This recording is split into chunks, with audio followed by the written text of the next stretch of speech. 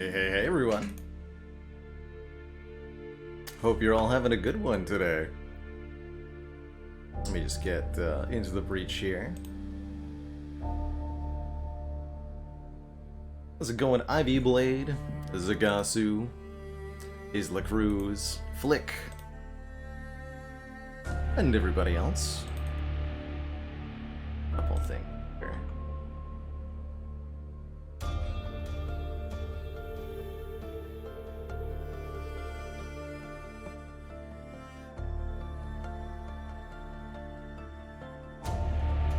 There we go. More flesh-toned.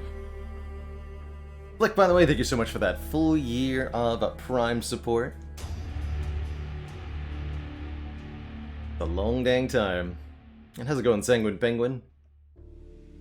All is indeed well on this lovely, lovely weekend here. Excited to be playing a little bit of Into the Breach, something we didn't visit this past week, but one that I've been missing, a little bite-sized puzzle roguelite tactics. We've gotten almost all of the achievements in this game now, although we still need to do engineering dropout, finishing 3 corporate islands without powering a weapon mod, and we have yet to tackle the customized squad, which is what we're going to be starting with today.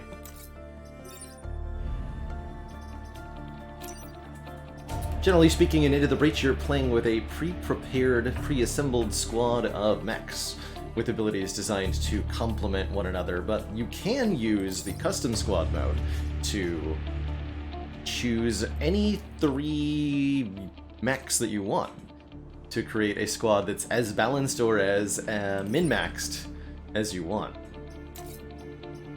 There are achievements. We want to either have 3 of the same mech, 3 different mechs from the same class, or 3 flying mechs. So we can get 2 of the 3 achievements in the same run here. Although 3 flying prime mechs seems pretty hard to do. Most of the flying mechs are either ranged or science. The ice mech is flying, as is the nano mech. Got the healing thing, right?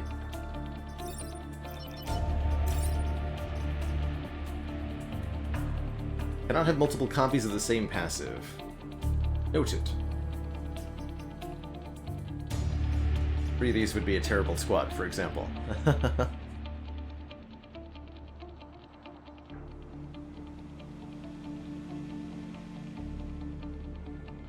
Ooh, that sounds fun, Isla Cruz. Happy to hear development on Xenonauts 2 is coming along.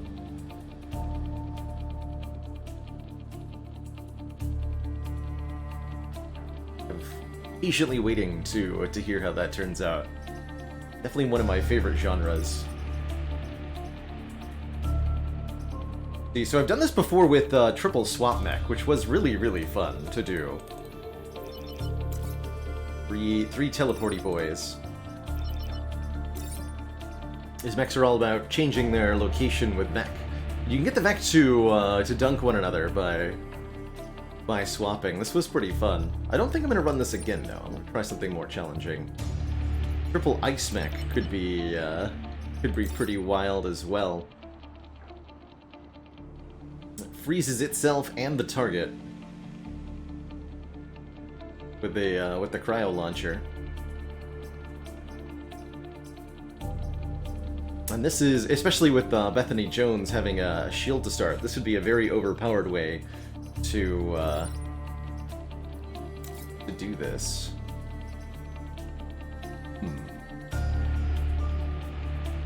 Be super cheesy, super easy. That would be a nice way to maybe get the not powering weapon modification equipment either. Because the cryo launcher doesn't have any weapon modifications to power, it's just very good. And then we would get 3 flying mechs and 3 of the same mech. That's some pretty efficient achievement harvesting. Why don't we try that, actually? Triple ice mech with Bethany Jones. This is going to be very, very cheesy, I think. Hey, yo, Faley.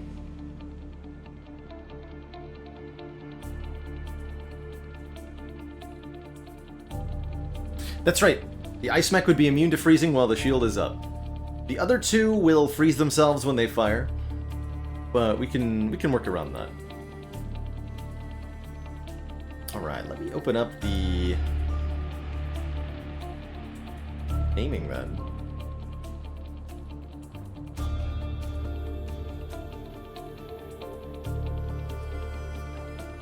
Sunday cheese is what we're all here for. Well, so glad to hear it. Starting on hard difficulty, we're gonna dive on in. Let us begin.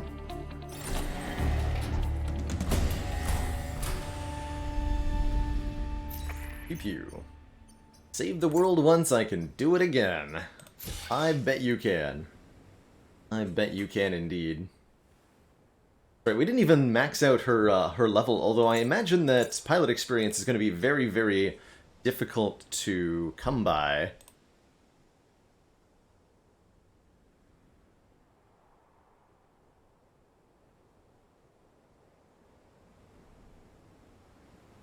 Check one thing here. Okay, cool.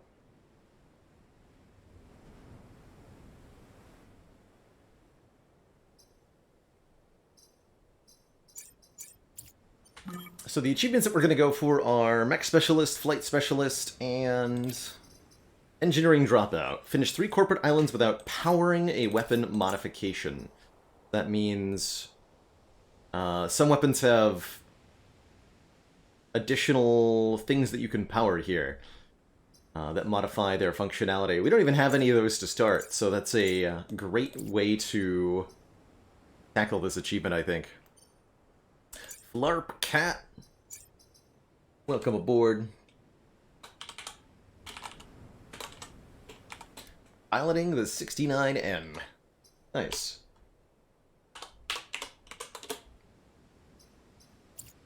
Giddy. As for the island that we're going to tackle first, I'm going to be mindful of the leaders. Are we going to be able to kill any leader mechs?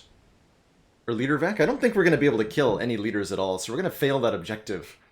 And that's just going to have to be okay. Let's do the desert first.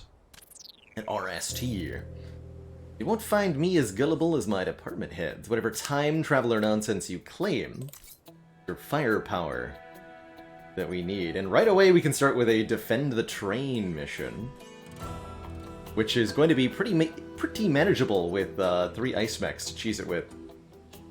Boraphil, thank you so much for the incredibly generous whole year of support.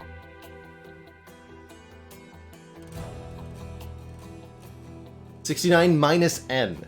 Ice. Well, that's an ice joke.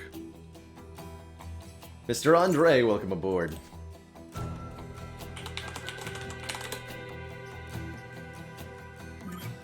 And Mech Igloo.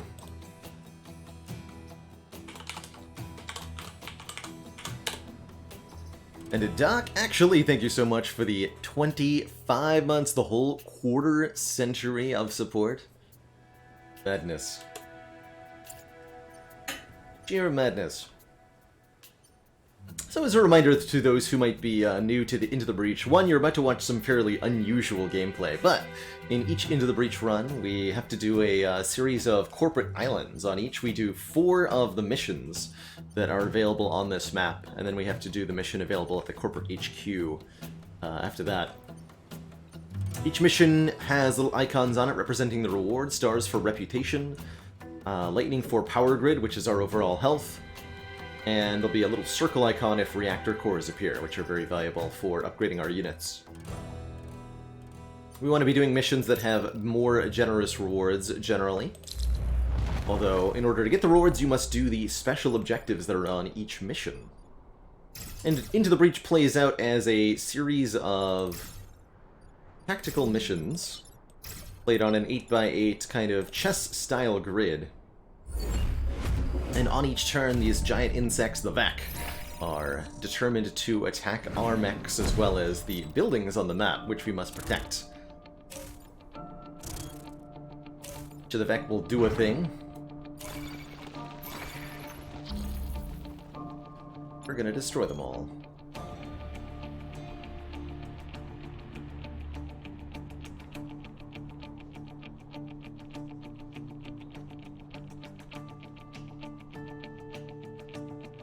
And Guybrush, thank you so much for the Prime sub and the 3 heckin' months.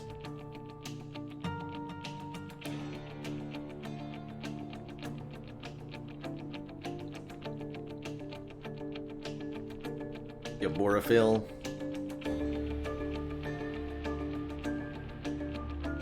Oh, I put the wrong person in the mix. Sorry about that, Bipolar Bear. I can fix that after this mission.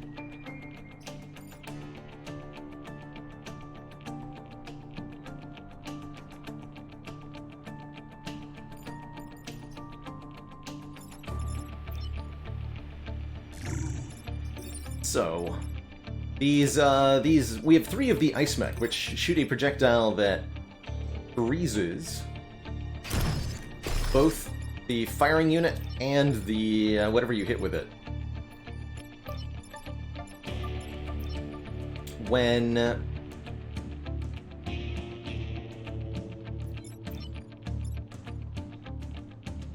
Gotta freeze this guy too. We're also gonna freeze the train so that it did not move. Although if I freeze the train now... Thing. That's okay, yeah, I'll just freeze the train. Take that, you stinky train! Enemies that are frozen do not unfreeze themselves at any point during the mission. There's only a certain number of turns, and once those expire, the mission is over. So one useful thing we can have ourselves do is... Oops. We misclicked that. We'll just use our reset turn there. I'm trying to talk and play at the same time, and it's not working too well. 1 second here. There we go. And we can break ourselves out of the ice by using the repair action, so we don't stay frozen for the whole time.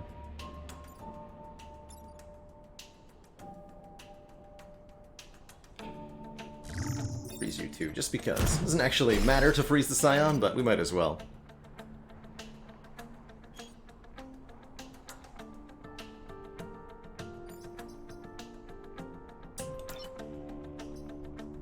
So the special pilot that we're using here, Bethany Jones, is who we started with. She starts with a shield on each mission, and that shield prevents the first point of damage that her mech will take, as well as preventing her from freezing until that shield is gone. So there's some relatively useful stuff we can do there. Kind of abusing our own freeze immunity.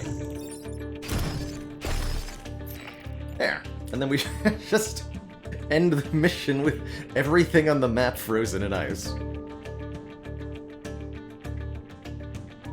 I have never played Neuroshima Hex, no.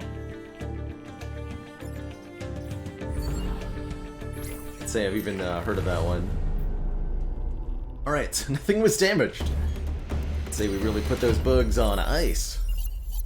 Got them. And we got a time pod, which contains just a reactor core, which we can use to enhance the movement of one of our pilots here. So our mech's currently ice, rather, and Florp Cat piloting. I think this was supposed to be named after Bipolar Bear. I misunderstood.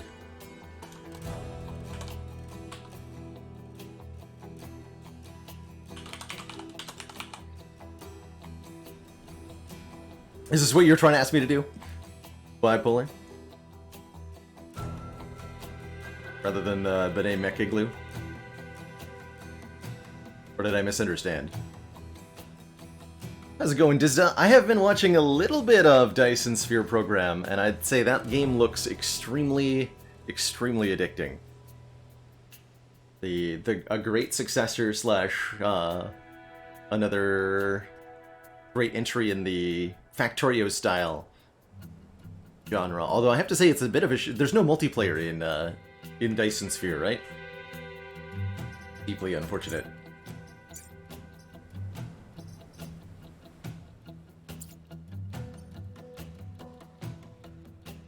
Hey, ya Onion Knight. Oh yeah. I need to take a real quick break here. 1 second, everybody. I'll be right back.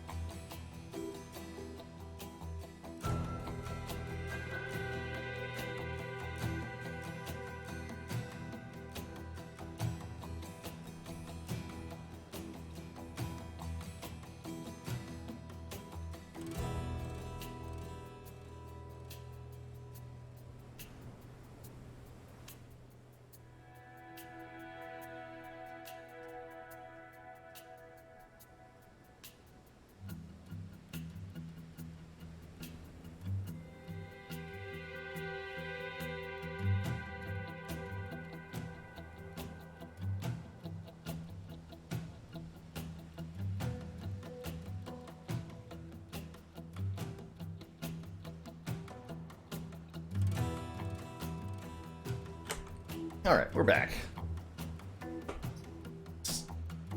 Reactor core, this one. Just want plus movement on all three of these for now.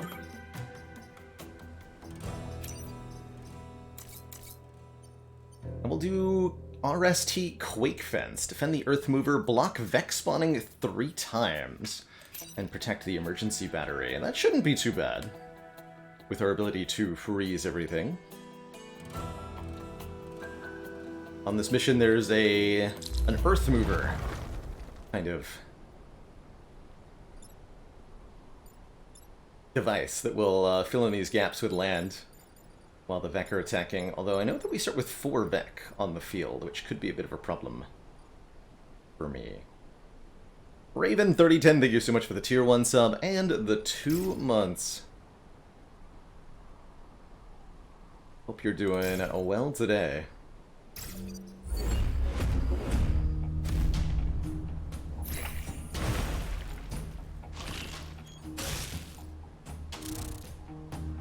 Perfect. That's about what I expected.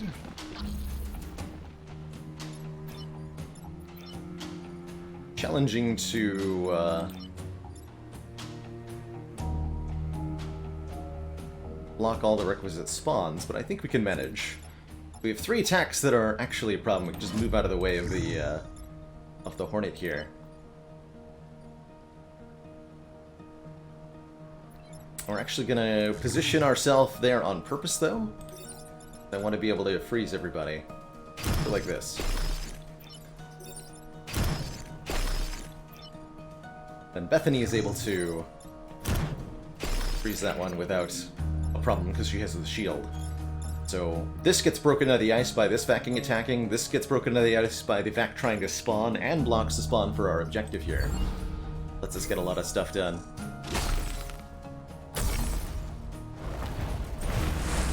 So we use the self-freeze to our advantage there, and that's, I think, really the secret to making the best overpowered use of this mech. Those shenanigans.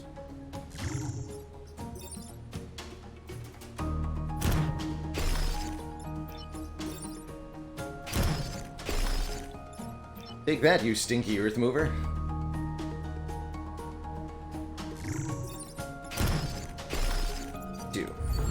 We could also freeze buildings to protect them. Quite a bit of utility with the ice mech.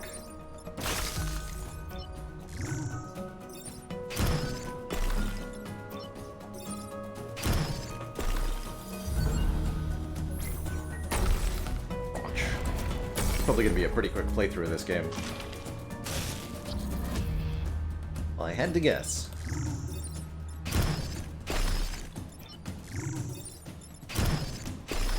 And just because we can. GG. Feels a little overpowered.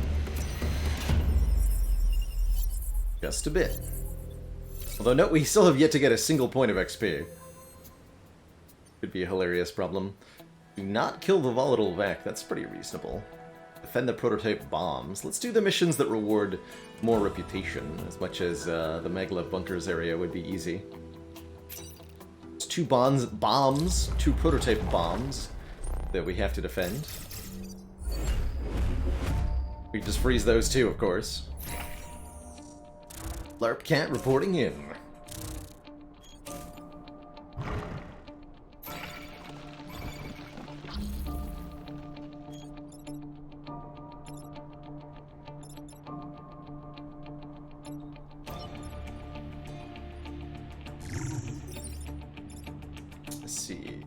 Way to freeze and take damage? It doesn't look like there is. For this one. Bombs only have 1 health, so I do need to... save it. We'll allow one of our units to become froze.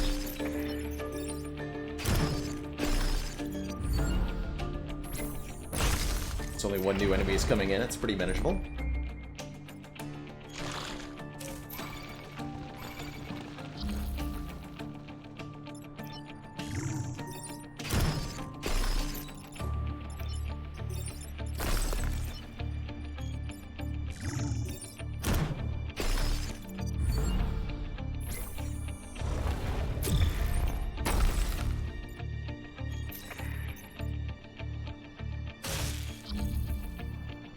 So normally you, like, fight the Vec and lower their health and stuff. We're just really taking advantage of the fact that every mission in Into the Breach ends after a certain number of turns. And by putting everything on ice, we avoid having to deal with any of the core combat. And are able to just win by timeout, essentially. We're ringing out every enemy. Not even anything to do on this last turn. I'll just end turn. Gee. Get him. Or don't, I guess.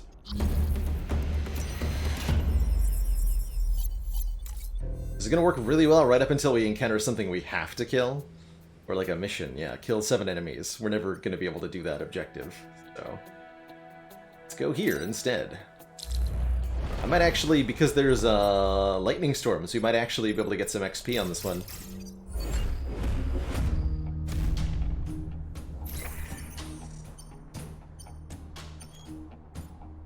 I can't reposition enemies, so it would take a miracle of some kind.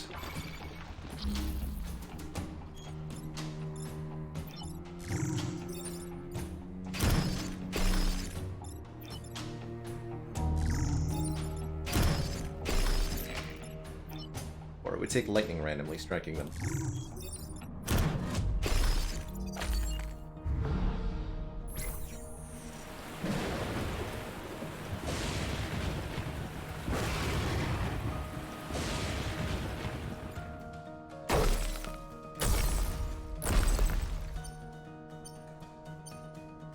So all the final fights of the islands have kill the boss as one of the bonus objectives, hindsight, but you can still win those missions by simply surviving for enough turns, which is what we're planning on doing. We will fail the bonus objective, which will deny us the ability to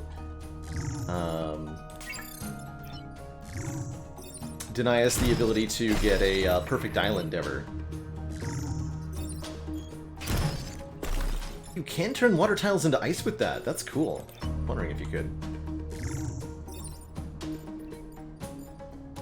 Super cool. But we're still completely capable of completing the game and winning the island.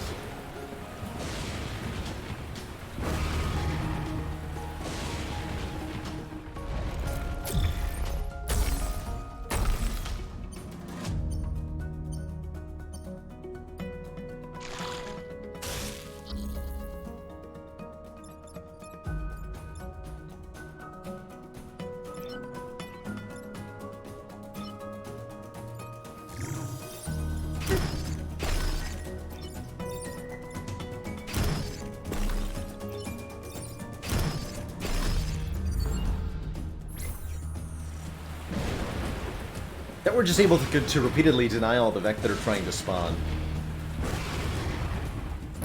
is particularly effective. And my understanding is that because we're not actually killing any of the Vec on the map, it puts a limit on how many new Vec attempt to spawn. So we'll see less spawns than we would if we were destroying all of the Vec, for example.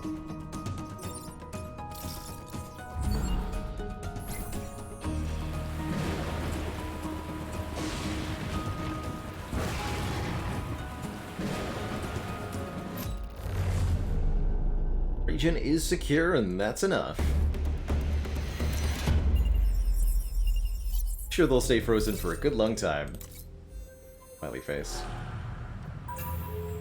Alright, and then seismic activity takes the remaining missions once you've done 4, and it's time to go to Corporate HQ, where we have to protect the corporate tower, and there's an objective for destroy the Scion Abomination, which, unfortunately, we're probably not going to achieve.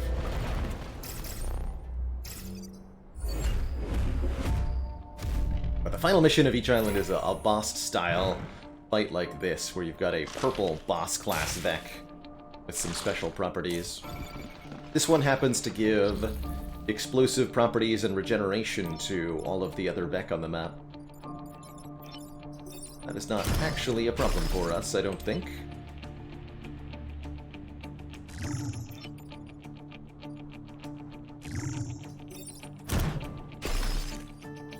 Those guys into frozen land.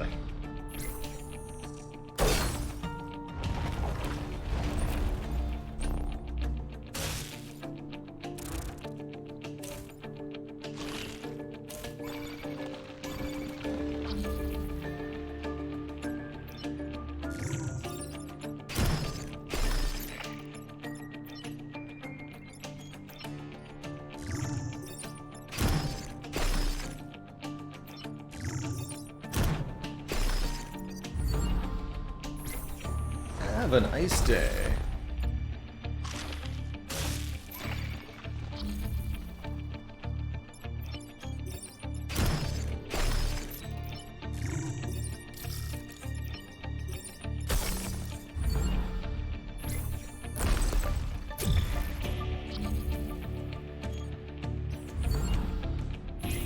Turn. Okay, good fight. Nothing was damaged. Hooray. The mission successfully completed. We didn't destroy the Scion Abomination, but oh well. If you really are the last hope for humanity, we don't stand a chance. That Vec monstrosity will attack again, and I expect you won't be around to help next time. Look, nothing was damaged, okay? That's the moral of the story.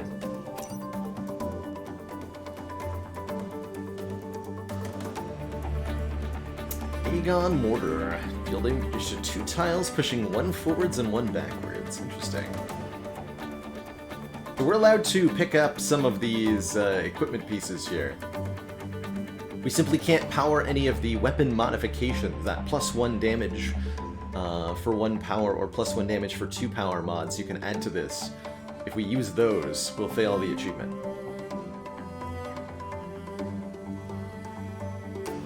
Oh, that's a weird one. Artillery shot that applies smoke and pushes 2 adjacent tiles. Interesting. Probably pick up 1 or more of these.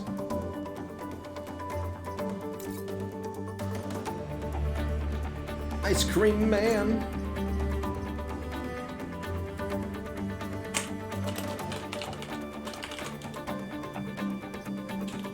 Lady. Yeah, that'll fit.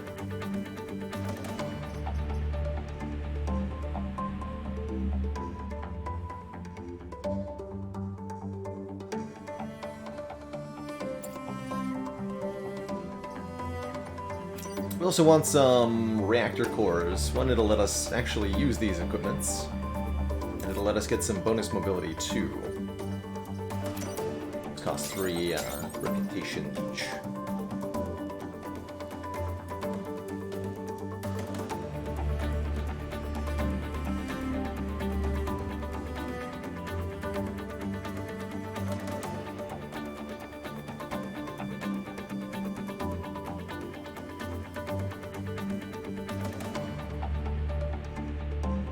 Hindsight! Did you hear about the mech pilot who kept having trouble with her equipment's software? It kept freezing on her.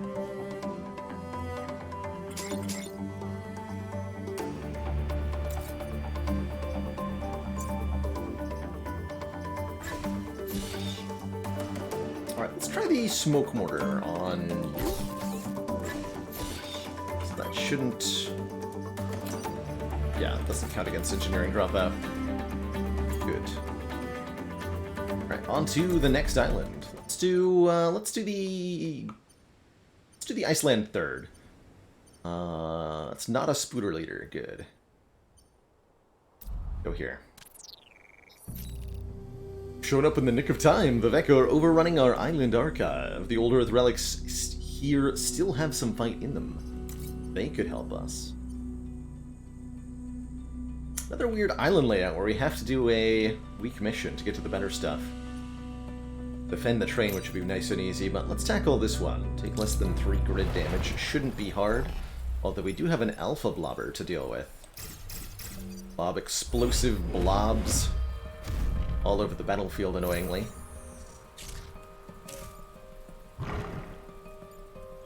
Armor Scion, which gives bonus armor to the enemies, but that's not a real problem. Okay, we can actually use that blob to our advantage. Curious.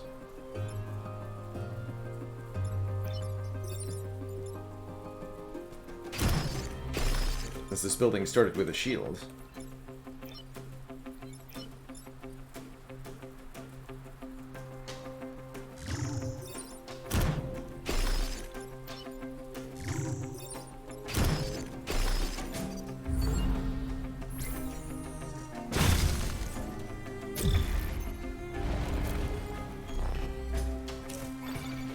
Can't really move anywhere either. Tragic.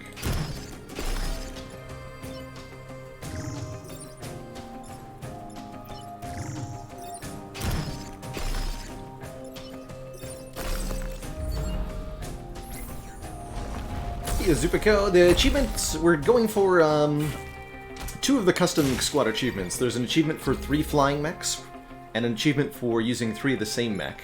Going for both of those, Flight Specialist and Mech Specialist. And then we're additionally going for Engineering Dropout, finishing 3 corporate islands without powering a weapon modification. The goal is to get all 3 of those on this run. Not 100% sure we're going to do.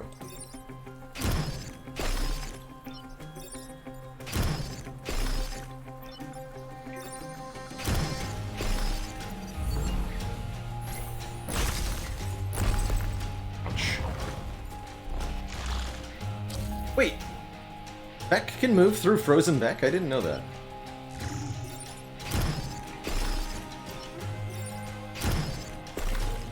Neat.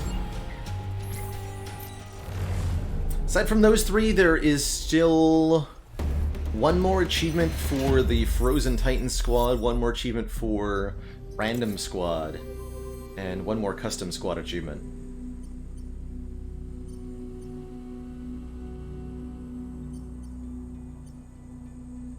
Not kill the volatile Vec. Well, that I can do. Killing 7 enemies not going to happen. This is a great, easy bonus objective. There's a Vec on the field, a purple boss, or yellow boss style, excuse me. Vec that I think explodes when they die. Yes. But your goal is to not let them die. Get a pod. Boop.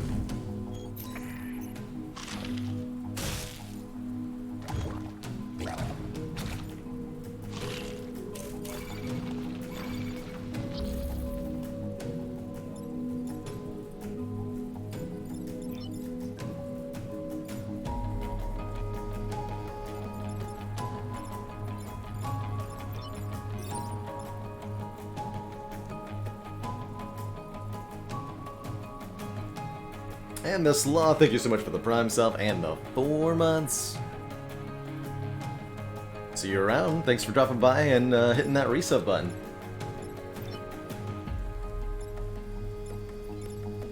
Let's see here. One building being threatened. We have to deal with that blob as well. I'd prefer to make sure the blobber also is not a problem in the future.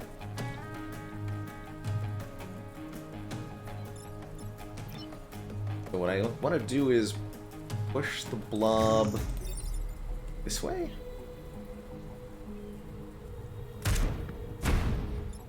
So that this one can freeze the blobber and get unfroze by the blob. We'll freeze the volatile Vec with our specialist here.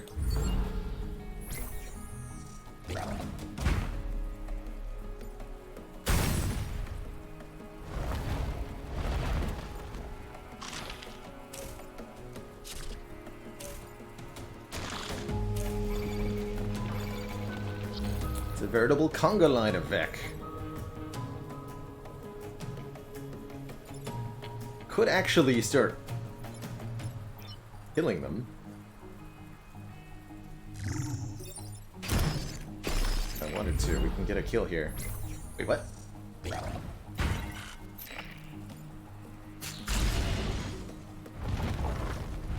End turn by accident there.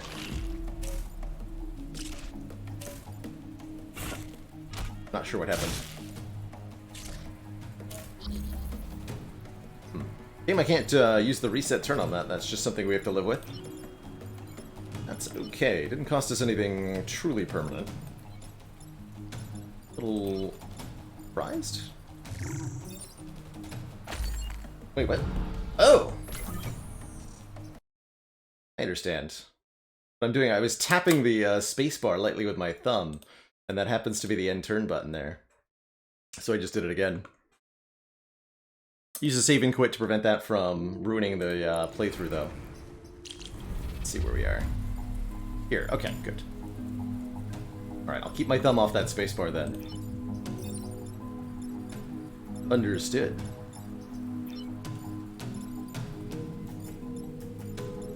Things are a little dire even as they are. This is fine for you to freeze your yourself. Acceptable. Been there, done that. It's a real problem, right?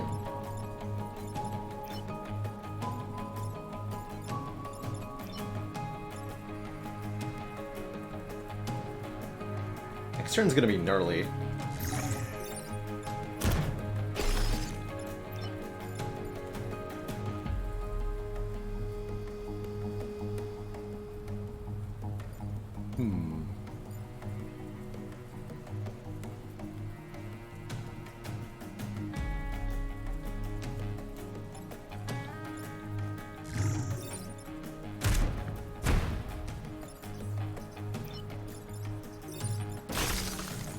To me.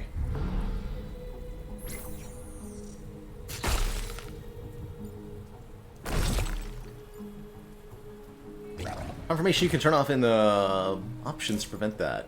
Nice. Or do I hate freedom? End-turn confirmation. Receive confirmation when you attempt to interact and have units still available. Cool. I'm sure I turned that off at some point. On purpose. But I would like to turn it back on purpose on again. Yeah, this seems ultimately fine. Good.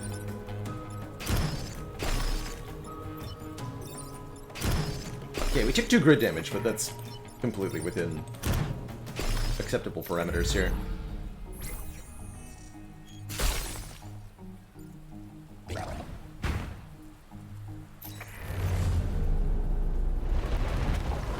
Interior.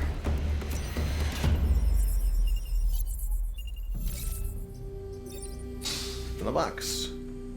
Heavy artillery. 2 damage once per battle. Artillery that targets a large area. Like that. Use that to get a level up on Bethany, perhaps.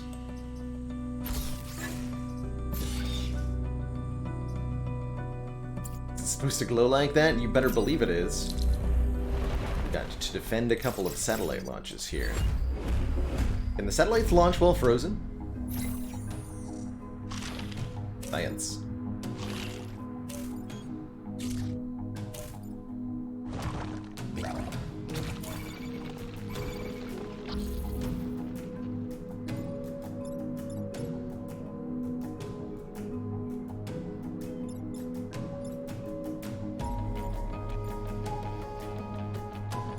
That's right, I can't use any of the upgrades on it if I want to get the achievement.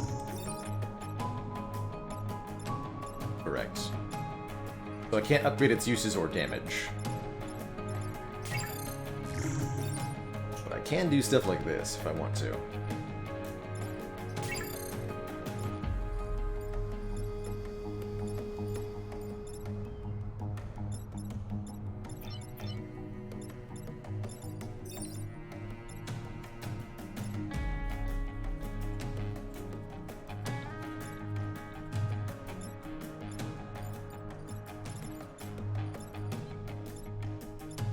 Building being threatened, 2 buildings being threatened. Okay.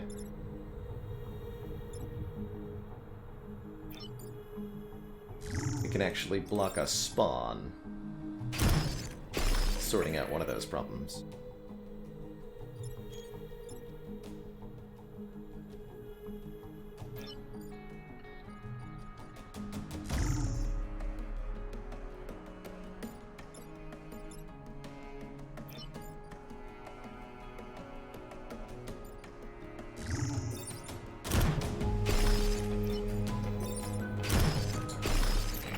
Although not freezing the blobber is a bit of a mistake, I think. I have more problems than I can deal with next turn.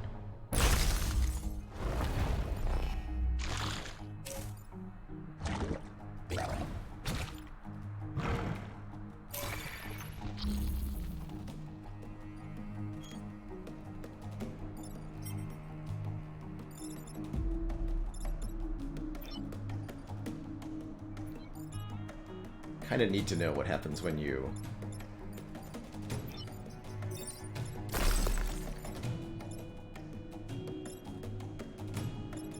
freeze one of these satellite launches.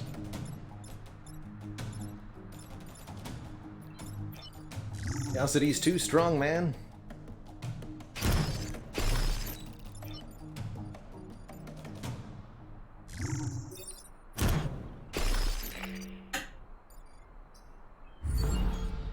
Frozen, but still alive.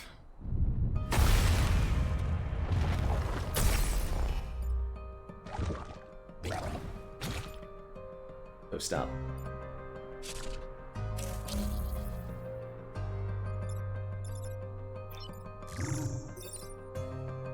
It is time to get a kill!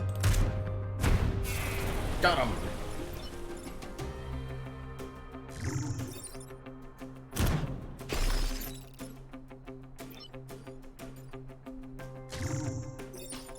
Freeze that stinky blubber, too.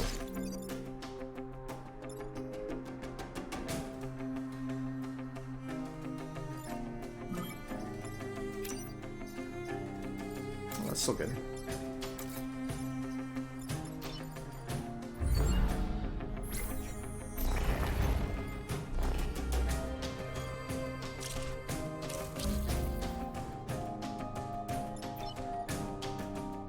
To get frozed. Okay, so that does cancel the launch. Looks like. That makes sense.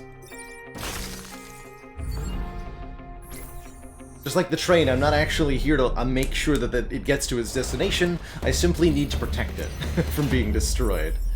Oh wait, no! That does count against. Oh! One lost. Well, excuse me, that's very much unlike trains. I am not upset by that because we're not going to get a perfect island anyway, but I'm very glad that I learned that. Freezing the satellites does count against them.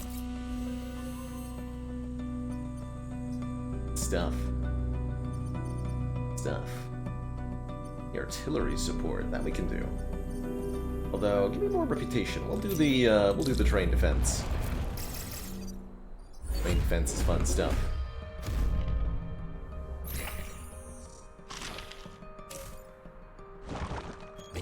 Hey, Rogi Hoagie. The achievements we're trying to get on this run are for using custom mode, 3 of the same mech, 3 flying mechs, and winning without changing our equipment.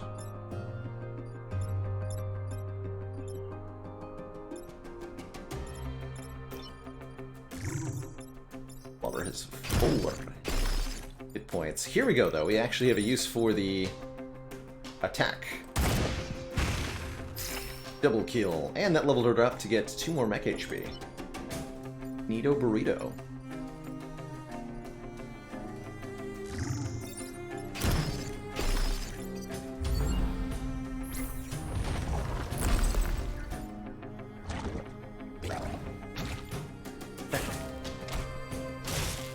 Hey, that's actually useful. Please free me from this icy prison, thank you.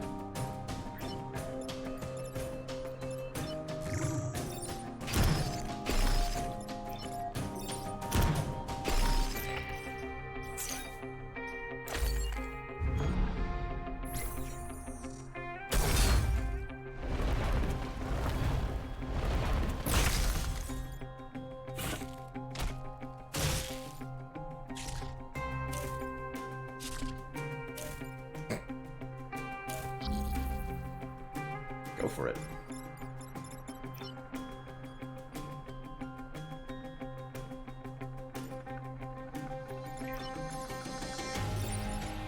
Can't actually hit anything meaningful.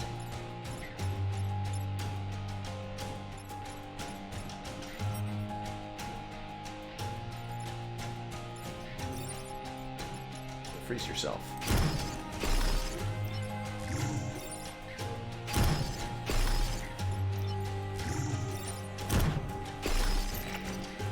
Put it all on hold.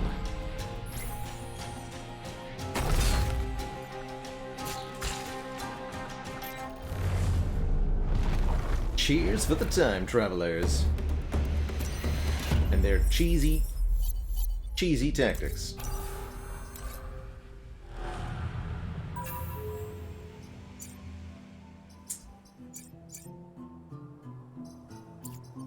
This one.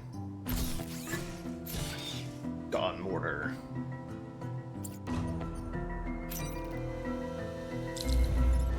It might actually be possible to kill the Hornet Leader this time. We'll see.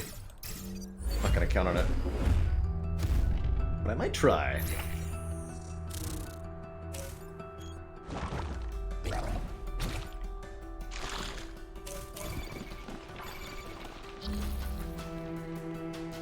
our damage dealing ability. Tiles in opposite direction. We can actually have using the Egon Mortar, we can push this guy onto attacking the blob there.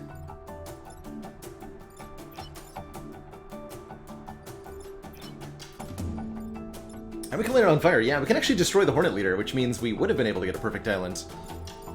Oh well. I'll not allow that to be too upsetting to me.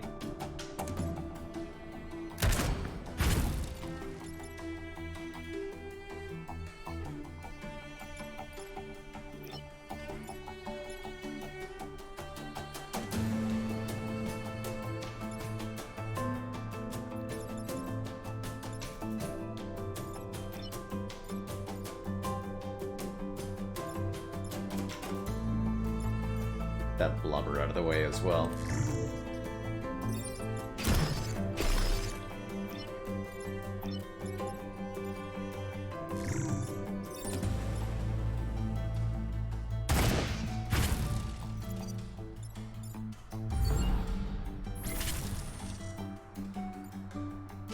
Oh! That's a 3-range attack, not a 2-range attack. That's right. Ow. Again, not a problem, though. For perfecting an island, that means completing all of the bonus objectives across the entire island without failing any, which we've already failed to do for this island. If you are able to do that, then when you beat the island, you'll get a bonus of 1 piece of equipment or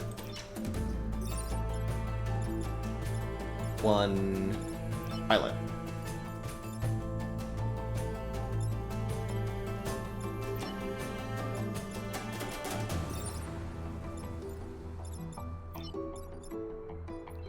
I really bungled this up now.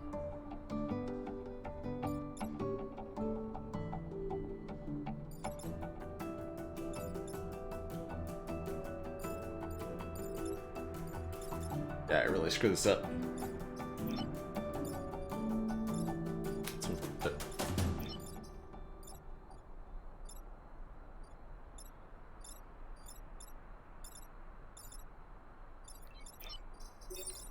Oh, I can freeze! Okay, that's actually not too bad.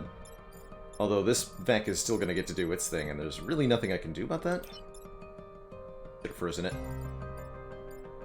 Oops. I'll just take 3 more points of grid damage. No problem.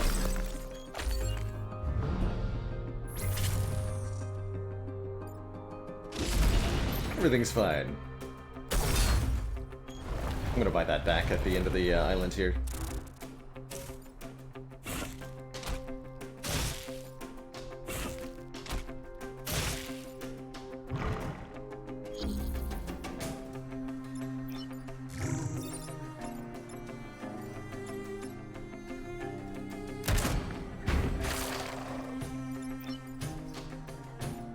Deadified. No more back next turn, no more back next turn. All of the problems have been solved. And all the buildings have been destroyed.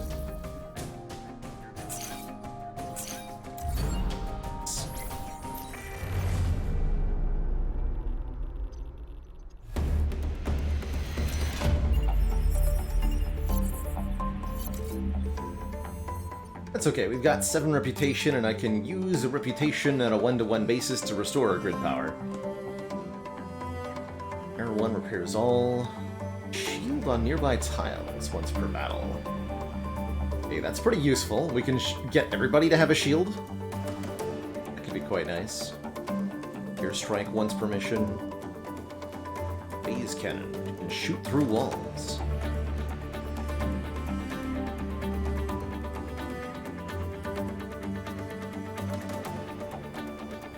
It's gonna get some more good power. And 1 reactor core. But he has +1 movement already, right? Again, can't power any of these without disqualifying ourselves from the engineering dropout achievements. Although we can, for the final mission, power them up. Do Pinnacle Robotics, the Ice Island, for our 3rd island here.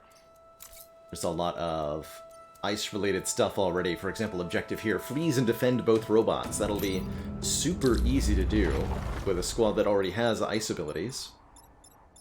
And then we're additionally given a freeze tank, which can help us really freeze everything on this map. It's going to be a really cool mission.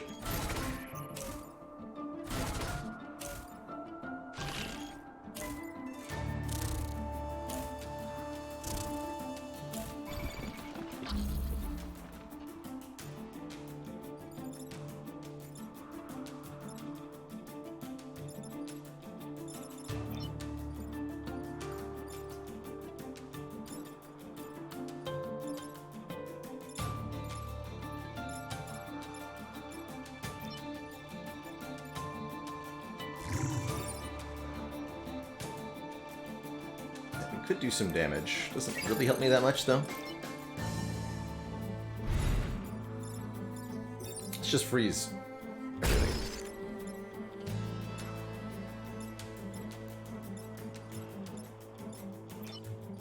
All of it. Also use, like, the gun mortar to push them away from threatening stuff.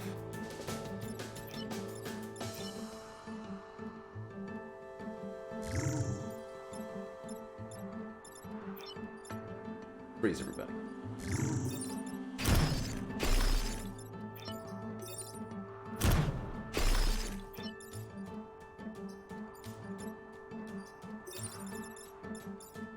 And then I made my moves in the wrong way. I did. Gotta freeze the crabman too. You go here, freeze that robot. I'm gonna go here, freeze the other robot. Freeze the crab, you're gonna freeze the alpha.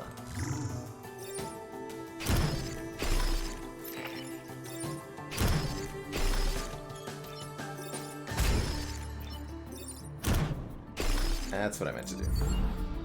Hey, you dumb.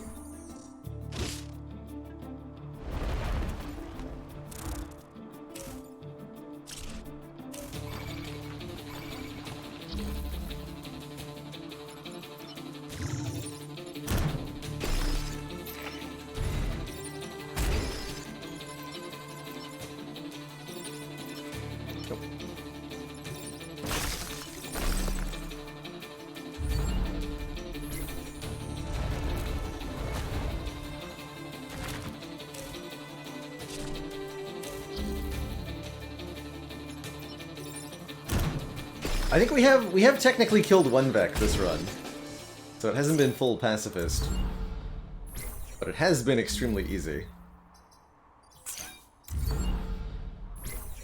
So we can get those achievements. I can't believe it. Can't you though? What's in the box? We get Missile Barrage. Fire a missile barrage hitting every enemy on the map for 1 damage. I've never seen this item before. It's pretty cool.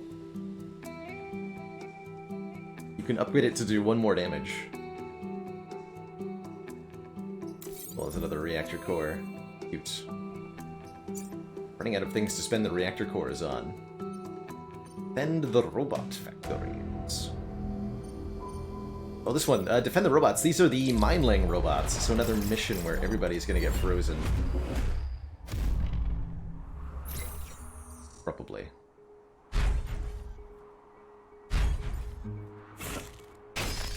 Yeah.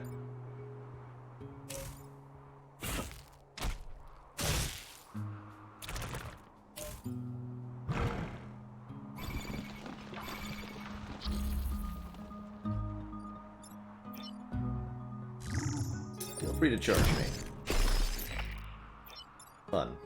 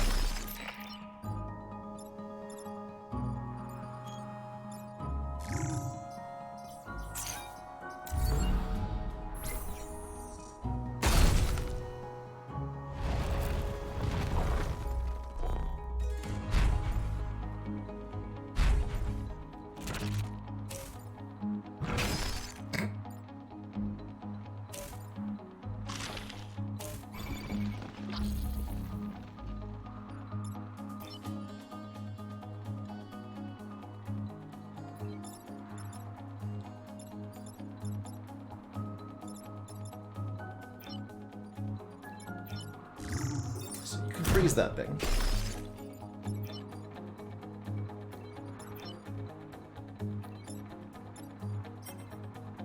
Attack order here. Goes first. So I can actually...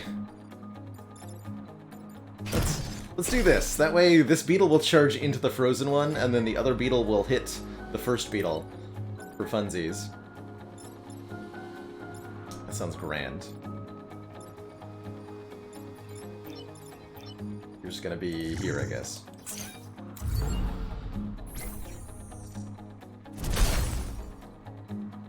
Boop.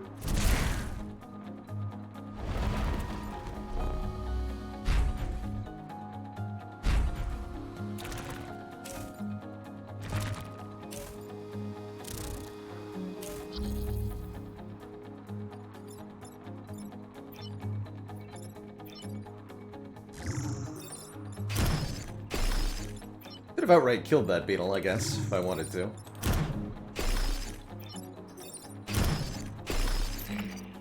Not a whole lot of need, though. See you later, Doc, actually. Enjoy the rest of your day.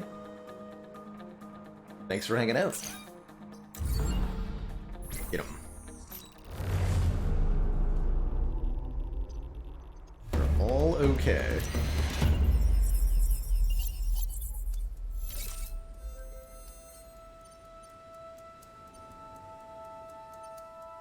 And the robot factories. Robot factories are going to be continually creating robots. A-wire robots. So it'll be a bit of an extra challenge.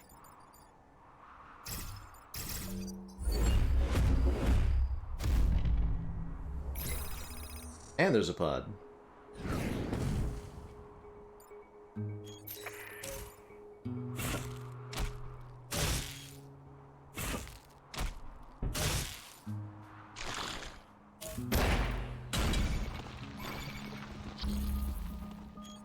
Hey, you Lamguin.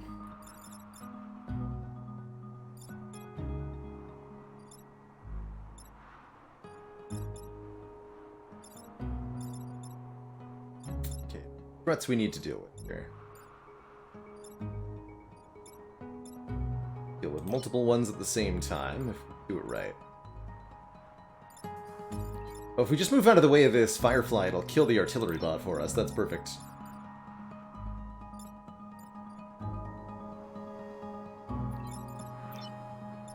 Can't move without this guy being frozen. Would like you to move. Freeze that boy.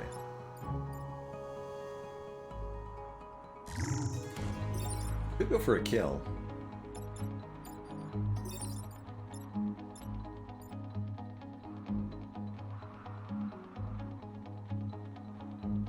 Unnecessary.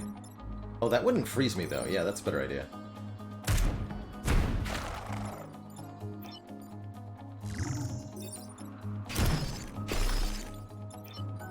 Freeze. Perfect. So shooting over the time pod doesn't destroy it.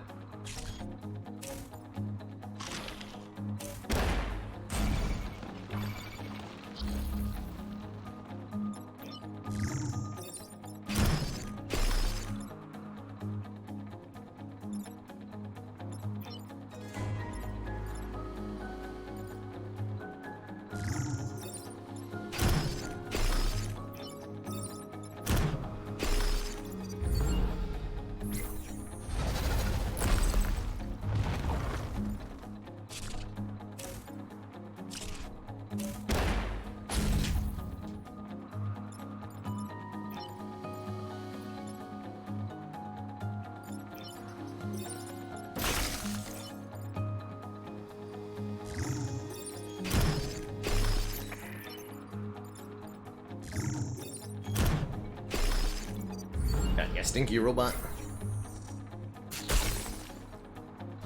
Overall, not a bad mission at all.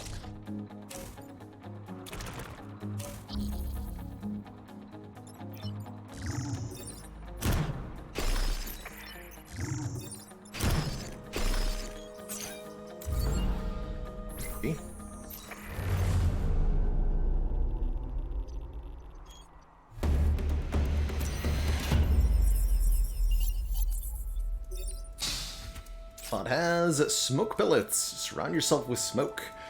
And against nearby enemies. And our last, second to last mission before we're done with this island. This mission starts with a bunch of enemies that are in the ice that will break out of the ice periodically. We're just going to put them back into the ice and everything will be fine.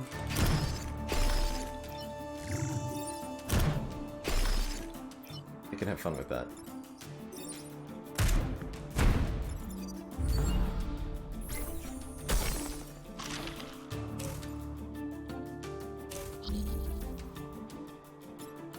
Great.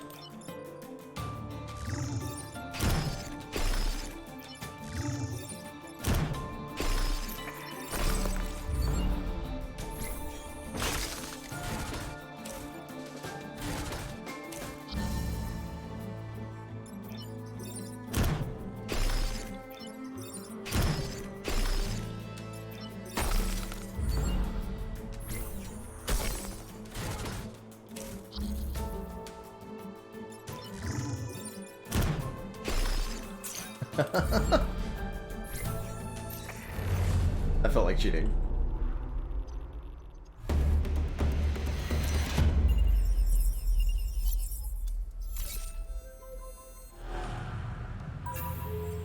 Alright, destroy the Scorpion Leader and protect the corporate tower.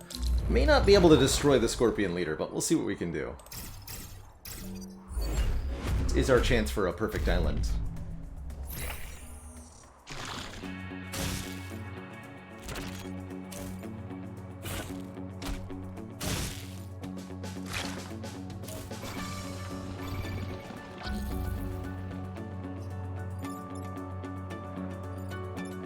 So we can push the Scorpion into the water, but water won't kill it automatically.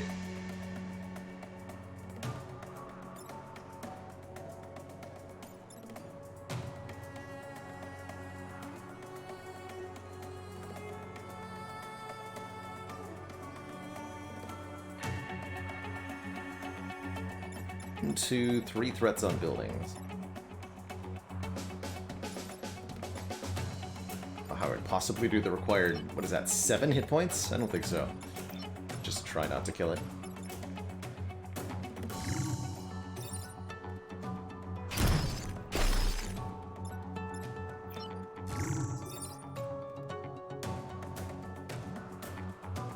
This one block a spawn for me.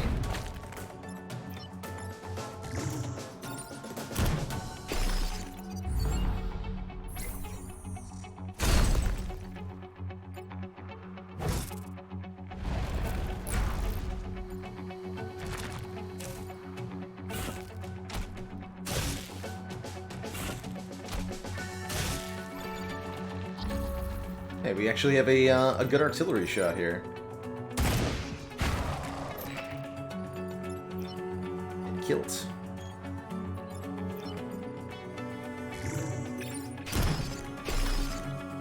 Why don't I kill it? Because it's not easy to kill, is ultimately the answer. I don't have a way to do so before the end of the mission, while also managing the other threats.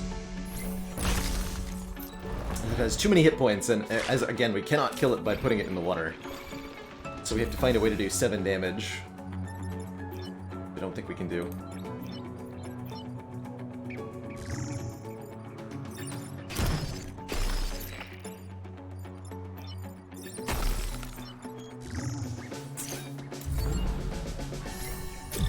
Why not 3 freeze dudes? That's the real question. So many Chivos.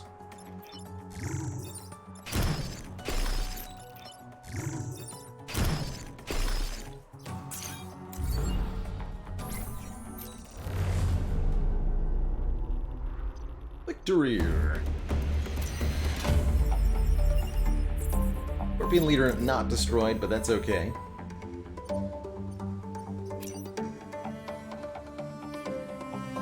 missile barrage and the smoke pellets for now. I will absolutely buy the ice generator, which is OP as heck. Freeze yourself and nearby tiles. The classic.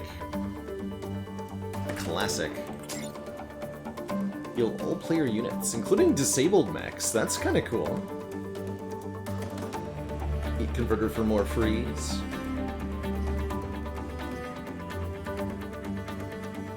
Buy a bunch of reactor cores. 6 reactor cores seems good.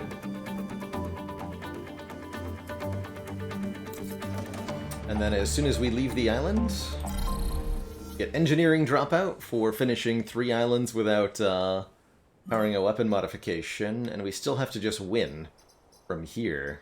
We do have that one. A complete victory from this too. So this will round out almost all the achievements that we're missing. But let's prep for that final mission now.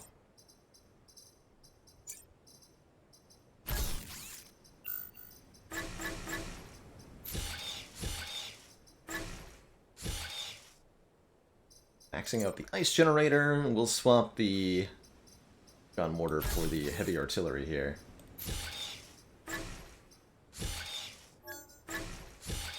More uses and more damage. This should be good for the volcanic hive. The final mission. All we have to do is survive for long enough and protect, in the second phase of this mission, the prototype Renfield bomb. Meanwhile, we're able to use our super overpowered freezy nonsense to just cheese our way through the first part of the mission.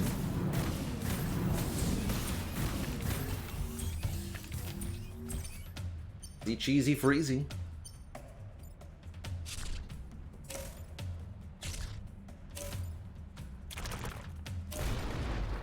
The more you wait to do the hive, I think the more alpha vec you get in the final mission. That's the big thing that changes.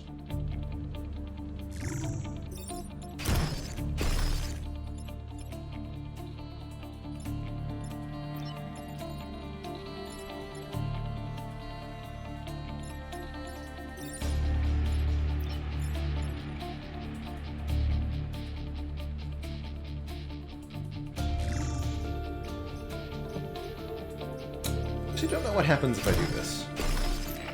Find out.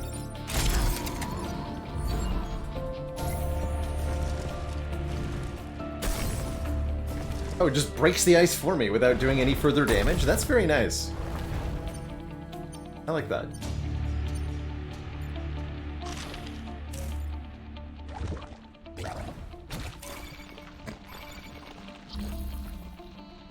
I mean, okay.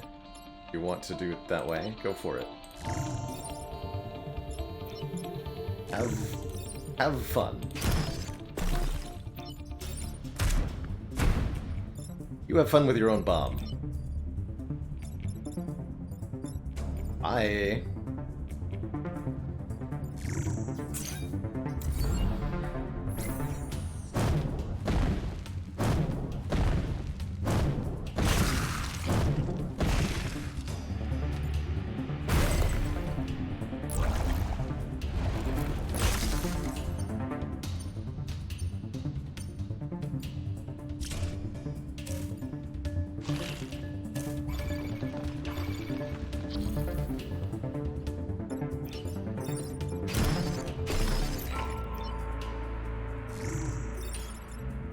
Take that, you stinky rock.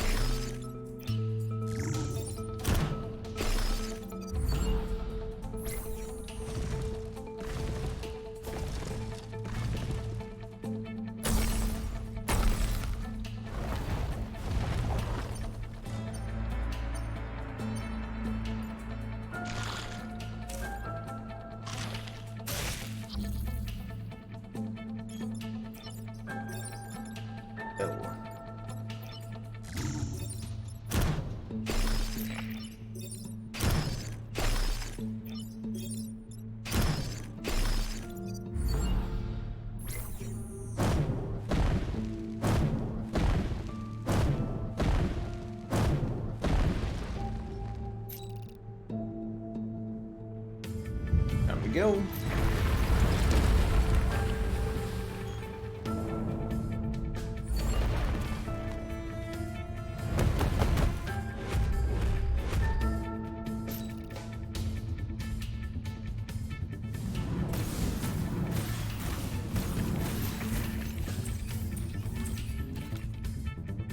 big. Not if we've got a really big bomb. Oh, absolutely charging for it. This strategy is super cheesy. Super duper cheesy. Part of why I'm using it to get the some of the harder achievements in this game. But oh yeah, definitely very, very cheesy. And what's about to happen next is going to be even cheesier.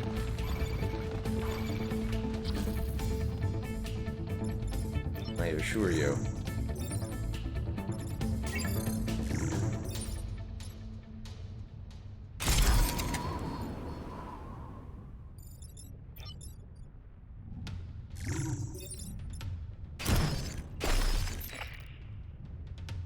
Challenge remaining.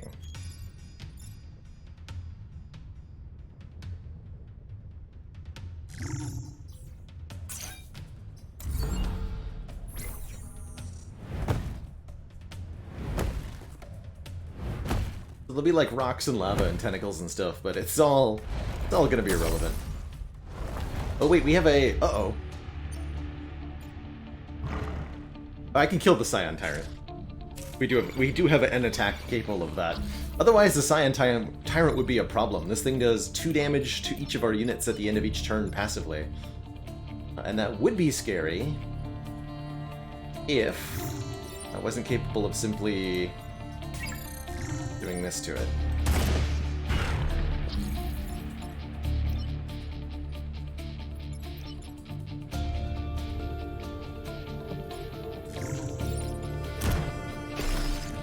The bomb can explode while frozen, yes. It's a special bomb.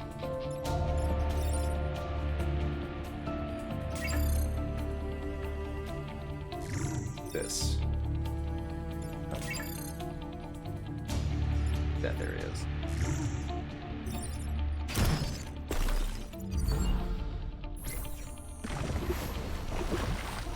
Not sure why they made the bomb ice-proof, but it was smart of them.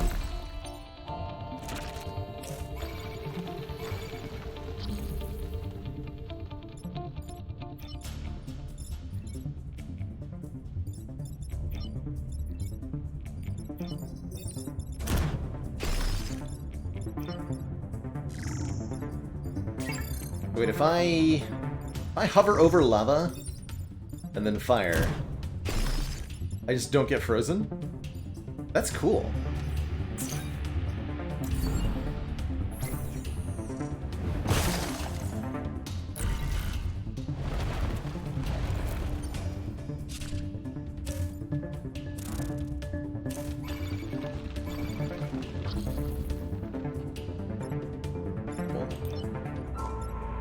And this is the final turn.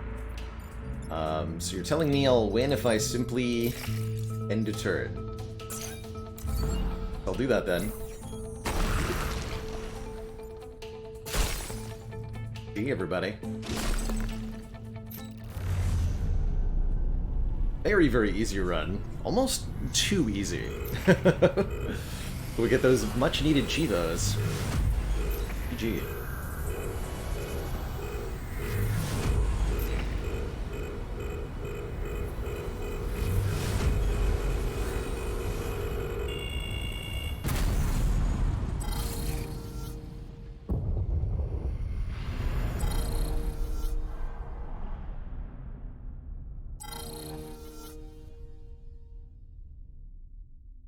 There's the achievements we were going for, Sizzy.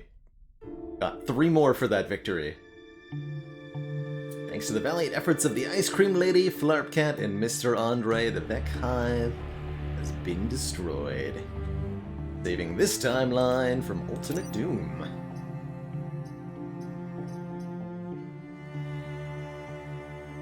Cool, take Ice Cream Lady with us again.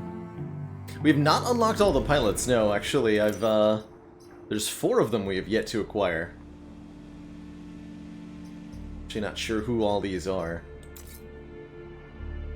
But if we look at our achievements right now, we can see that we have all of the major achievements, every single one, and we're only missing 3 squad-specific achievements. Beat the game with 3 different mechs from the same class using the custom mode. Beat random squad without spending any reputation. And using the Frozen Titans, get 3 kills with 1 shot of the Janus Cannon, which probably won't do a complete run for that. That'll be the last one we get.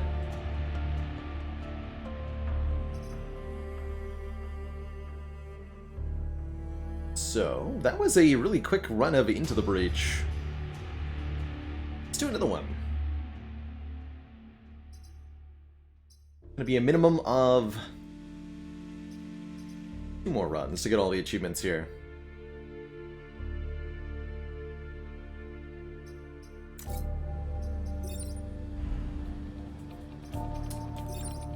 Play with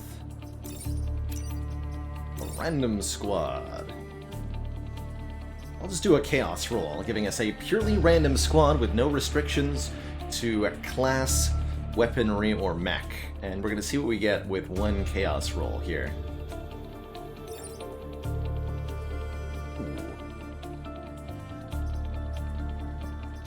Prime Brute ranged. Got the Aegis mech. Bash the enemy for 2 damage, flipping its attack direction. Unstable mech. 2 damage and 1 self-damage. The Boulder mech. 2 damage, and push the adjacent tiles. I'm cool with that. Quite cool with that.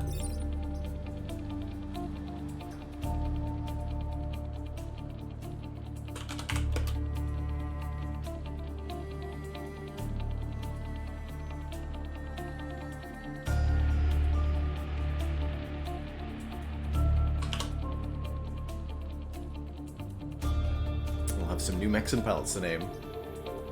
Yeah, Unstable Mech needs health support indeed. We'll put Ice Cream Lady's bonus mech HP can help with that. There's one way for health support to be done is just having a lot of health. We're gonna try to make this a 2-island run because the achievement requires us to win without spending any reputation, and the longer the run goes on, the worse that's going to become for us.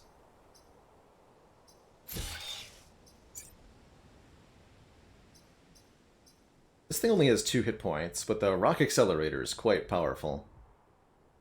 Leaves a rock behind, and the Spartan shield is kind of nice. This thing starts with 4 movement, which is good. You can get it into melee range for the bashes, but I'd like to have 1 more movement on it as well.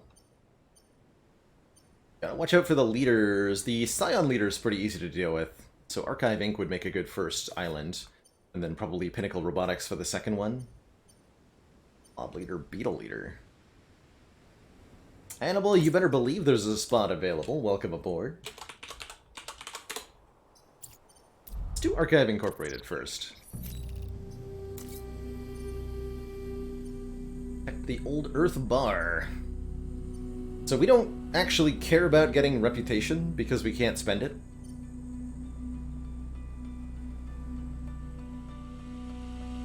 We probably want to get a perfect island, but beyond that, we don't care. There's mines. Any unit that stops on this space will trigger the mine and die. That's not scary at all.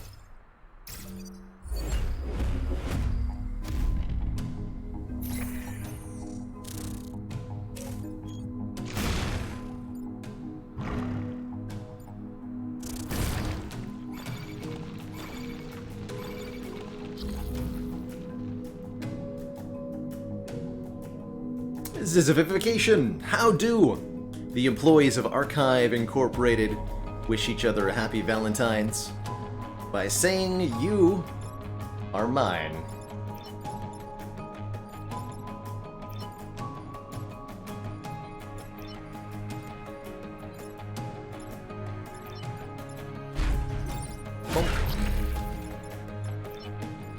Do the shooty. This has a pushback to it, right?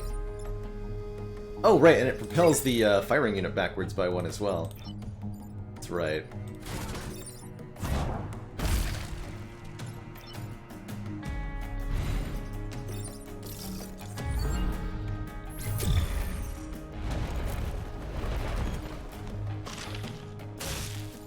That's right, shields don't protect you from instant death effects.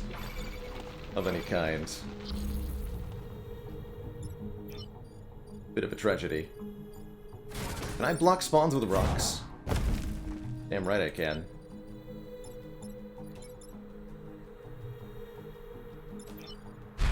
Up there. Flip your attack.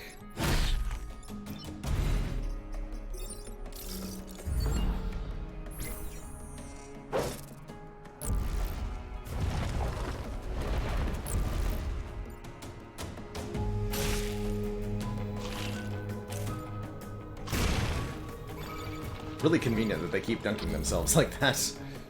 Good job.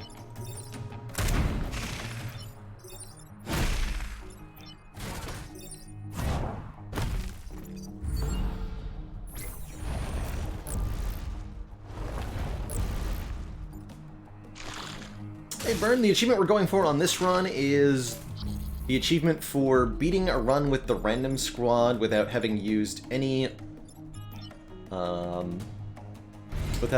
reputation.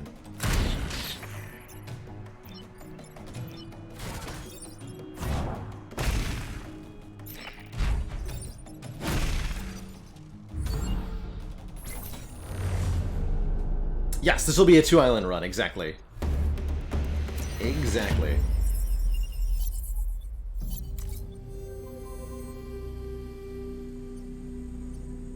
So there's no reason to do Forgotten Hills. Even though it gives them one more point of reputation, we're not going to spend the reputation, right? So there's no reason to do Forgotten Hills over the research center. Then the artillery here. We'll try to get as much XP as we can. That'll help. I believe I missed a pilot name request. I did! The other pilot. I totally did. Excuse me.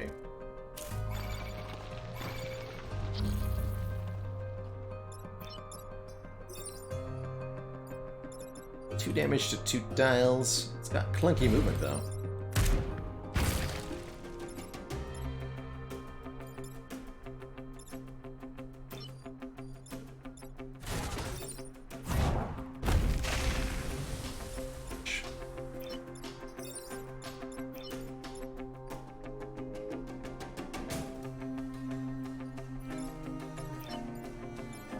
So the pushback on the unstable cannon makes it so that I can't just, like, fire here without damaging the buildings.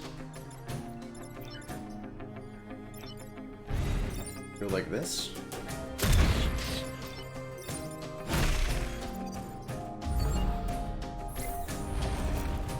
Deal with the alpha that way.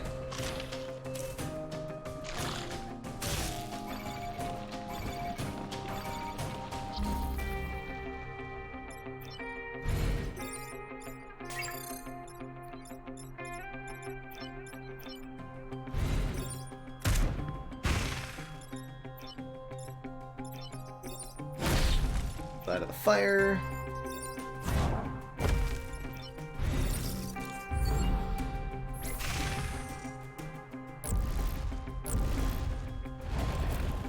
Jackalow, thank you so much for the 7 months and that tier 1 sub. On your way to that full year.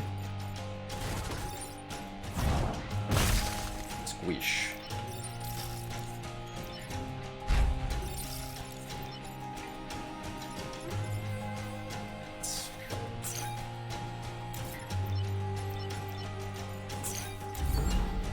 If you wanted to actually let one more spawn to get the kill XP.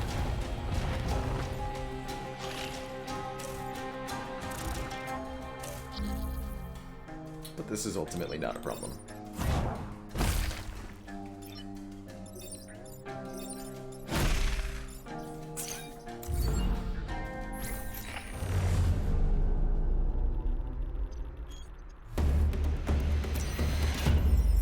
Feels like we got a pretty good roll for this achievement. The damage output of this squad is very high.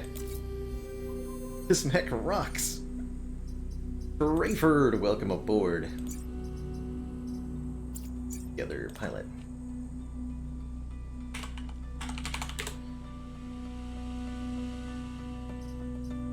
Oh no, actually, you'll have you be the other pilot, excuse me.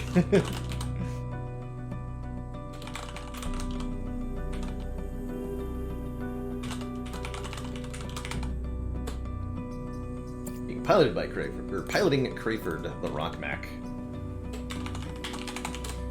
That just makes sense.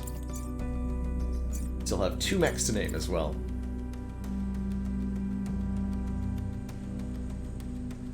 That's right, the boulder mech's in the squad with the chain lightning, and you can position boulders to help get those chain lightnings, which is pretty cool. We'll take less grid damage over block mech spawning. That's an annoying achievement to try to get, or an annoying objective to try to do, rather.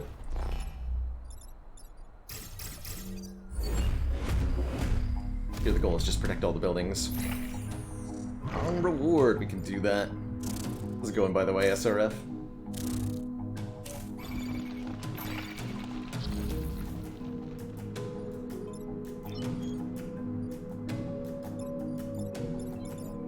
There's a base of 2.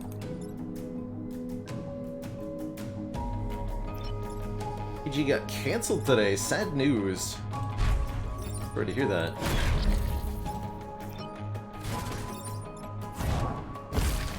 Shouldn't block stuff with that mech.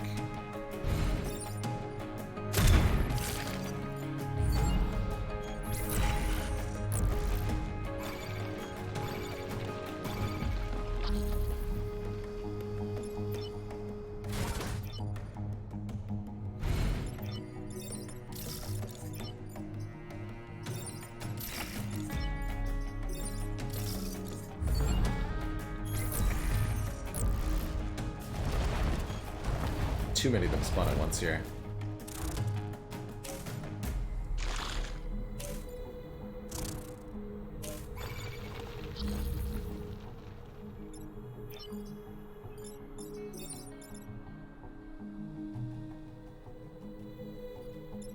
Self.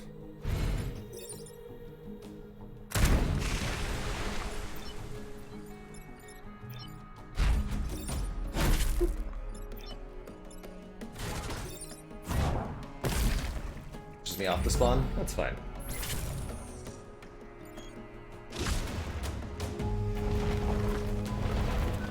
Alpha will die to fire damage. Eh.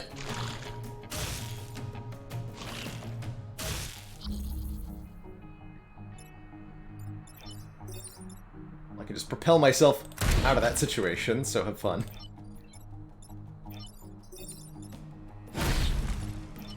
We'll have fun.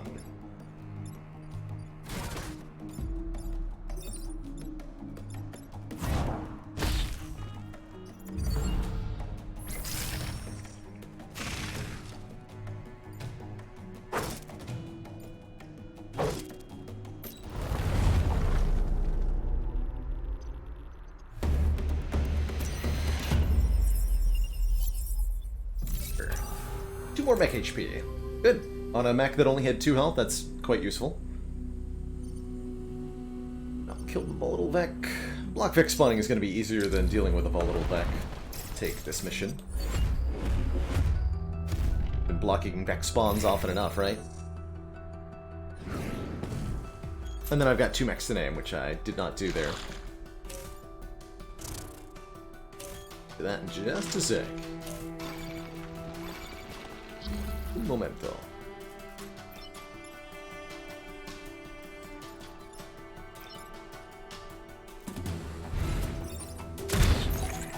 Pod and to get a kill. Kill and block a spawn. Kill and get closer to spawn.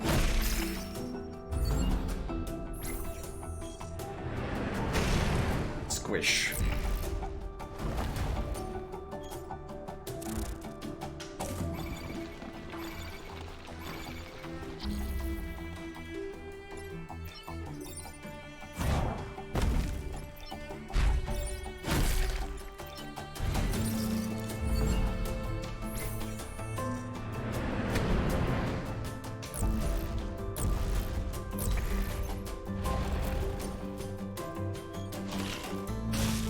Done enough blocking.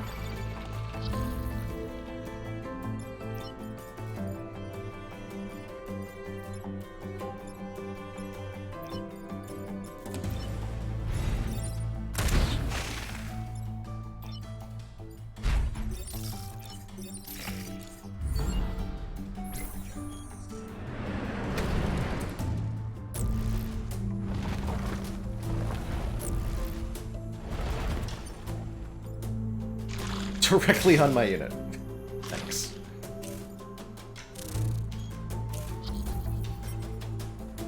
So we can just get you to kill your friends. Don't mind if I do.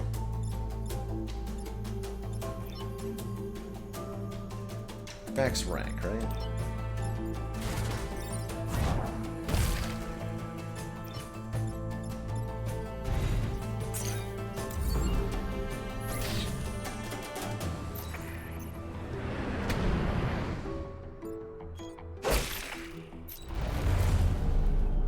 Gee.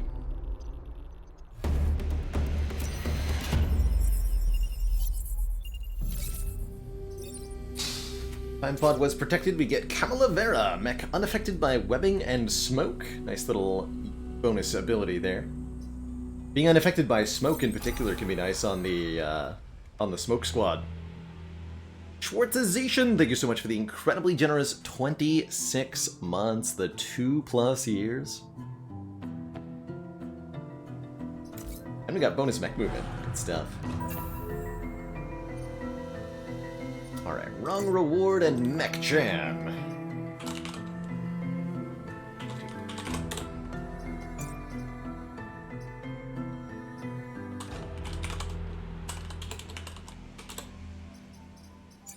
Or both of you. Gonna level her up, that's the question. Swap out the other pilot, I suppose. Destroy the Psion Abomination. And +1 damage to each. Upgrade the movement on the Prime Mech. 6 movement will let it reposition and bash things as needed.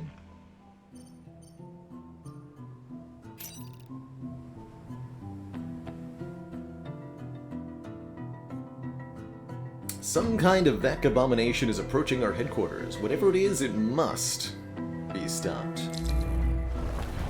If we're able to complete both of these bonus objectives, then that'll be a perfect island. Be very much appreciated here.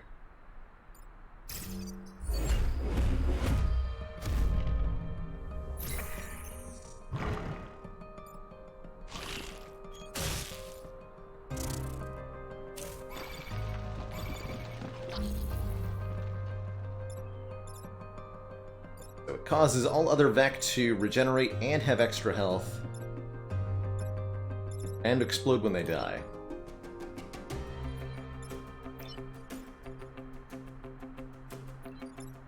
So it's a bit of an annoyance to have that that boss unit there.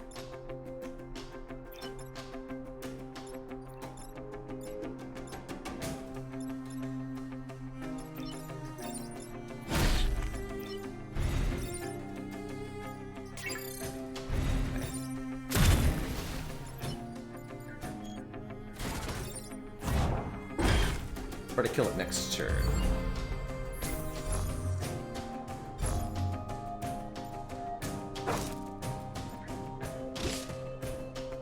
Oh, definitely Detrius, Back to the Future. I feel like I don't go to Detrius enough.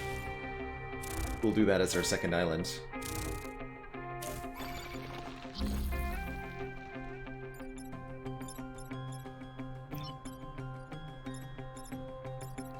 To be able to push you down one.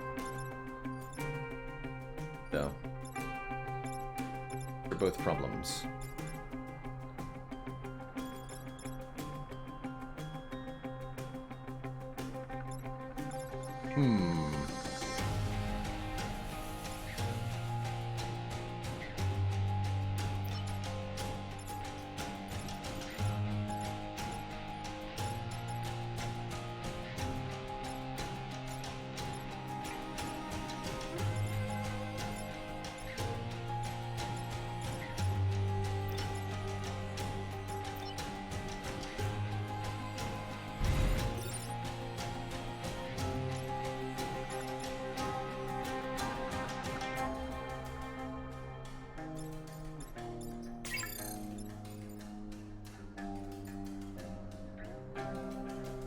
I could prevent all the damage this turn, but it'll leave us with so many enemies on the field next turn. I'm not sure it's a good idea. Back to the Future, thank you so much for that Prime sub. Welcome to the council. The problem is if I kill either of these, they'll explode. We have to shield bash the Scorp here. Shame I don't quite have a way to finish off the leader otherwise.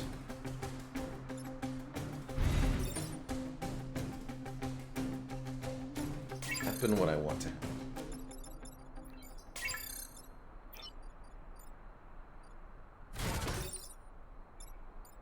That way. So can I not prevent all the damage? I don't think I have a way to prevent this damage, which means I probably just need to cause the Hornet to explode here. Okay, if that's what has to happen. If what has to happen, so be it.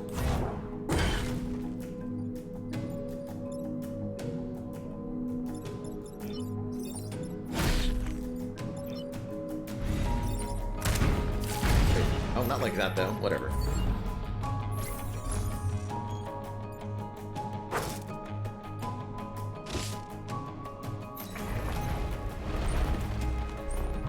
Close enough.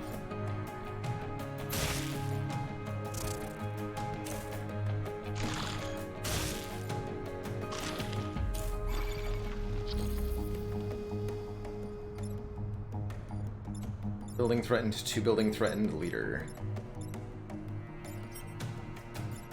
3 damage shot. Can't allow that to land.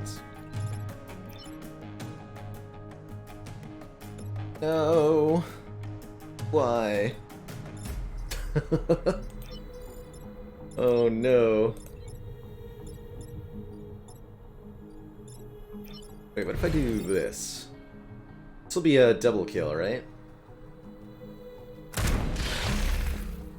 Yeah, there we go.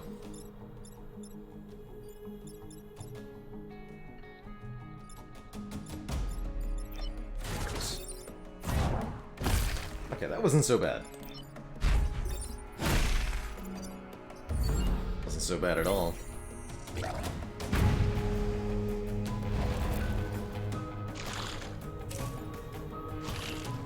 I find this one of the most consistent roguelites, Clean Eugene. Every run of Into the Breach feels completely winnable, and generally speaking, on almost every turn of this game, you're given some kind of winning solution, even if it is a little bit unusual. Varies a bit with the equipment that you've got, but there's a lot of different ways to win an Into the Breach run. I have not found it overly difficult to do so.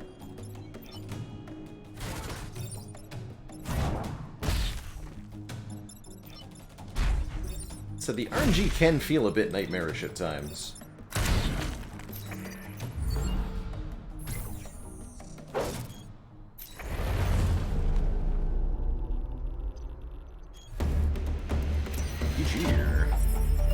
Alright, so we completed both bonus objectives, which means that for the first time today we get a perfect island. We accomplished every archive mission without any difficulty. We get to choose either a piece of equipment, the smoke bombs, fly over the target while dropping smoke. Henry Kwan, allowing our mech to move through enemy units. That's a really good pilot for the shield bash mech. Or 2 points of grid power for a bit of restoration. As a reminder, we're not spending any reputation, so this is about all we're getting at the end of the mission here. Smoke bombs could be an interesting one.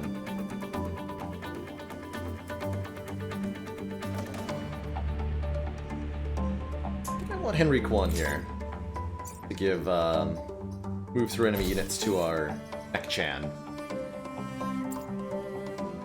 But then we just leave the island. We don't spend any rep, because we want that Lucky Start achievement. It does hurt a bit to not get any reactor cores. Bye-bye. We'll try Detrius second. Although there's spooters here. Spooters are pretty terrifying.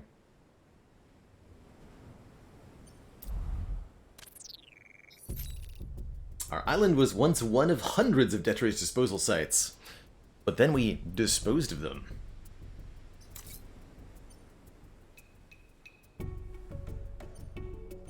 Power plant. Alright, we'll try that mission. We'll do these two grid defense gaining ones. Otherwise, again, no use for that reputation.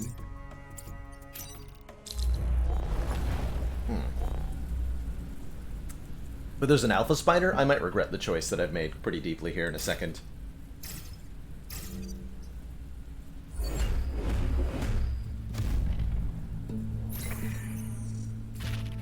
I'll relax. Here to save you.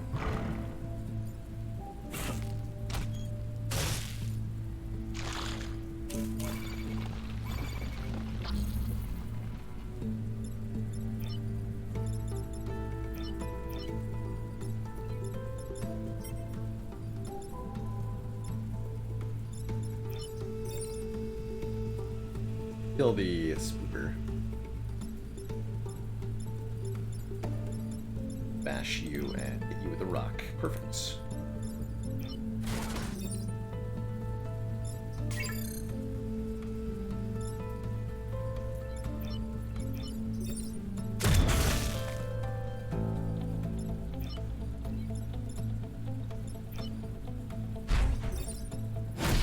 Two alpha vac are going to be a problem though. Putting this lad on the spawn is perfect. Luminescent, thank you so much for the tier 1 and the 17 months. The double Twitch, baby.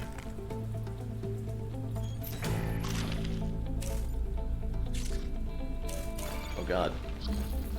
Help!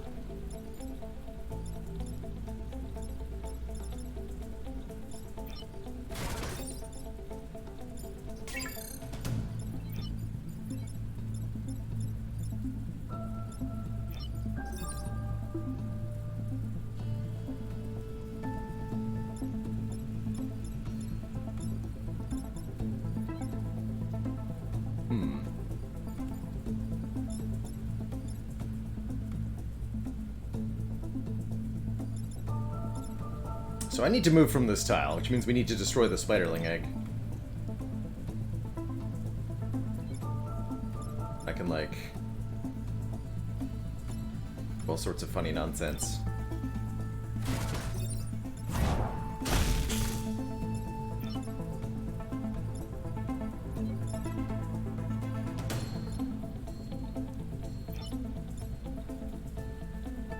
Let's go like that. No, not like that yet.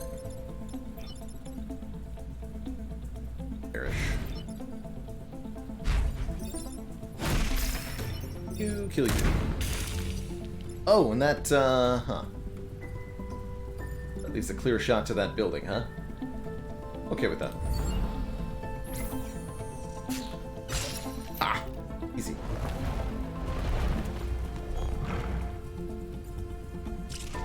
Minus 22!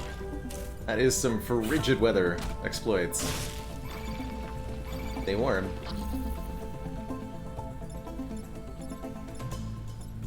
Yeah, let's try to not rely on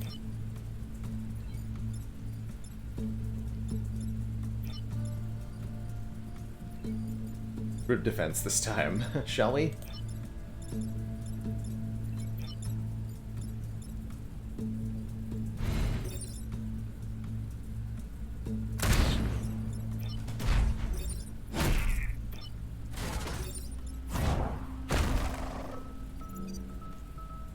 And I have to heal off one of my points of mech damage next turn. If I want to get the both objectives, which could be difficult.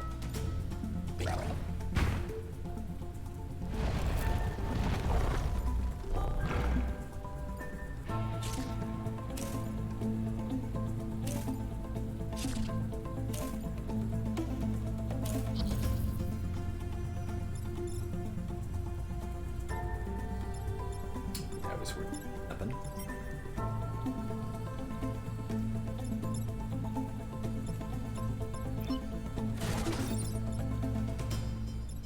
Push you back. Won't kill you though.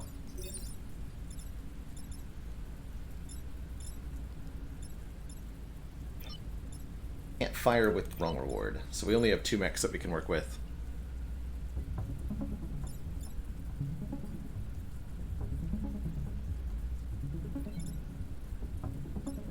I have to take 1 grid damage, I think?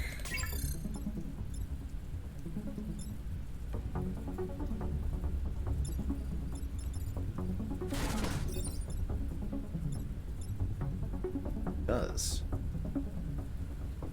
That's even better.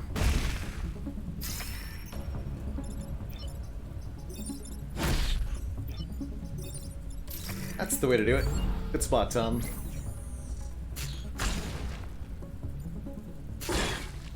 Brunch.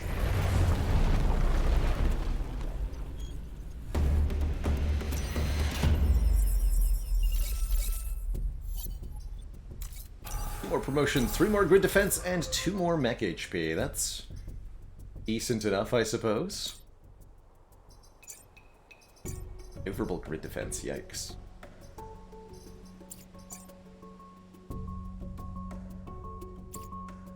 $18 grid defense is good though, at least. Mech spawning 3 times. Should be able to do that. Got teleporter pads on this map. You end your turn on one of the colored pads, you get teleported to the location of the other one. Works on Beck too.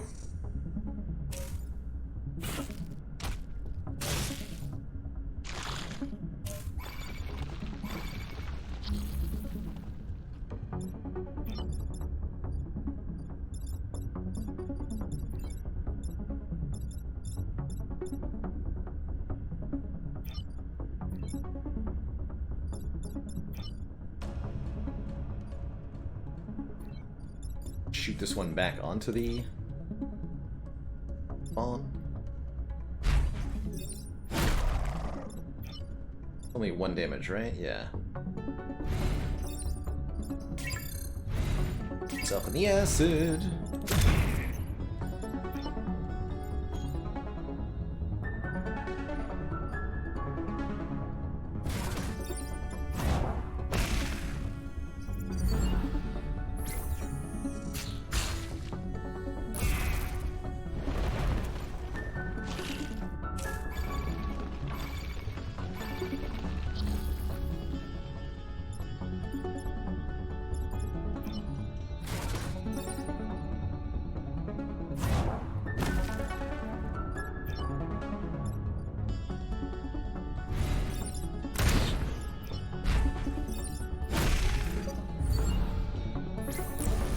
Get both of our spawn requirements blocked. I'll just keep killing them as they come in. Shouldn't be hard.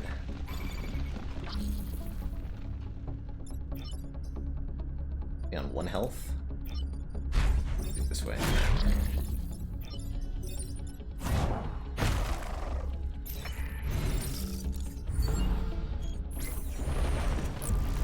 Brr.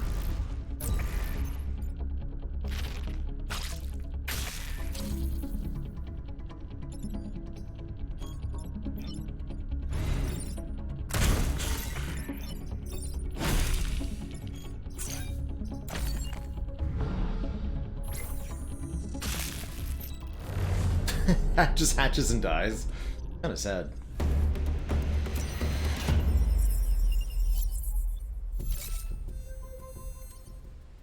Disposal Site 3. Just protect the coal plant.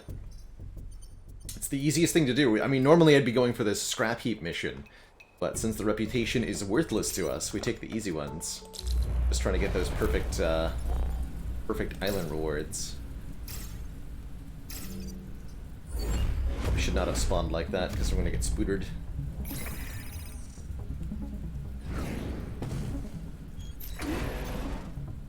These conveyor belts will move anything that stands on top of them, even if those things are flying.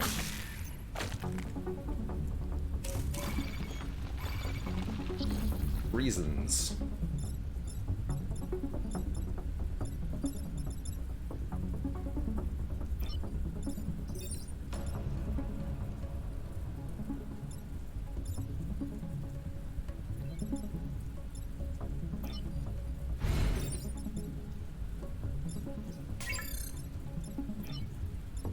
And I've got a spooter egg to deal with too.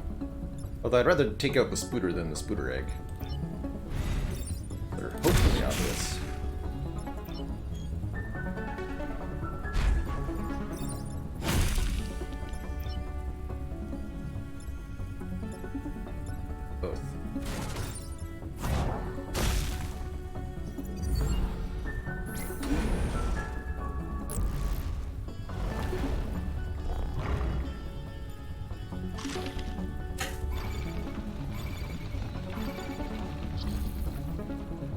2 actions to KO the alpha here.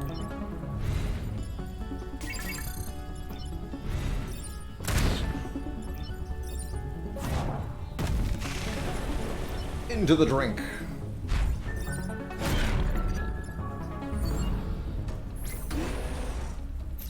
4 new spawns could be a bit of a challenge.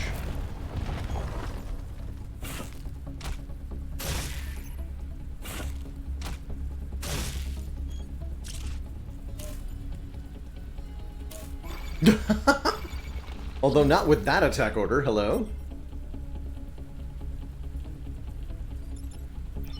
Oh, this mech actually can't move. Because I've been blocked in. Interesting.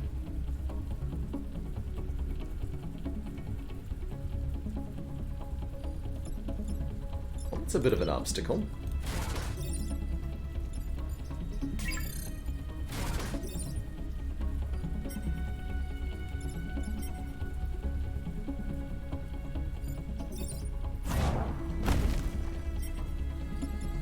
Gonna die. You.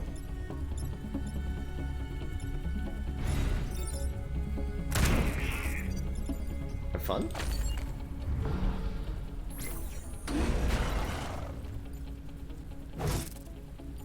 Oh. I didn't see that happening in the order of operations. That makes sense, though. Didn't think about the shot being freed up. 1 point of grid damage won't matter much, though.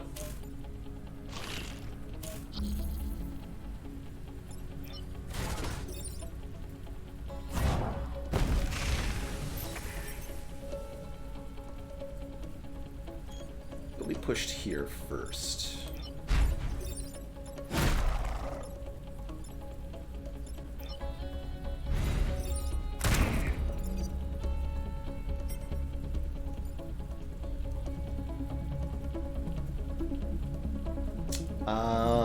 No, I don't want to do that. That might get me killed.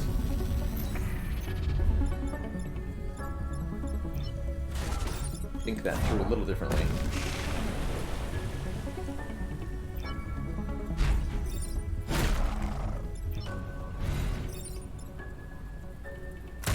Yeah, that'll be better. Right, because that would have shot my mech otherwise. Oh, no, it wouldn't. Order. Oh well. Not thinking through these turns 100%, as you can probably tell. But it's fun.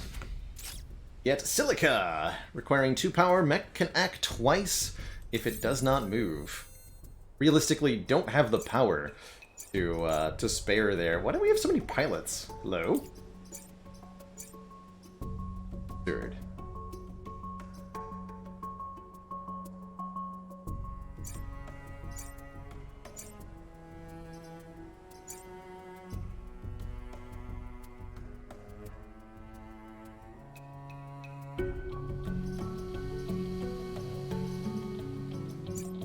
Not sure where to put my reactor core.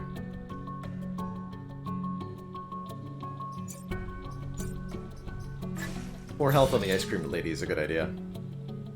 Forgotten all the other achievements, almost all of them. There's very few remaining. Here's the... We have all of the main game achievements, every single one of them here, and just a few more squad-specific achievements to get. I guess we'll do this. I don't want to deal with a train mission, and I'm not going to try this one, even for 1 point of grid power.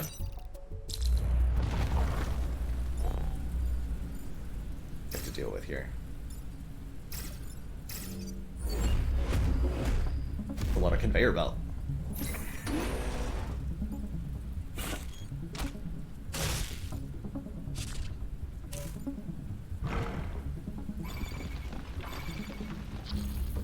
Okay, so this enemy will not actually get to attack the building. They'll be shunted 1 tile over first.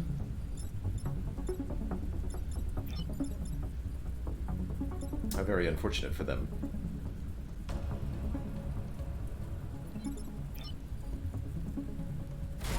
Some spawn blocking.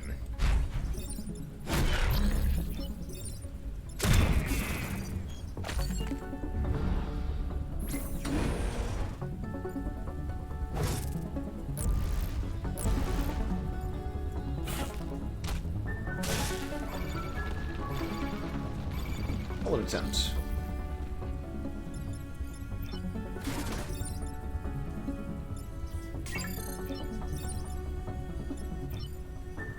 Dunked in the acid.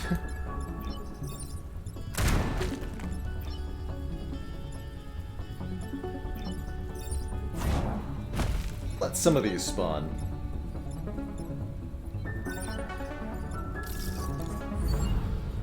Not all of them, just a few.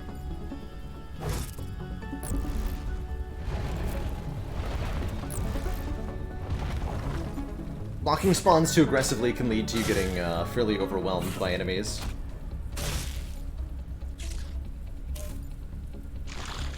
They will spawn in greater and greater numbers.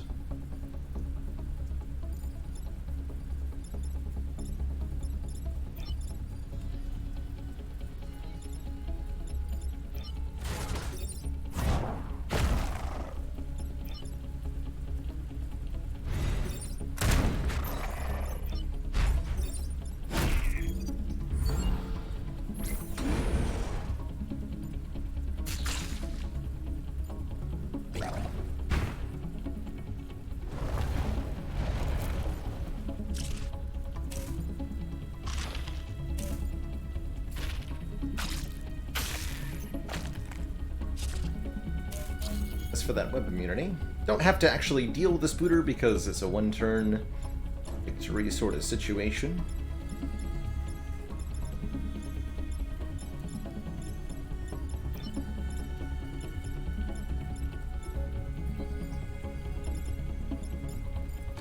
But if I can... I mean, why not, right?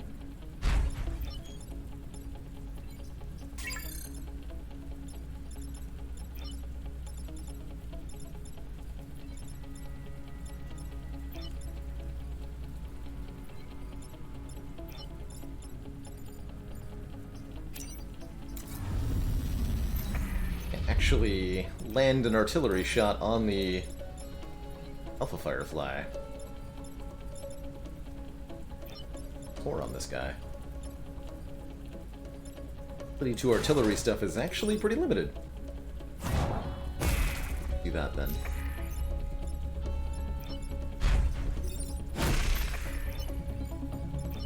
Let's get out of the way.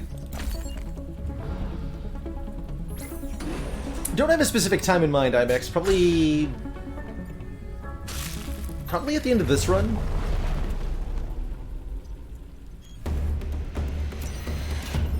But I don't have a specific time in mind now. For our Floppy night starting. We'll be checking out the VIP version of the demo. The devs were nice enough to send me a key with some extra unlocked content in it to check out, relative to what's publicly available on Steam right now, so I'm excited to see what that is. We last checked out Floppy Nights, I want to say about 6 months ago, for a sponsored content, when they first launched the demo on Steam. Destroy the Firefly leader, huh? With these acid pools, that shouldn't be impossible. I'm a bit scared of the Alpha Spooter, though.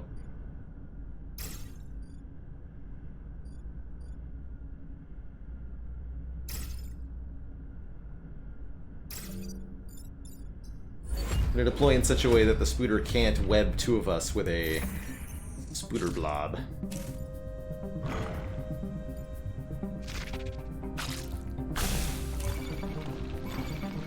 Well, that was rude.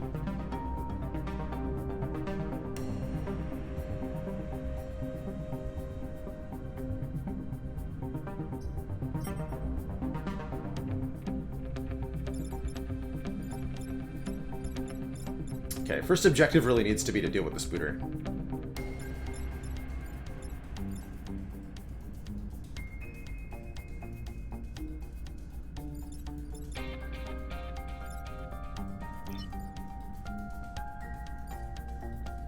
Artillery shot from here. We can push the spooter down one. That'll take care of the Scion for me.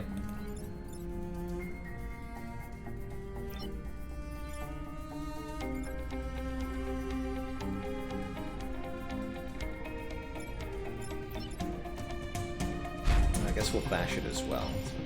This. Not deal with the spooter at all, turns out.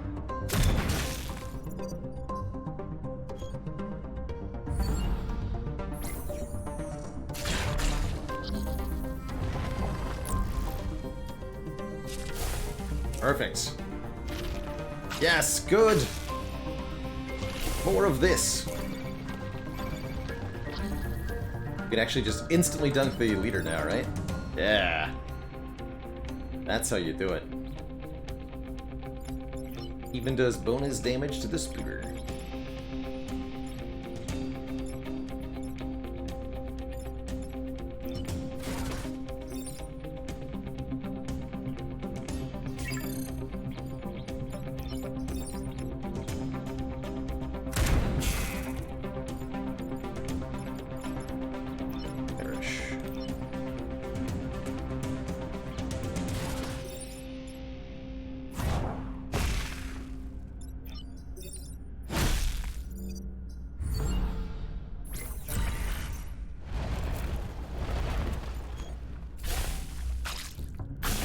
Hey, a 2-for-1, even better. Wait, stop. I can't stay on that spawn anymore, I have to move. We got a great 2-for-1 here. If I shoot the spooter, then the moving backwards recoil from the unstable cannon also takes out the spider egg. Great news.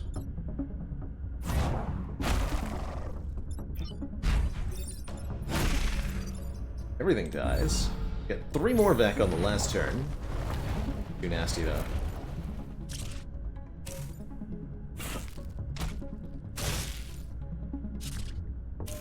Perfect. To deal with. I think. Wait, but is it, though?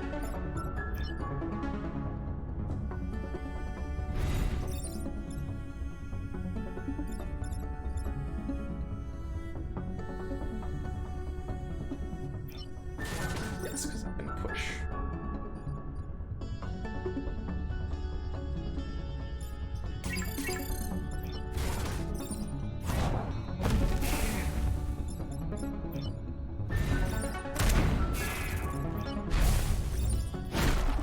Perfect. Yeah.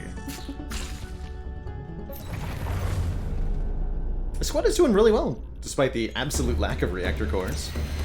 We're gonna go straight to the final mission here, making this a 2-island run. But first we get our perfect island reward. The ice generator? Oh, you're kidding me. No way. Freeze yourself in nearby tiles. I don't nearly have enough reactor power to turn it on all the way. Could maybe get it with +1 size modifier. Try to win the final mission with that.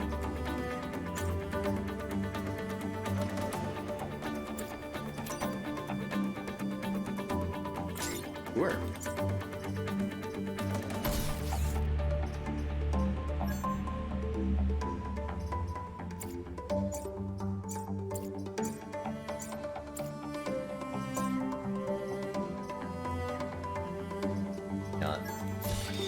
Barely powered it at all. That's a challenge.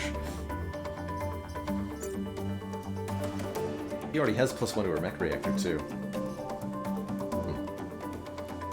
Now we'll give it a try and see if this can work for the final mission. I have my doubts, personally. But here goes. So in the final mission, we have to defend the... Oh, that's a lot of alpha units.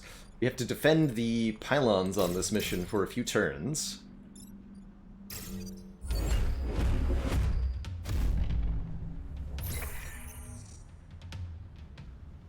And then in the second phase, there's a bomb we have to protect while it gets deployed. We'll be up against some pretty difficult Vec here in the final mission, even with only 2 islands completed.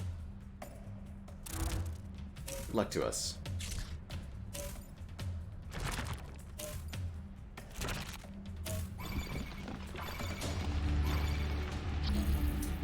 Alright, I see our opportunity here.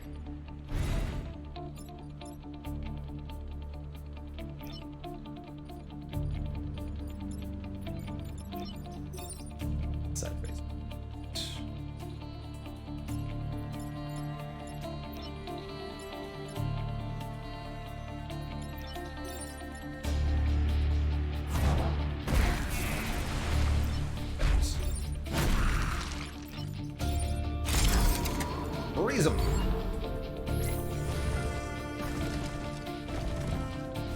Definitely a much weaker version of the ice generator than the one we've used before. You need more reactor cores to get really OP stuff out of it, but I'm happy with it.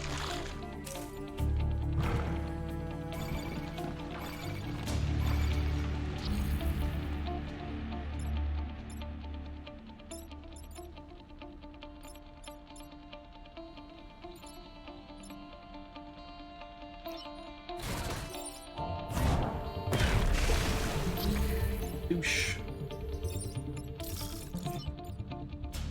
Hey, Kadutsa. Hope life is treating you well.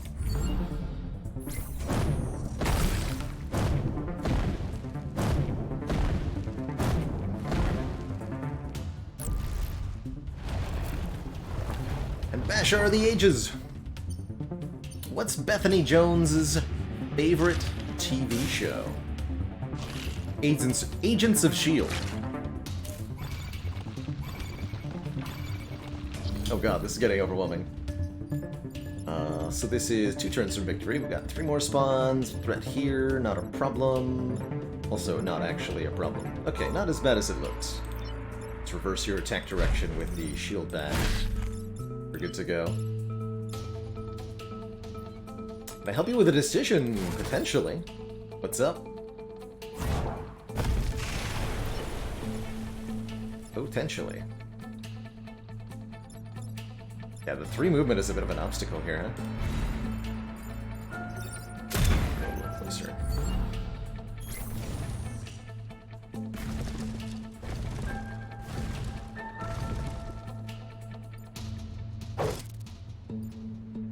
Oh yeah, XCOM 2 is like hella on sale, right? Yes, you should definitely buy it, if that's the question. XCOM 2 and War of the Chosen are a fantastic, fantastic strategy game. Worth at least 1 playthrough. And definitely worth, like, what, $5? Definitely worth $5.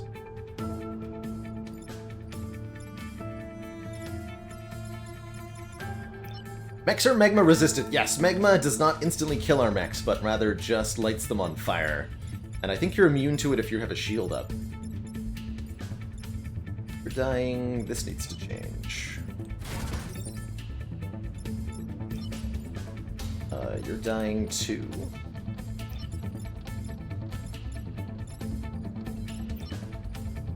Or what? But it's still more than I can handle.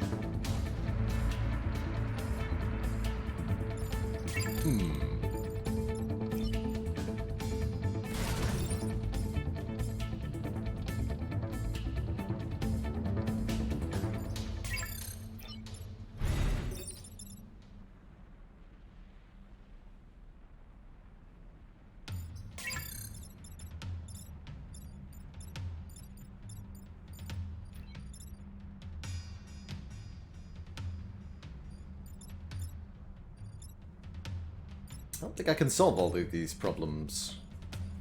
Maybe it's okay for Henry Kwan to die? Yeah, that actually is the best outcome here, is that Henry Kwan dies. Yes, Exploding Cats. Chaos Roll hard mode, and we're going for the achievement where we don't spend any reputation. Just to make it a little bit harder. But we took 1 Chaos Roll, and this was the outcome. So sorry, dude.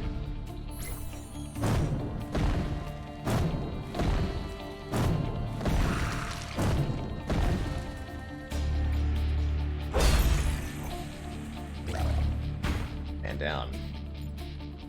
But they'll be back for the second phase of this mission.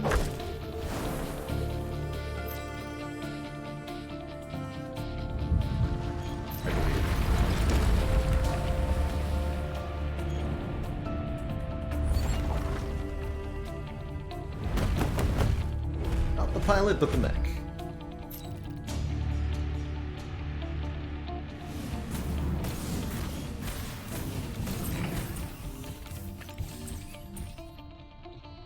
I might have been able to have the rock thrower free our prime mech there. Definitely possible there was a line I missed. Okay, that's good. It's less good.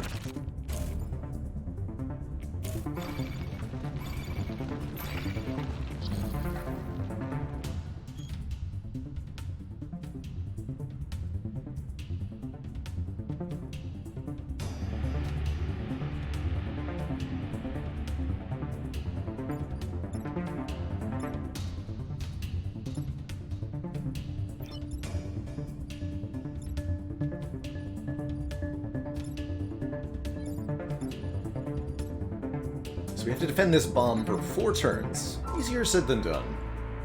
A lot of the time.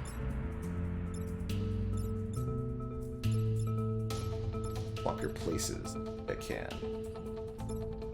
Only gonna do 1 damage. Yeah, we're gonna be pushing the boss for sure. We want to knock the boss onto the tile that's gonna die here. But wait. More to it than that. I'd like to be able to deal with this Alpha Digger.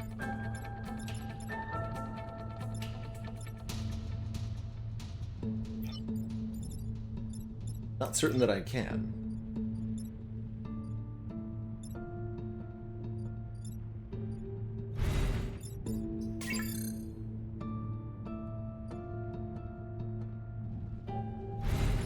Just go for a single freeze here. That lets me block a spawn, which is pretty important. Okay, we're gonna take 2 grid damage from the Digger going off. I think that's okay. Or I could take 3 and block a second spawn, which is actually better, probably. Do this. Blocking spawns in the first turn of this part of the mission makes it much, much easier overall. So we'll take some grid damage on purpose to try to win this.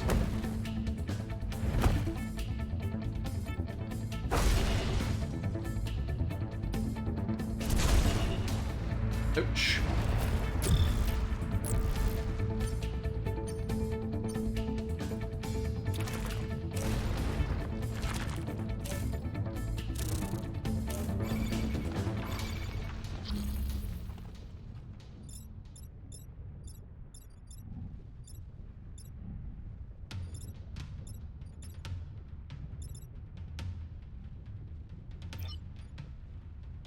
This will turn into lava, so the beetle's going to charge into lava of its own accord here.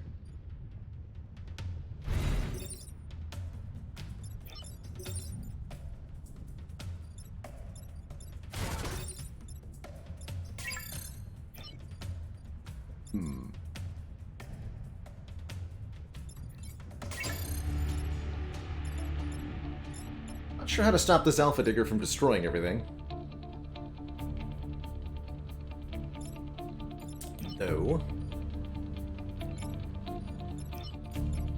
Behind a rock, so I can't attack it directly.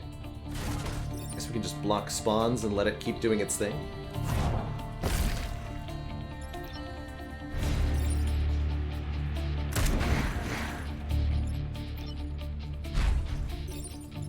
Two more grid damage.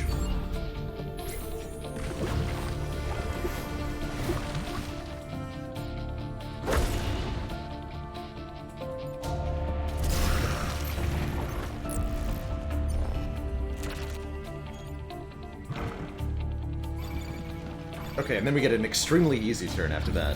Figured we might be setting ourselves up for success there. I'm gonna go ahead and block all the spawns. Nothing will be a problem next turn.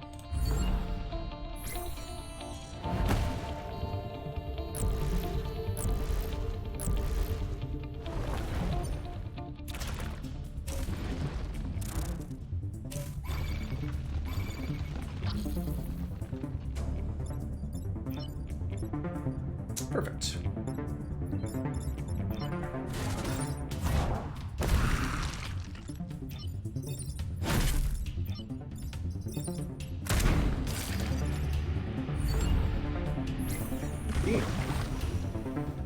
Wasn't too bad.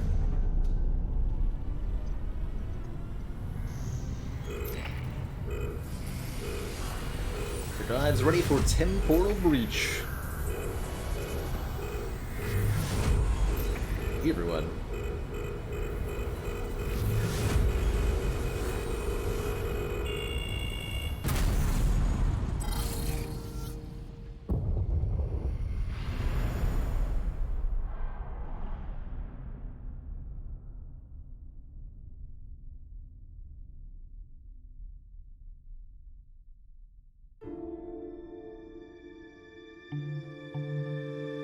Thanks to the valiant efforts of Ice Cream Lady and a robotic autopilot, the Vec Hive has been destroyed, saving this timeline from ultimate doom. And I have 5 pilots to choose from next time. Pretty good roll on Camelivera, Mech Health and Mech Reactor. Same as Ice Cream Lady got. Don't want a Grid Defense Silica. We'll take Camelivera over the Ice Cream Lady. For the next squad. But looking now at the achievements, we're missing only 2 in the entire game. That is Class Specialist, beat the game with 3 different mechs from the same class using a customized squad, and get 3 enemies killed with a single attack of the Janus Cannon.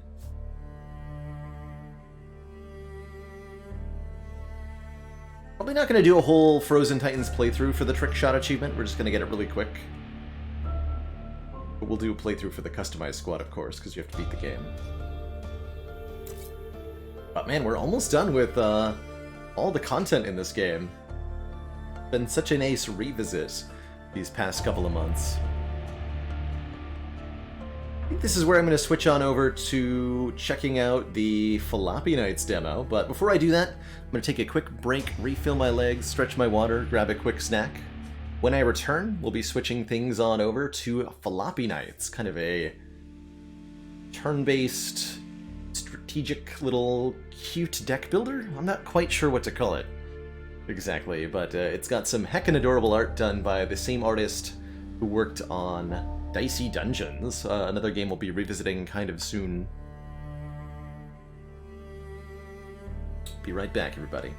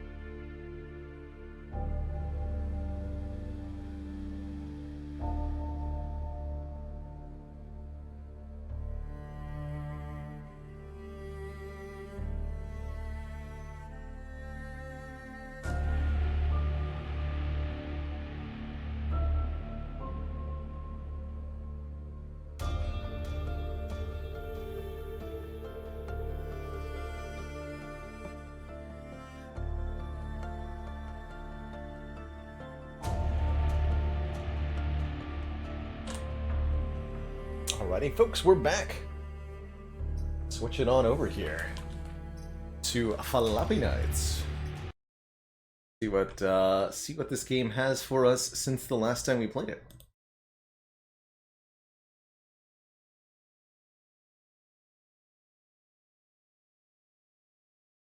Solution, I'm sure.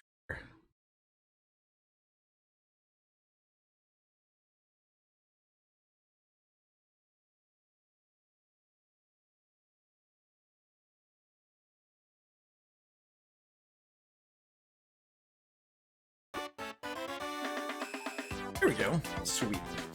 Captured easy peasy. So, as I mentioned a little bit briefly during the Into the Breach segment, Floppy Nights is a game that we first checked out about 6 months ago, playing the demo as part of a sponsored bit of content. This game has yet to release, still an up-and-coming title, but it's gotten a few updates to the preview content, and the devs just rolled out a VIP build for the Steam Festival, designed to be shown off on streams, and they asked me if I'd be willing to show it off a bit, which I'm happy to do. Let's see, anything to... just music, that's the only options right now, is volume. I've got a couple of notes I need to bring up for this too, because there's supposed to be some glitches with it that I've been told about ahead of time. So let me just grab out the notes.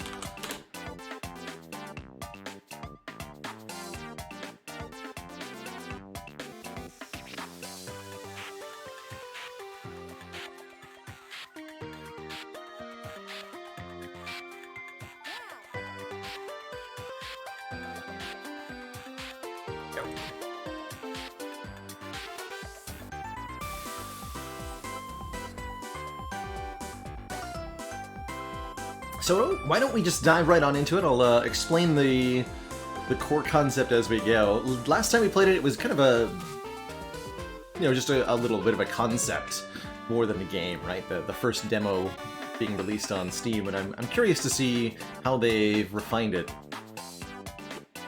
Yes, Wilson, the art does strongly resemble Dicey Dungeons, because I believe the artist is the same as that game, so there's a lot of visual resemblance there. And that was originally why I decided to stream this game in the first place.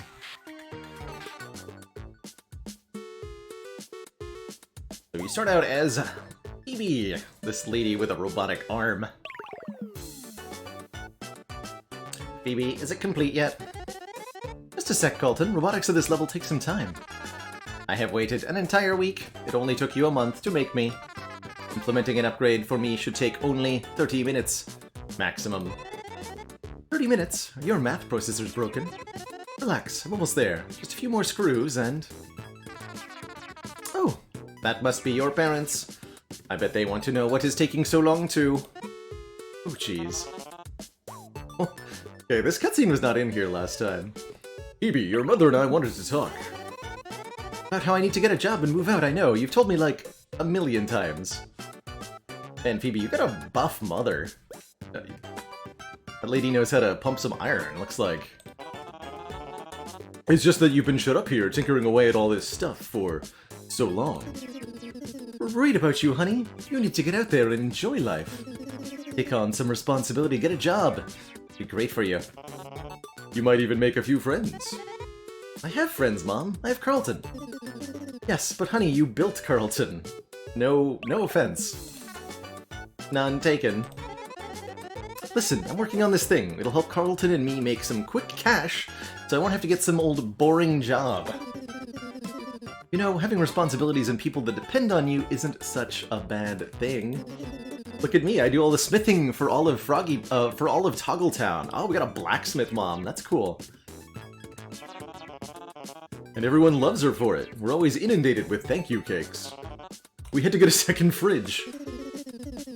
Phoebe, we're really proud of how talented you are with all this technology stuff, but if this plan of yours doesn't work, you'll have to go work as a blacksmith with your mother, at least until you find something more stable. Fine, this'll work though, just give me a couple more days. Alright, couple days it is. We'll leave you to it, honey. Ready to see that new upgrade, Carlton? Affirmative. that a floppy disk? Yeah, I installed a new drive for you to read these now. Wow, amazing. What does this one do? But a very special program on this one.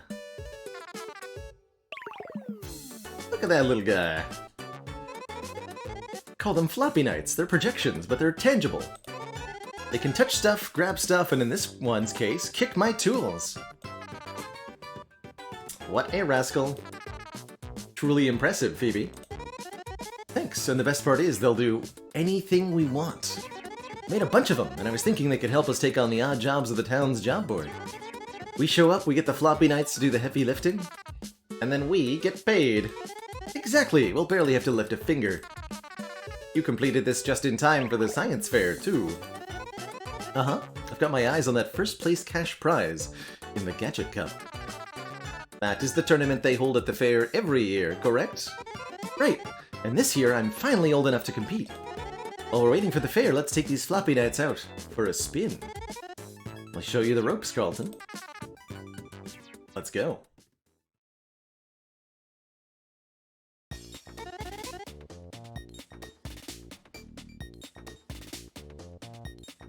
So we've got totally new music, this is, so far, actually no resemblance to the demo we played originally. Other than the characters. Go over the basics! Don't need to say loading trading simulation for it to work, you know? Correct, however, it is important to have fun while you work.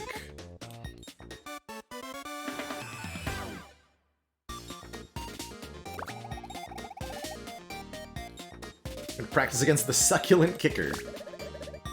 Small, impassioned, leafy guy over there. That's right, we're gonna fight him with another floppy night. Captain Thistle, our commander. If your commander's health reaches 0, you lose. Straightforward enough. Unit's activated abilities happen when you play them. When you play a unit, a new special card is generated right into your hand. Captain Thistle adds a rare Thorns card. Okay, so add Thorns, meaning add a Thorns to your hand. They've got health, damage, and speed.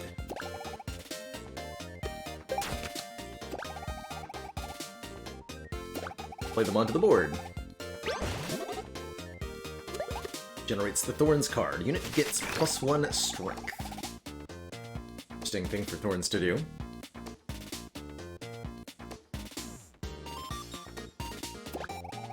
Each turn we get 5 cards from the deck that we can play by spending energy, and we get 5 energy per turn too, looks like. That's right. Each card has a energy cost in the corner. Very, very similar to the basic deck building of Slay the Spire. Stuff goes into the discard pile at the end of turn, and when we run out of cards, they shuffle. Again, very identical to the core mechanics of Spire in this regard. So we have both movement cards, which allow us to reposition our units on the field. Each unit gets 1 attack per turn. And their sword icon indicates that they have that attack.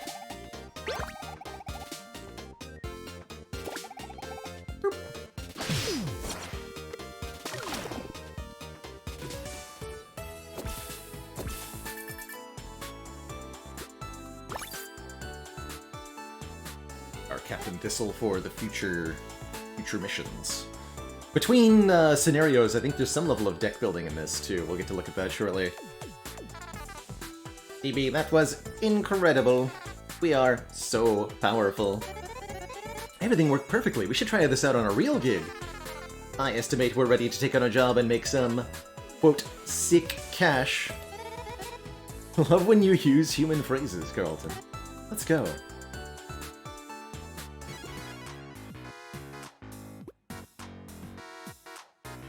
So there's a whole world map now. I think only the first 2 areas are going to be available for me here today.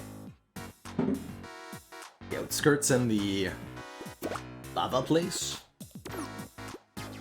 Check out the outskirts. Bandits. Main objective, defeat all enemies, don't lose any units is the secondary. Shouldn't be hard. Phoebe has a robot arm named Carlton Cookie Cutter. That's what this experience is. The job board said to meet at this farm on the outskirts of town. I wonder who our client is. Oh, it all sounds so official. Client. Job. Look at us, Phoebe. Soon we will no longer be an unnecessary burden on your parents. Geez, Carlton, we really need to work on your bedside manner. Look. Someone approach. I help you. Hey, you the one who posted the job? Yep, you must be Phoebe. I thought you said there'd be two of you. There are two of us. This is Carlton. He's my artificially intelligent arm. Greetings. Yeah, that's great. What seems to be the problem? It says here on the job board that you're, quote, terrorized by vegetarian goblins? Listen, kid. I try to keep a tight farm, but these forest goblins are snatching up all my hard work. Can't turn my back for a second without them stealing all my crops. So what do you want us to do? Perhaps we could grow you some more carrots? Sounds like a lot of work. Just keep watch and keep them away from my crops. I love keeping watch. I do not need to blink, so I am very proficient at it. Okay, lady, but I'm gonna need some kind of down payment up front. Seeds? I meant cash. What am I supposed to do with these? I could make a lot of money planting those. Now go take care of the goblin problem. We got seeds. And targets. Gosh, I am so good at keeping watch. Goblins detected. Hyper Sniper. I don't know what kind of magic this lady's using to make food come out of the ground, but I'm just loving it. Let's fill these bags up. Alright, battle begin.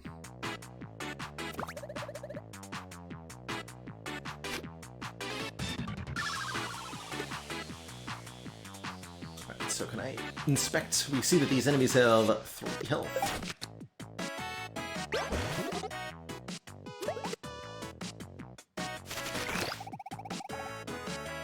Time for our first real battle.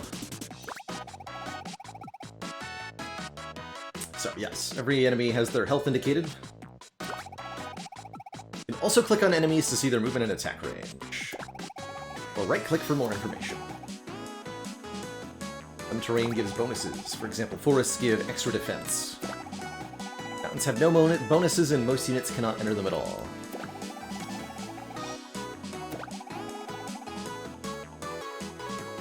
Oh, I like that little display. 3 health, 2 attack, 4 speed, 1 range.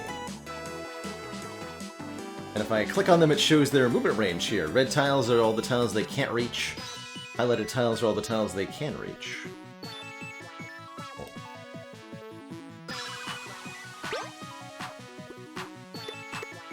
You have a 3 speed.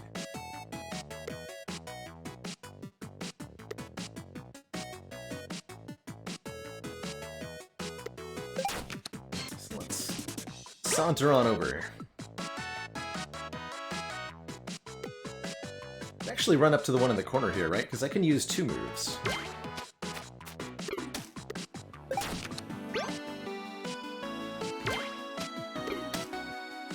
Yep, over here, right?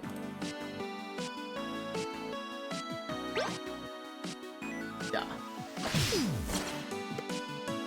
I guess we'll end our turn by gaining ourselves a point of strength. And then when we end turn, these all go to the discard pile. We have no energy left? Right.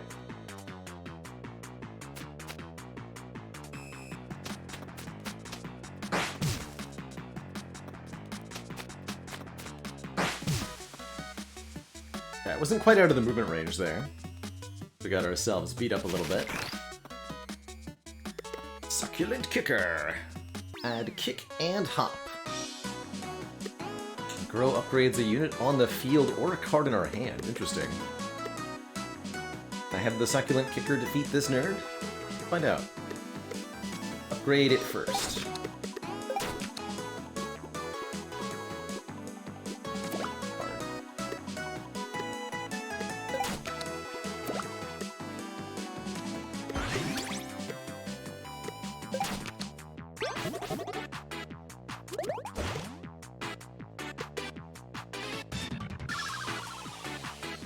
what, 2?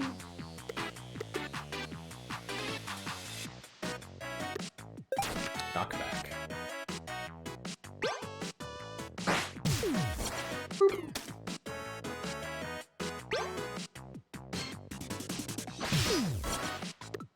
Okay. And using the kick did not cost our attack for the turn, too, so you get 1 free attack plus anything you can use from your hand. Good to know.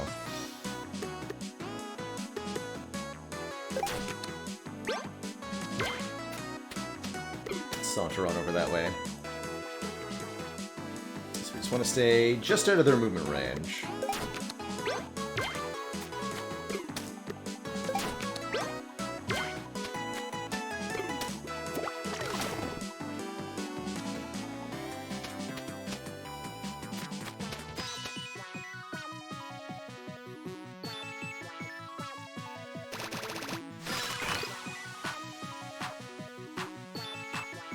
Has 3 attack. We don't want to let our succulent kicker get defeated. We upgrade a unit on the field. Ligeron. If we upgrade Commander Thistle, we get 10 health, and enemies receive 1 damage when attacking this unit. Oh, and that's a full heal, too. Interesting.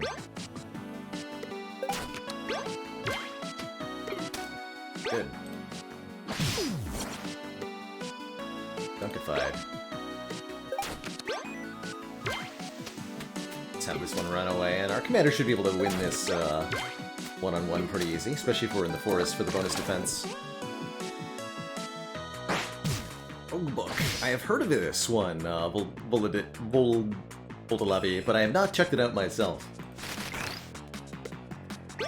Attack!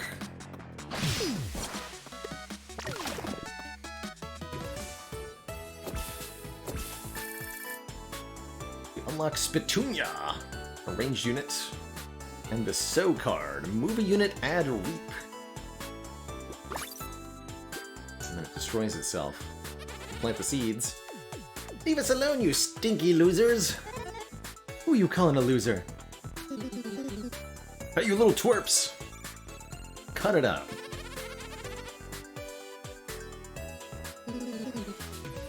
Run from the angry lady, everybody. It's invoicing time, lady! You didn't scare them at all. They're gonna be back as soon as you leave. And I thought this was gonna be easy.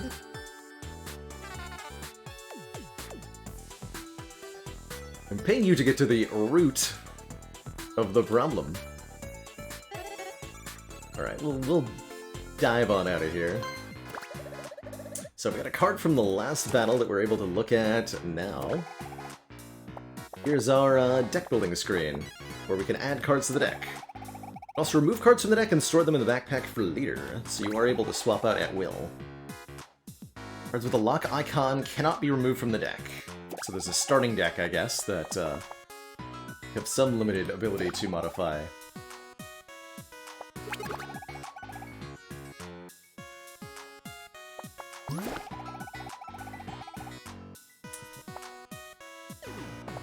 Kicker, Spitunia, 2 energy. Range attack, poison attacks.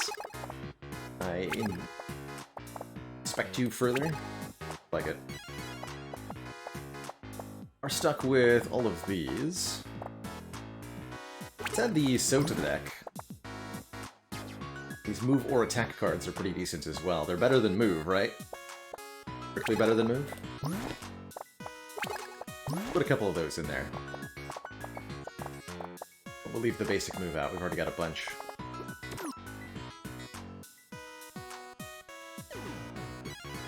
Squad attack. Destroy the satellite.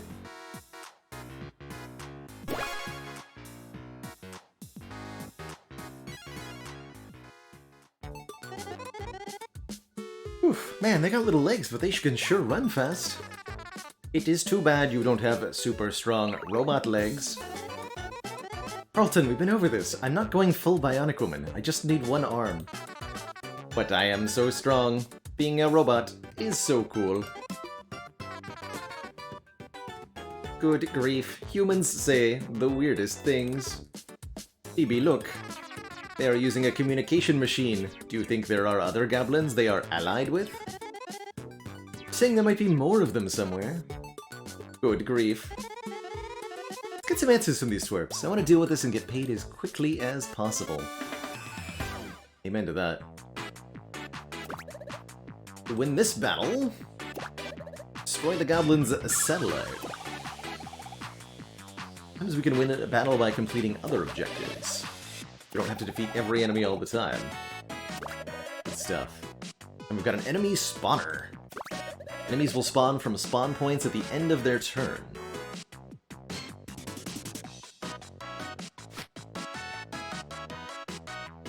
We may simply wish to avoid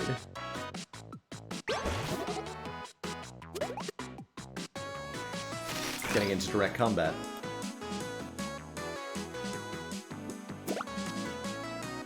Main objective, destroy the satellite. Secondary objective, win in 5 or fewer turns.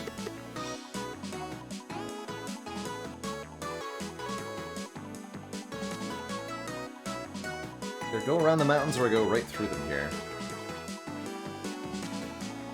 We have, what, 3 movements? 2.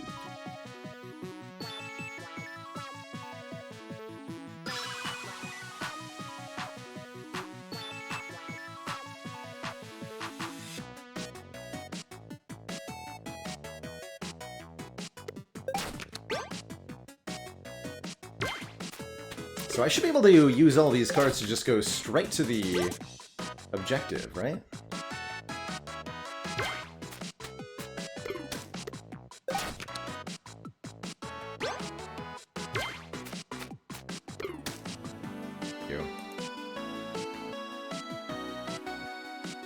Or attack.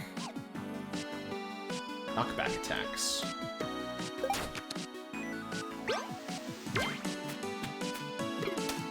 We used all our movement cards to just teleport across the map, basically. Let's hit that satellite. I think we'll take some damage here, but we should be able to win. Just next turn here, right? Easy peasy, like.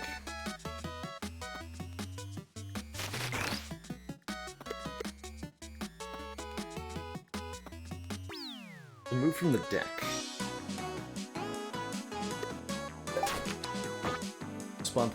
Spawn point for new units is all the way back here. But why do we need all of that when we can just win?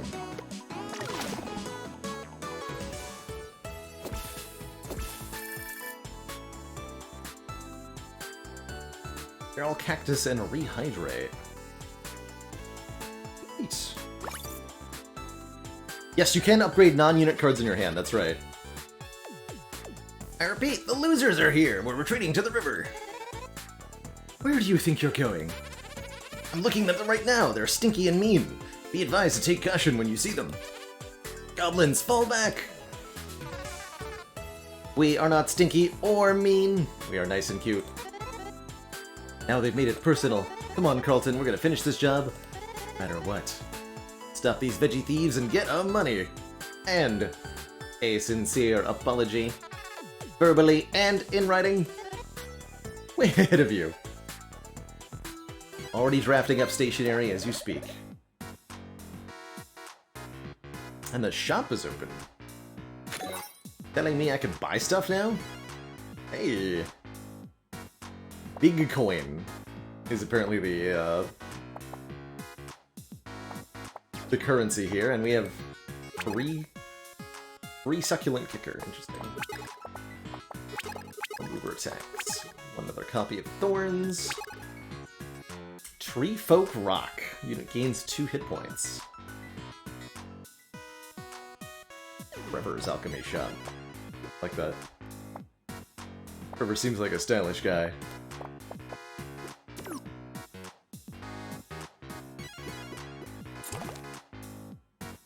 We also got access to the Barrel Cactus, who has an area of attack. Or an AoE attack, rather. And we'll take him over the Succulent Kicker, I think.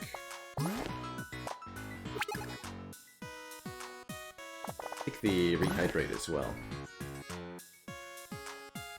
I think destroy is just exhaust rather than purge.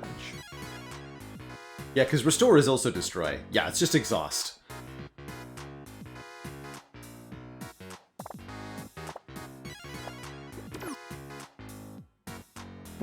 So noted.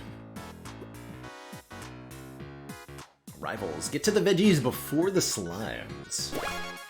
This is a new mission since last I played. Oh yeah, this is new. Oh, I like the way they wiggle. They head this way. I believe so.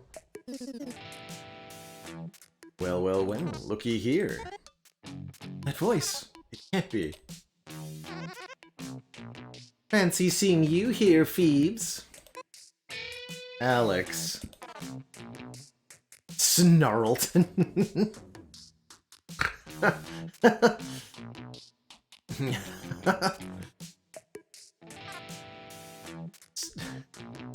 Didn't we just build you, Carlton? How do you already have an evil nemesis? What are you two doing here? Can't you see we're in the middle of something? Exactly! Word around town is that you're testing out your new invention for the science fair. Now that we're both old enough to enter the Gadget Cup tournament... Do an evil, sarcastic robot?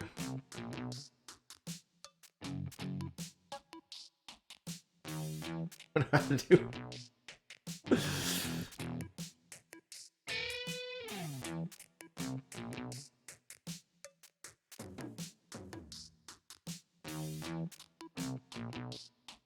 Alex and I wanted to size up our competition for tomorrow. Get an eye on the tech we'll be beating to a pulp. Unlikely. You two are nothing but a bunch of copycats. We are going to win the Gadget Cup. Alex, you rip off my inventions every year. Snarlton over there is proof. Just observing his inferior monitor display really gets my goat. I will have you know, Alex programmed me to be far superior to your obsolete specs. Oh yeah? Prove it! Do long division right now! Alex, will you just get out of here? We're trying to finish a job. Ah, finally joined a civilized society and got yourself a job, eh? Are you going to move out of your parents' house? Took you long enough. You know you never accepted the invite to my housewarming party at my new centrally located apartment. It has crown molding. Ah, buzz off. No way, we settle this right now. Your crummy little science fair project versus my weaponized slimes. You made weaponized slimes for the Gadget Cup? That's so extra. Extra powerful. Finally. I'll prove who the best adventurer in Toggletown really is. No more, Phoebe's so smart. Phoebe's such a talented engineer. Phoebe has the cutest eyebrows. Get ready to see what it feels like to be second place, Phoebes. She's obsessed. I don't think there's any way around it, Carlton. We gotta kick her butt so we can finish the goblin job. No convincing her when she gets like this.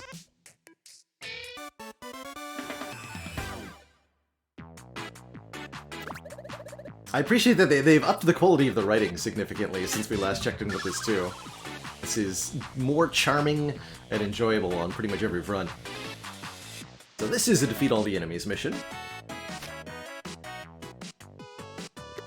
And we have veggies to get to too.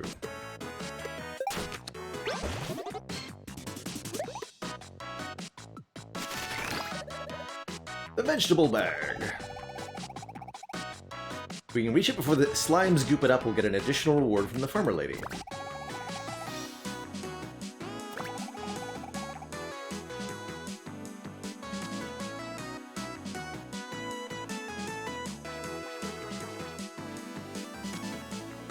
So in order to stop that from happening, I need to KO this slime on turn 1, which isn't that hard. So that adds a reap here. Attack an enemy, add so. Oh, we just like keep generating back and forth, reap and sow, reap and sow. You have 4 attack, right? That's right.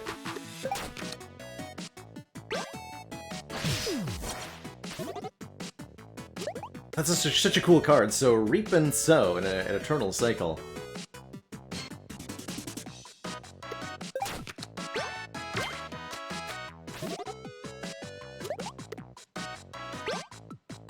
Use our basic free attack there.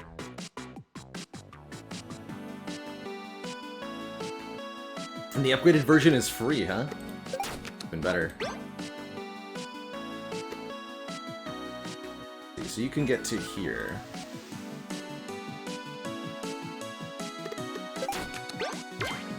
For this tile.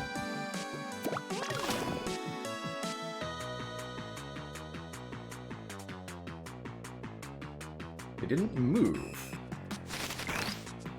Interesting. That might not be intentional.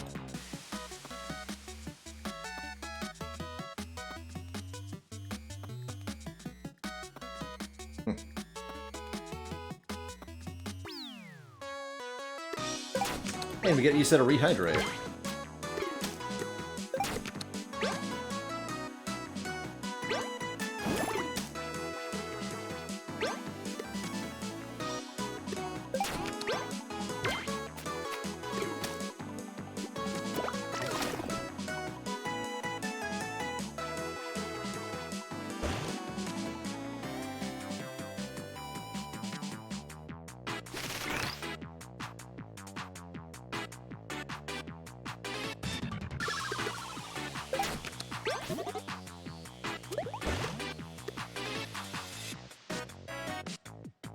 Rings you have.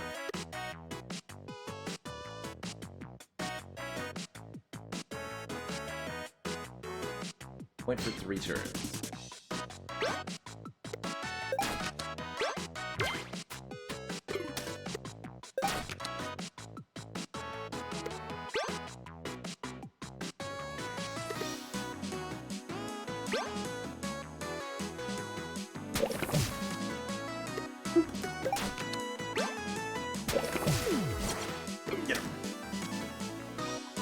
Easy peasy.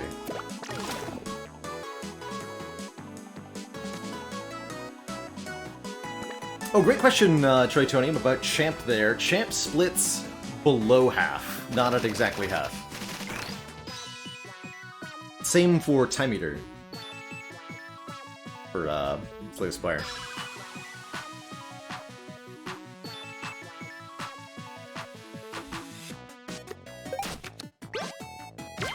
Let's get our Spitunia.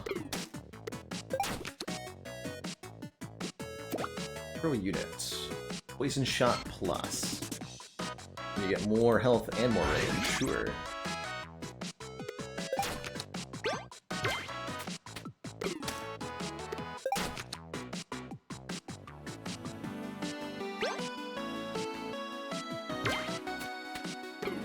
a little bit closer. And yeah, Slime Boss is different than that, splitting it exactly half. Now they want to move. Oh!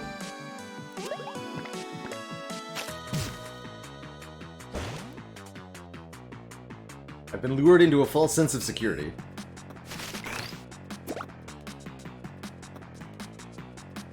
Okay, only objective is defeat all enemies. I can work with that.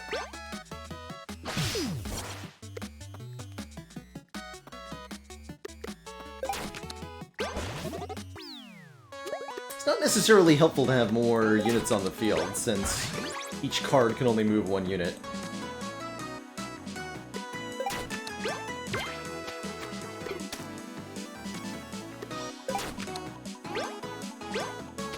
Mr. Barrel Cactus over here.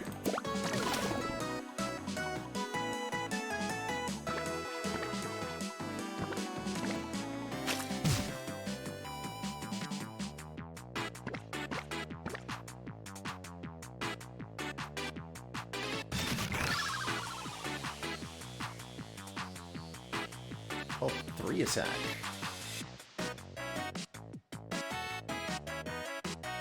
Gonna get overwhelmed if we stay where we are. These ones are 3 attack, 2 range.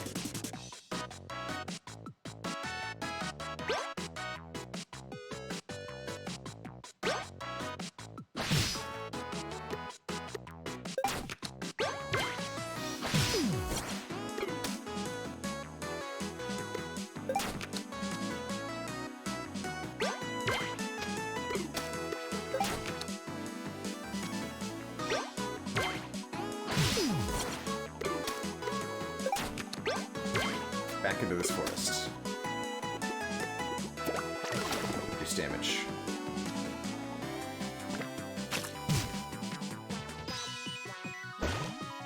More slimes! Still have a health restoration thing, right? You're in there. And our upgraded Petunia came back. Hey, Zetletcho, this is called Floppy Nights. We have a Steam link to it there. It's coming out sometime this year, I think. I don't think there's an official release date yet.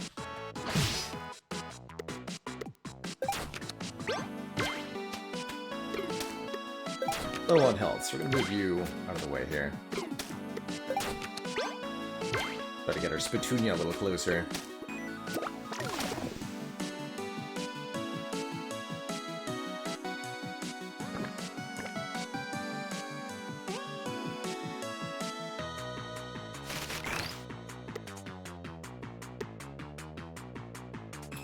Play this card to destroy it.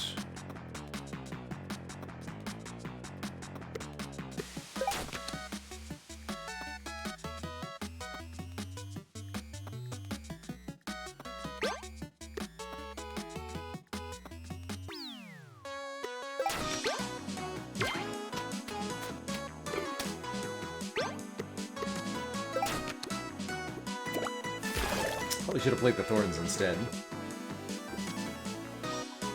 You can see why you want a lot of movement cards in your deck, because if you don't draw any, you can't move any of your units. Similar game that I played a while ago called... not on stream, Card Hunter. Used a similar style to this, where you had a party of 3 adventurers, and your... although everybody had their own hand in that one. You were guaranteed to draw at least 1 movement card per turn in that game, to avoid situations like this.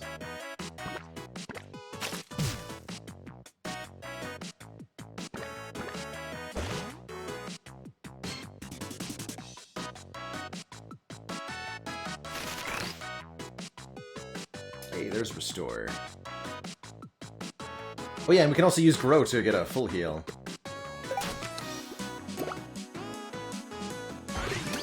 That's right. It's your attack. Oh, you can't without moving. Can't attack things that are directly adjacent to you. You have to use ranged. Oh, unfortunate.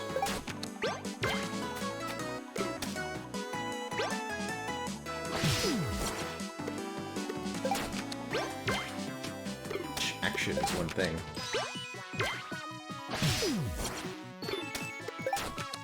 There we go.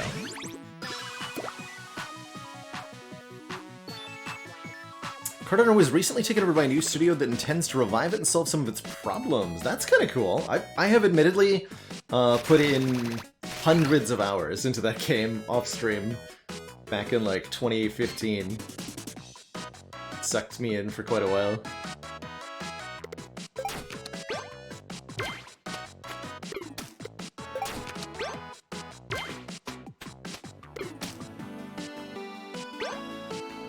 Fire.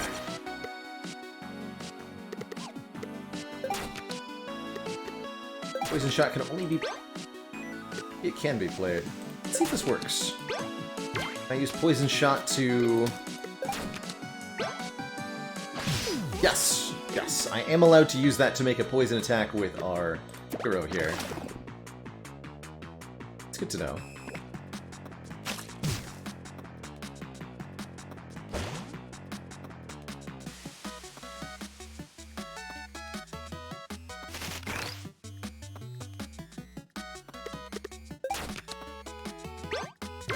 that means we can do this. Regular attack there. A poison attack here.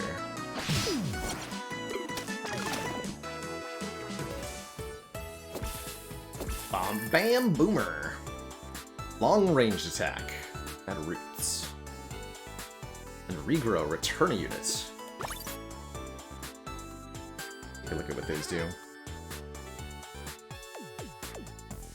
How is this possible? Your dumb little freaks destroyed all our weaponized slimes. Haha, we are superior. Alex, just give it up already. You'll always be 2 steps behind me. Mark my words, Phoebes. You may have won this time. But tomorrow at the science fair will be a whole different story. Snarlton, let's go. We've got some adjustments to make tomorrow before our grand victory.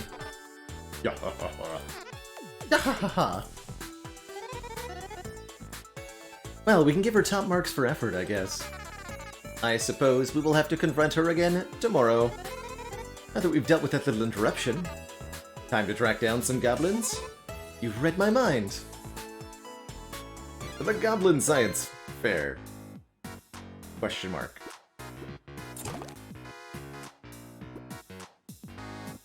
So let's definitely try the Bam Boomer.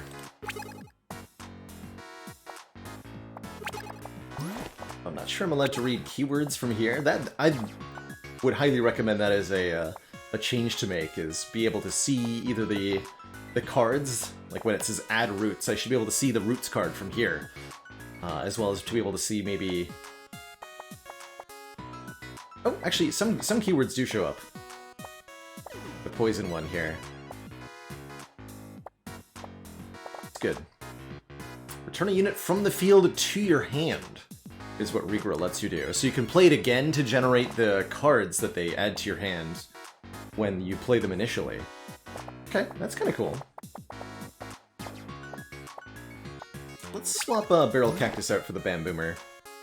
Don't want too many units, I don't think. Hey, Anabeta, yes! You're correctly spotting the artist similarity between this and Dicey Dungeons. The development team is different, but the artist is the same. Let's go Nanda. And I agree, Exploding Cats, some kind of base movement feels like it would be nice. But maybe it's just a good reward for...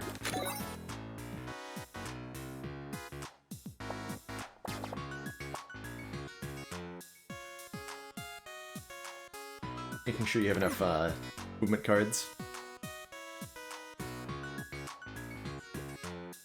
Question, does that mean you can empty the field of all of your own units if you return your commander? Probably.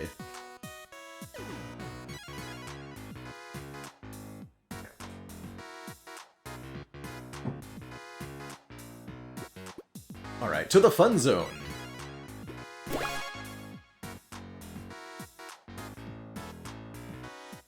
That's right, Tom. Yes, you always gotta move. You always get one movement card in Card Hunter for each character. Hey, losers! I'm impressed you made it this far, but this is our turf. What is this place? This here is the fun zone, and losers like you will just stink it up. I suggest moving along before we have to get tough with ya. You're not gonna stop us from taking that magical ground food. We were sent here to stop you, even if it means we have to conquer your fun zone. Yeah, we're gonna stink it all up. Alright, we'll do this the hard way. Don't say I didn't warn you. Battle.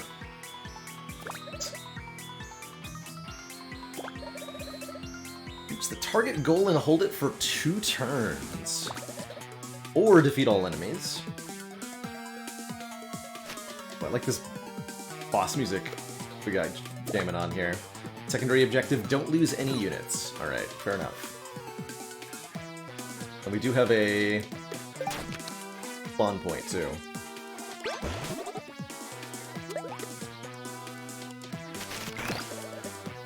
Whoa, this area is so large! For the scrolling tutorial. We're able to disable those. Redeployment switch. Capture this location to control the redeployment zone, allowing us to put new units here.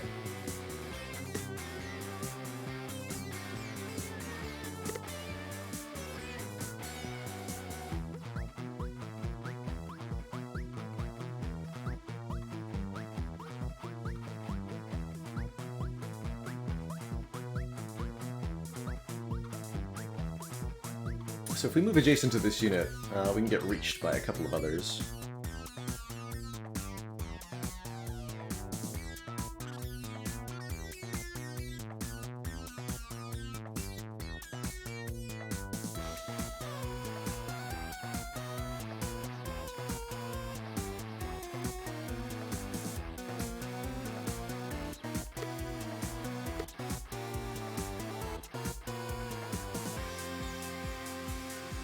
Rose Petunia.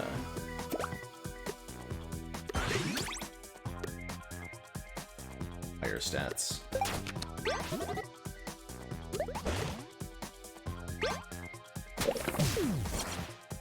Dunkify. So this enemy can reach Petunia. Will do so on its turn. We do not do something with them.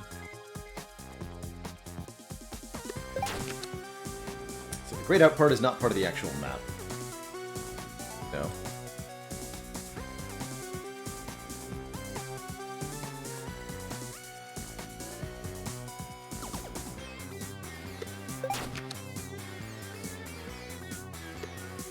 What, 4 movement? Yeah. Yeah, so Spitunia will get dunked if we go into the forest.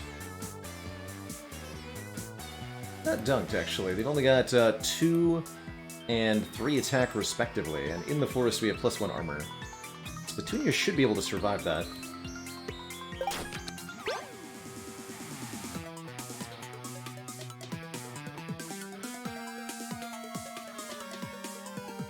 And I can actually dunk this guy, too. Yeah. It's not where I wanted to go. Well, that was the worst of both worlds. I guess we'll just fall back. Since there's no turn limit or anything.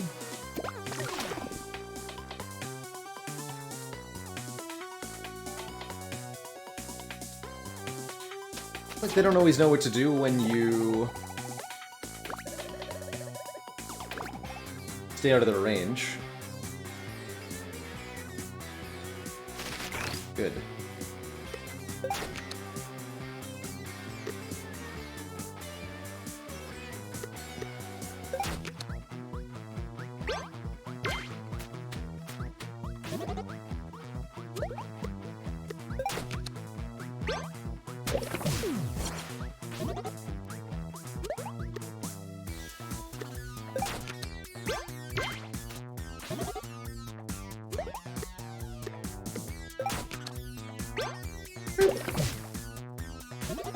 Did add poison.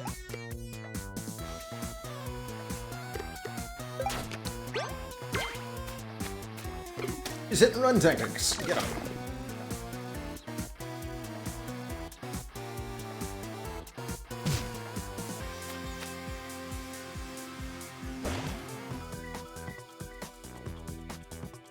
Reap and So do seem like they're super good. Bam Boomer!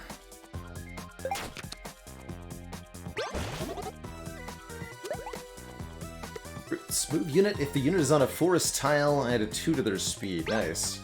Bam Boomer has 3 range. Same as the other units, though, that 3 range isn't necessarily a good thing because it's only 3 range. It cannot attack things that are 2 or 1 tile away.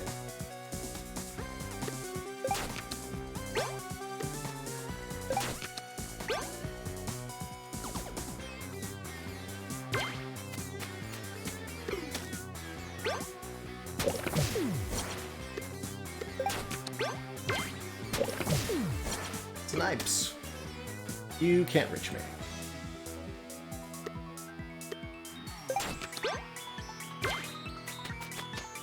The Bam Boomer up.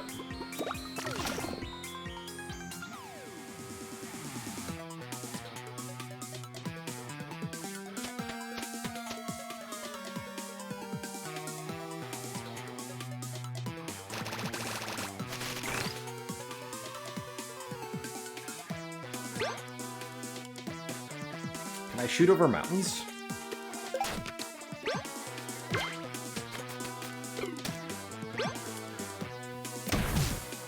Yup, I sure can.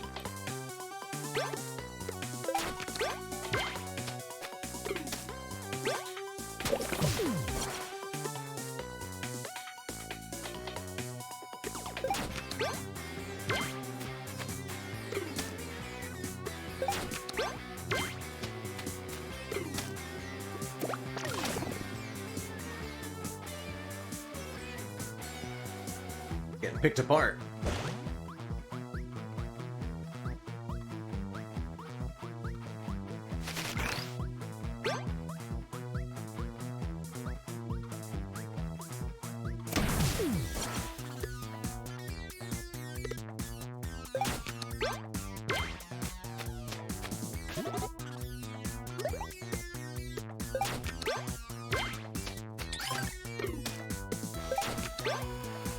Oh, the basic attack, actually. Let's see.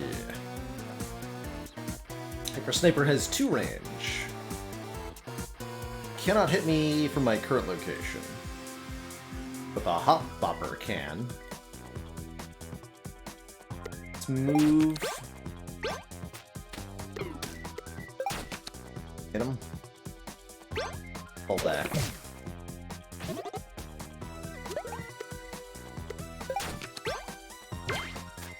But a hit and run goes a long way, as it turns out.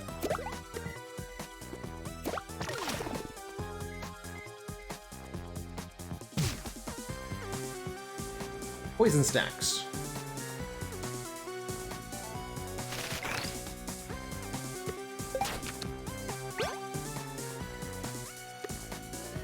Their current status effects.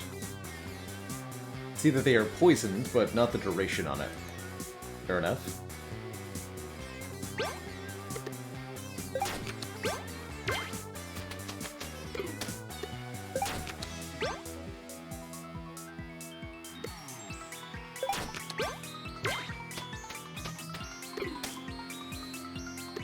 Either on my field or a card in my hand.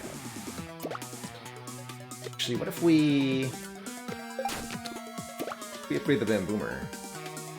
1 more health, 1 more range. Fair enough. And the card options. 0 cost, speed +3. This card can't be upgraded. Okay. We'll upgrade Bamboomer then.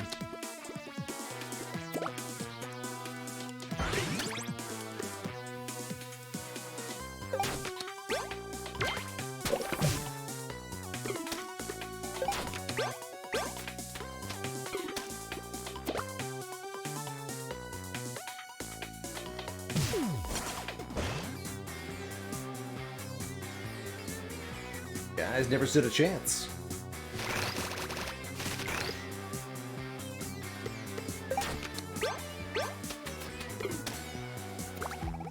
Redeployment zone is all ours.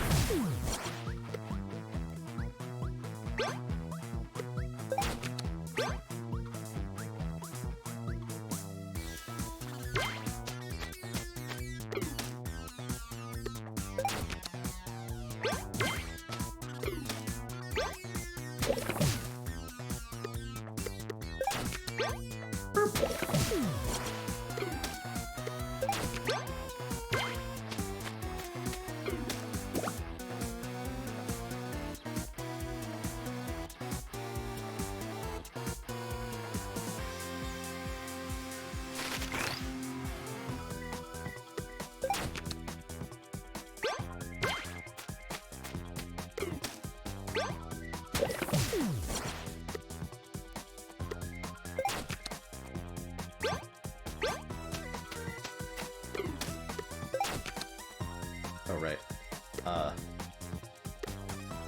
Right. Can't attack from directly adjacent. Thought I was being clever. No!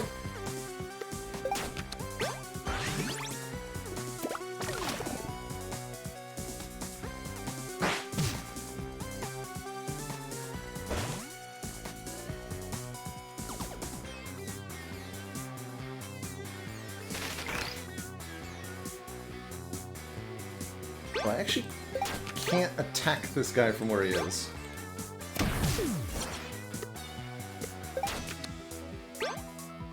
We've established that I can shoot through, bounds if I need to.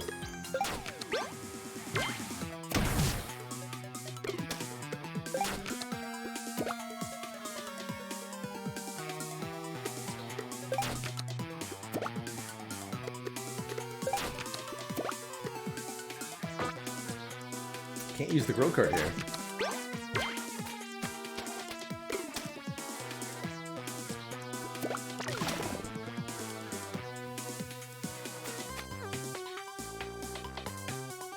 Solid attempt. I've not tried blocking the spawn point yet. That is something I'd like to try.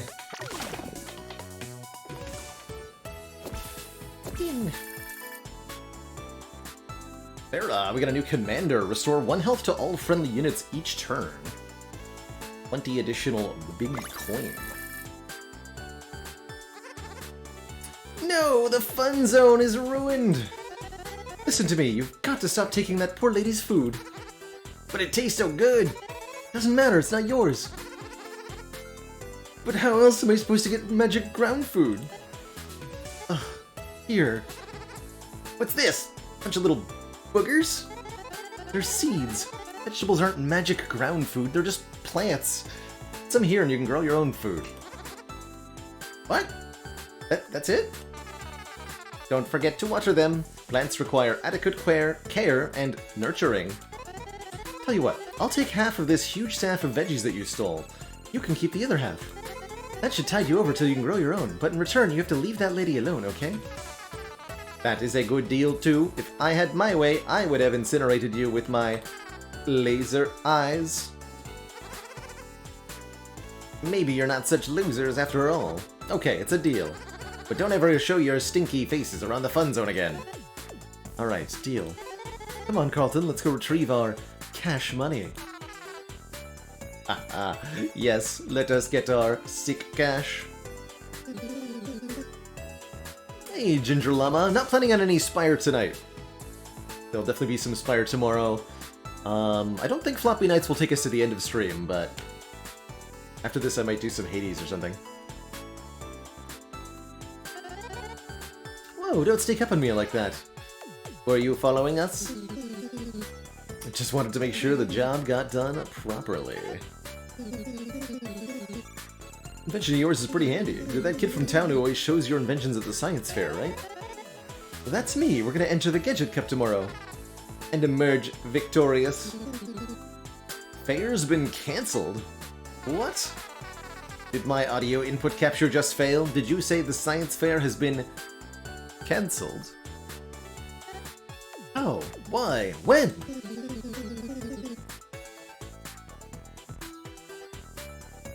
Probably should have known better than to stage the science fair at the base of an active volcano, but oops. Air zones are in the blast zone, so they had to cancel. That's the volcano from the next town over. The eruptions have never been bad enough to reach Toggle Town, though. Come on, we gotta go check this out. Thanks for the money, lady!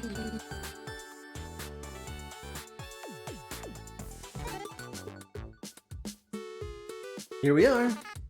Phoebe, look. There's a notice on the sign. Cancelled! Only we'd heard about this before. Must be a dire situation. That was the whole plan, we gotta win that prize. So we have to schedule our own fair. Come on, Carlton, let's make our way to Cindercliff right away and see what's up with this volcano business.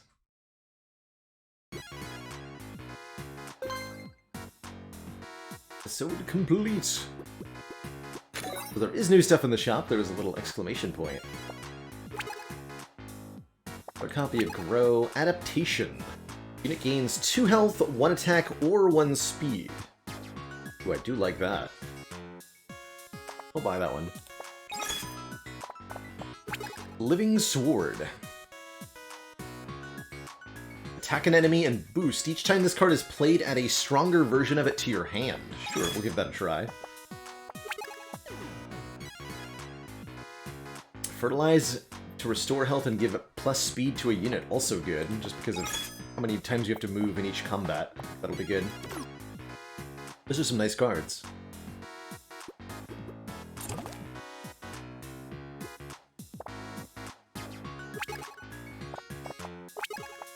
So we'll try swapping out for Vera here.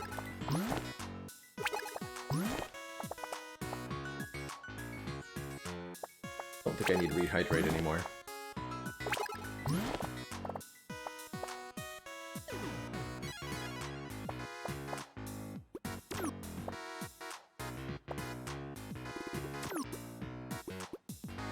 Cindercliff. Alright, and before I start the second episode, I'm told that I need to restart the game because there's a memory leak from that previous mission. So I'm just gonna reboot real quick here.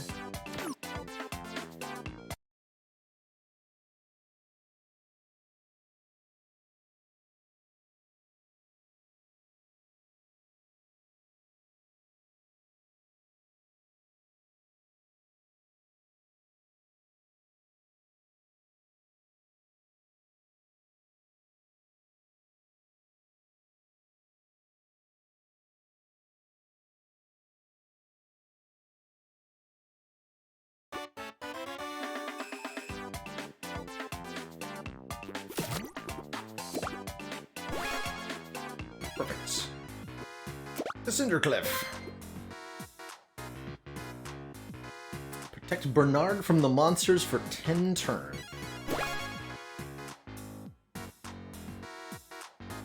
Bernard. Whoa, look at all this lava! Cool! How fascinating. Is this Cinder Cliff? I'm guessing from the big volcano looming over town that we're in the right place. Whoa! Help! Phoebe, it appears someone is over there. You okay? What's going on? I'm okay. I'm just in a little tumble is all. I think my foot is stuck under this boulder though. What's your name? I'm Bernard. Take a deep breath, sir. Gulp some of that hot, hot air.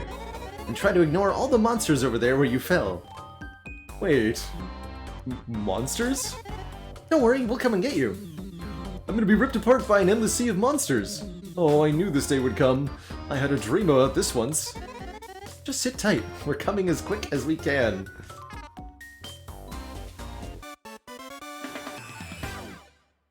Got 2 defense and 10 health. He'll be fine. We're up against totally new enemies here. Not sure, Tibetan, but we have not found any way to unlock the locked cards in the pack. But I suspect the full game would have some way to change that up a bit. Protect Bernard from the monsters for 10 turns. Start over here.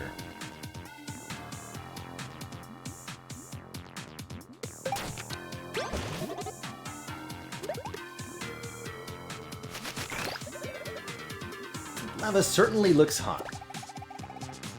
2 damage per tile that we move through, and I'm sure if we knock back enemies into the lava, it will take additional damage.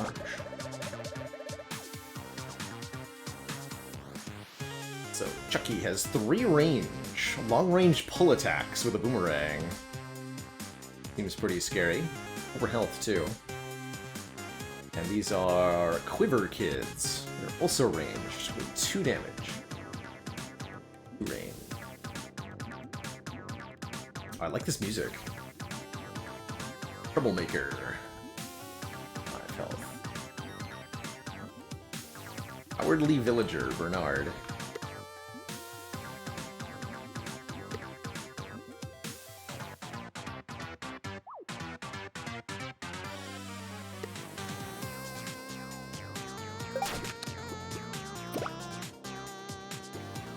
Actually, if I grow Vera, she gains more movement. Interesting.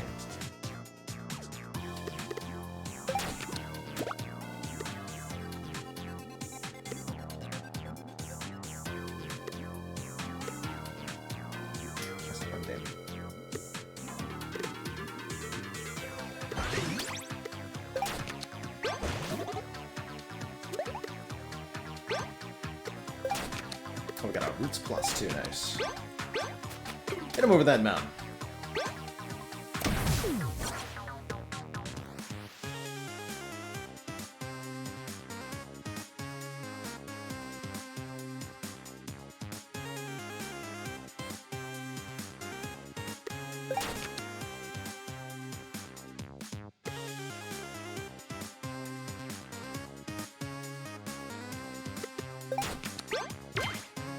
So this guy shouldn't be able to hit me if I go here.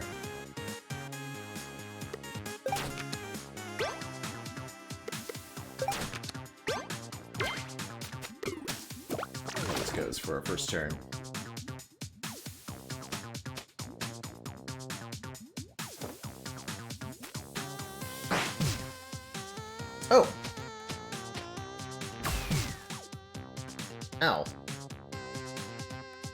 Wait. You can do attacks. Oh yeah, you can. Any attack at 3 range, so you can do... Understood. Let's upgrade your attack so that... Oh. Well then. Not quite how I thought it was going to.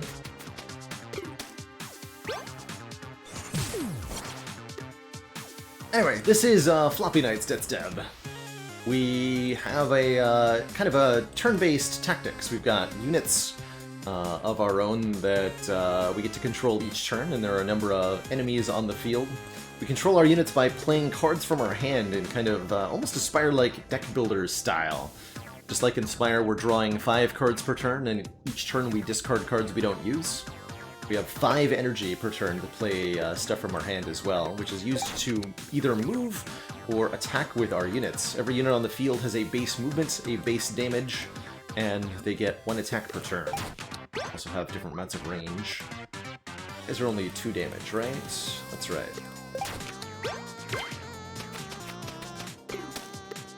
Top you up. But that's kind of the basics of it. Fundamentally, it's pretty simple.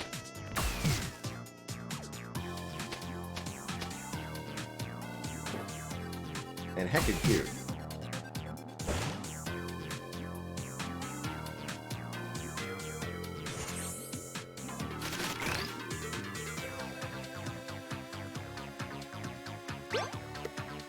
I actually have to move away to attack you.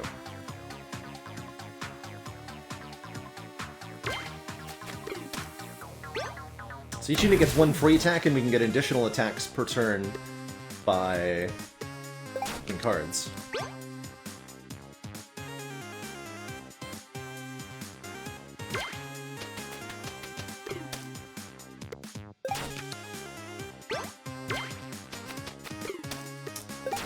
So.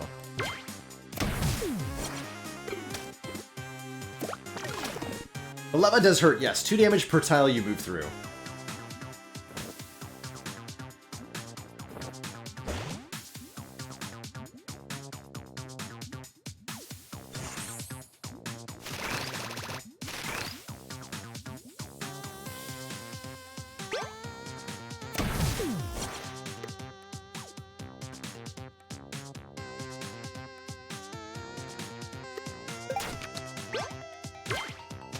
So combo is such a good thing. Attack an enemy!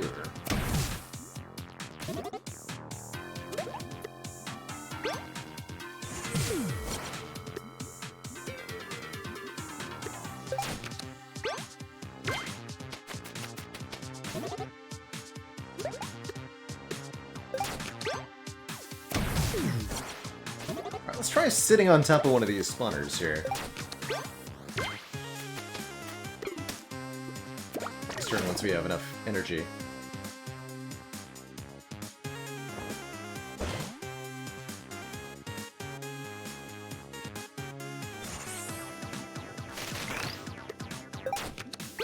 After playing Into the Breach, I kind of expect to take damage every turn I stand on this, but I know that's not how it works.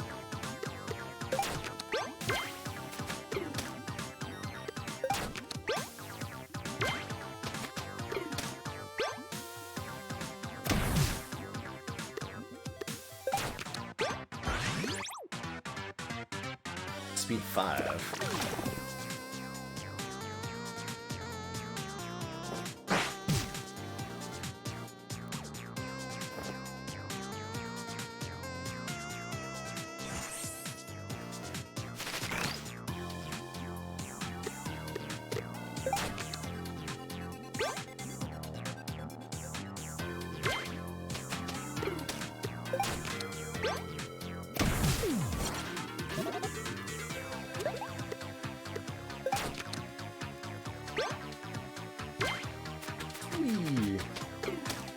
It gets more expensive.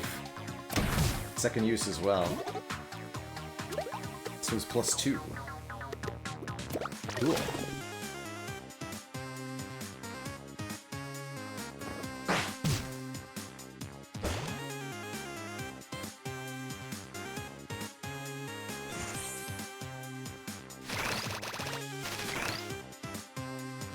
Okay, every time you get back the living sword, it is similarly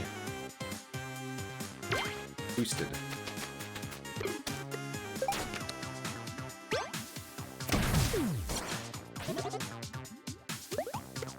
Oh, now it's at +3. And 3 cost.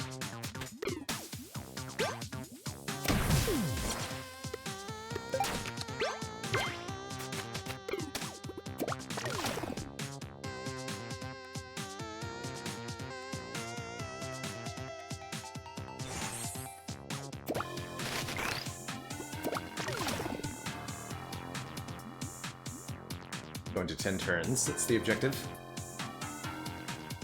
Does seem like enemies don't get to spawn if you're sitting on top of the spawn points.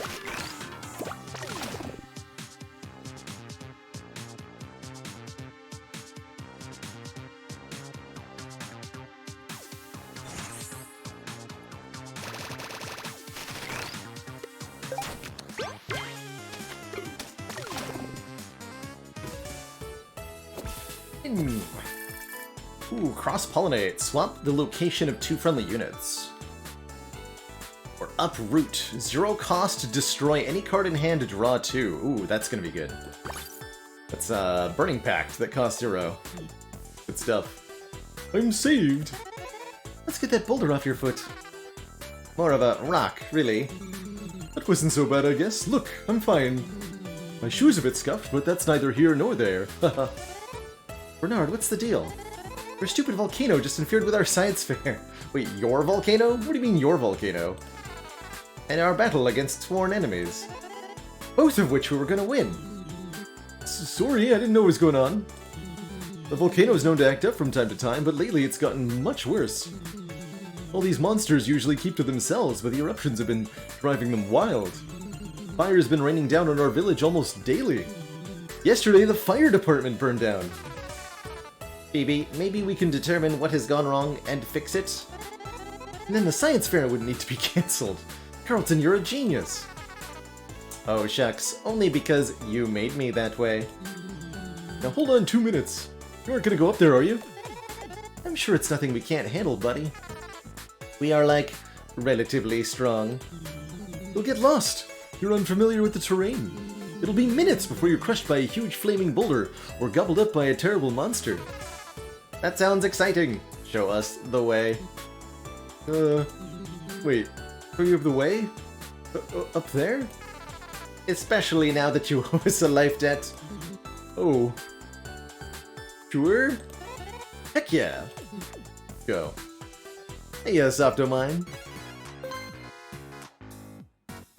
Molten Mania.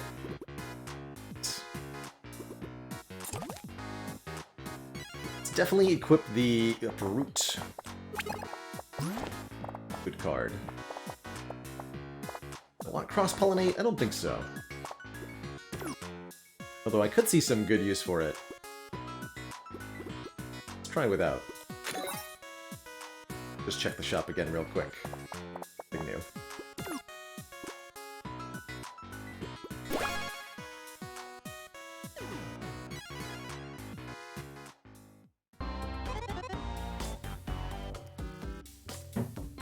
Wow, sure is hot in here, isn't it? My cooling fans are working overtime. Oh, Phoebe, look! More lava! This place is a nightmare. Oh, why did I move to a town at the base of a volcano? Why didn't I just move to the beach after college, where the only thing to worry about is the constant threat of tsunamis? When we solve this whole volcano problem, we're going to be heroes, Phoebe. Can't be heroes, Carlton. Heroes do things for free. We're not like those suckers. Or maybe heroes get to charge a premium? Now that sounds a lot better to me. Let's beat these beasts and finish the job before all my thermal paste melts. Before my glasses fuse to my face. Battle begin. In this battle, defeat Big Mad.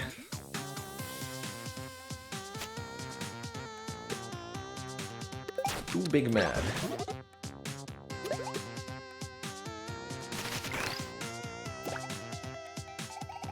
There's craters on the ground. That's where eruptions from the volcano will land. Thankfully, they always land in the same place as before. We have a unit standing there. When the eruptions land, they'll take 1 damage. A lot of dangerous tiles. Also a behemoth. Really? Is flying and do 3 damage. Big Mad has 8 health, 3 damage, 3 speed. It trades HP for strength. Ability. All we have to do is defeat him in less than 10 turns. That shouldn't be hard.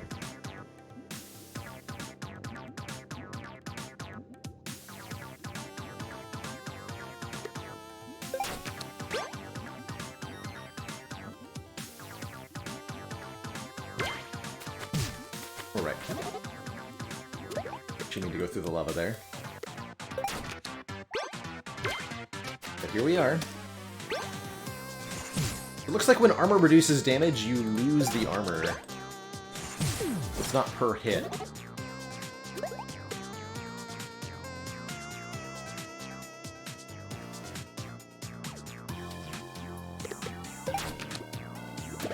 Stop up there. Hey, you Janet.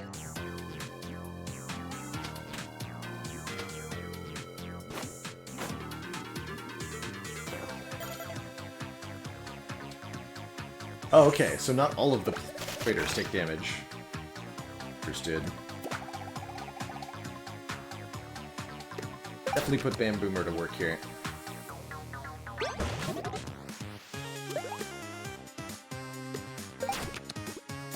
Supposed to upgrade him before I played him.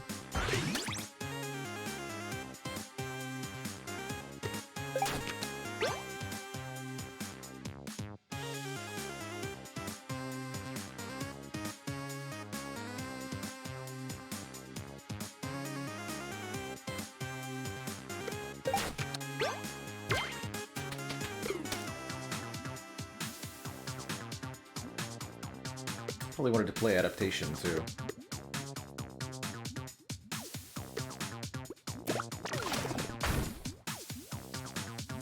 Call our turn there.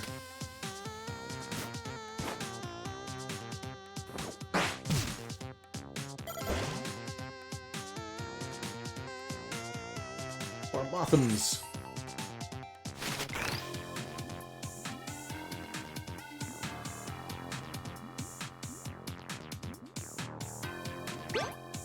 I can simply Bopify, and if we can get another attack, let's destroy Restore here. Perfect.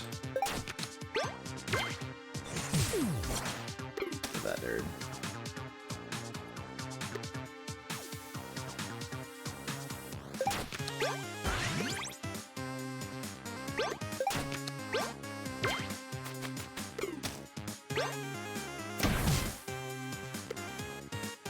Two have ranged attacks. I'm not going to let them shoot me, though.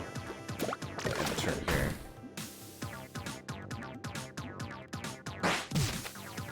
Oh, right, they have a pull attack. Uh-oh.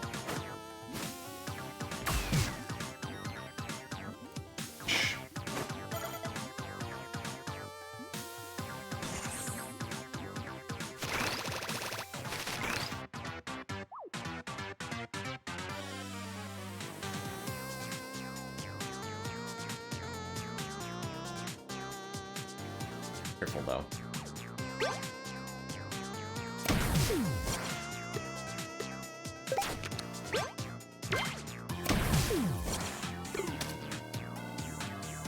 Safe if I end my turn here. Speed. Safe here.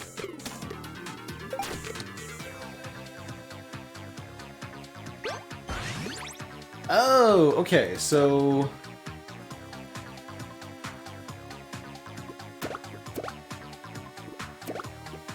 Can I not see the trash pile? Anyway, that card that gives a plus stat, it's a random stat. I didn't realize that.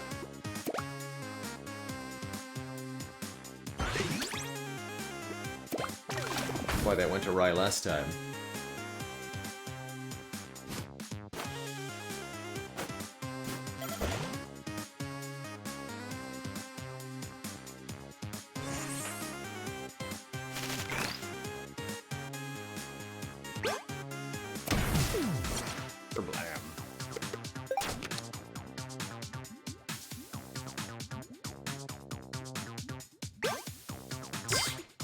Move up around.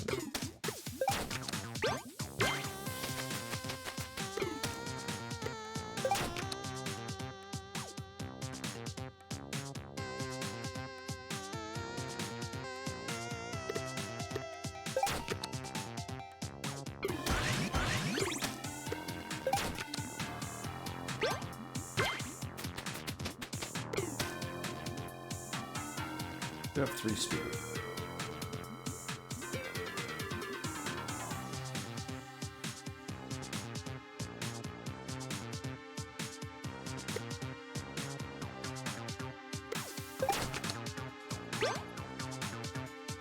It's okay to take 1 damage.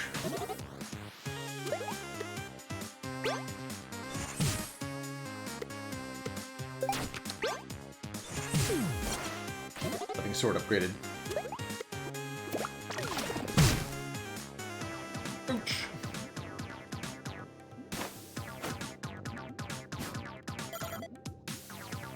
Okay, and there should be a good opportunity to kill the big bad this turn, right?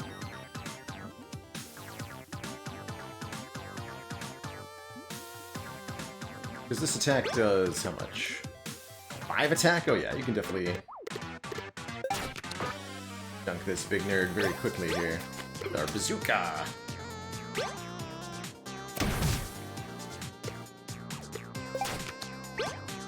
Ew.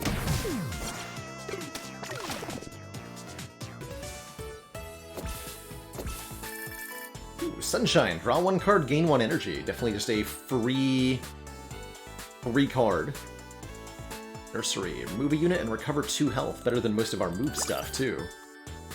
Good.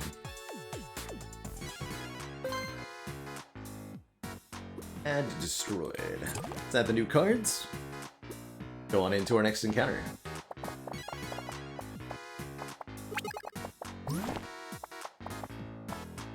So Bamboomer's been working really well for us. Let's swap it up. I'm gonna force myself to use the melee units for the next mission, and we'll see how well or poorly that goes.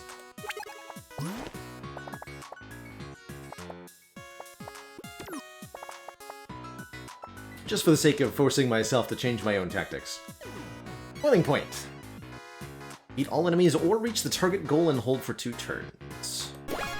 12 turn time limit, no prob.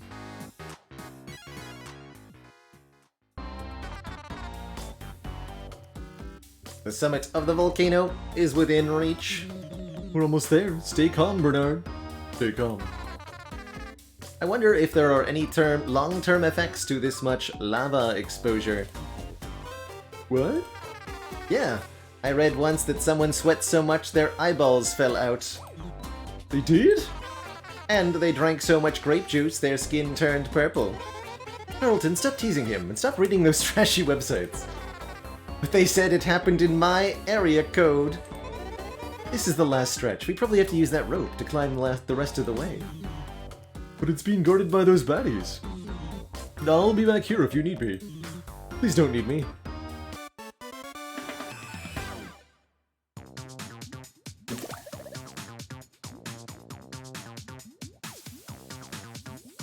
To win this battle... Get that stinky rope. Well, there's another big boy here.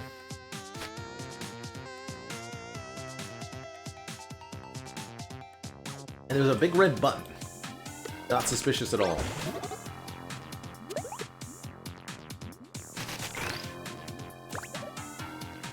Ooh, a button. We'll extend this bridge here. Or we could just walk over the lava. Reasonable too. That's just Big Matt again.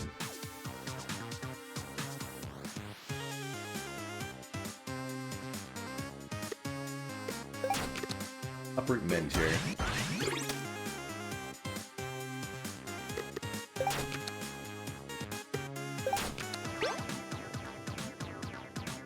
Start collaborating.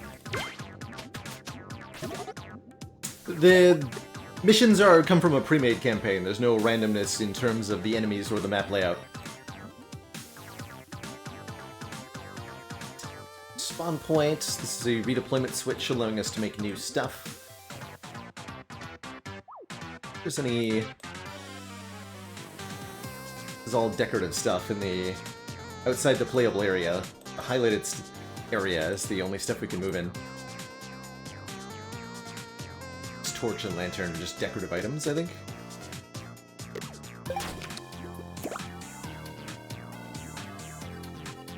Oh, I should have upgraded you before I tried moving you. If I upgrade a card.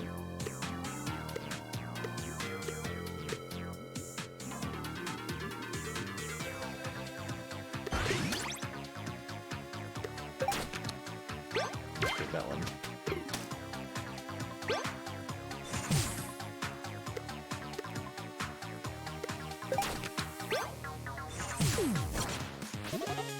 So Plus is free.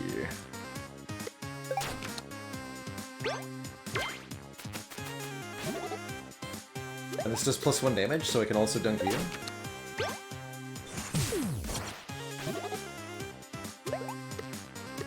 And then I can even move. Stuff.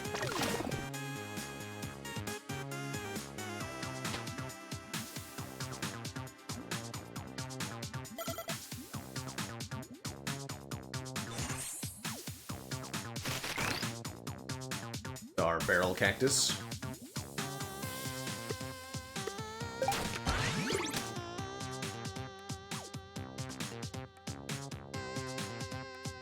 Just waltz right over the lava here.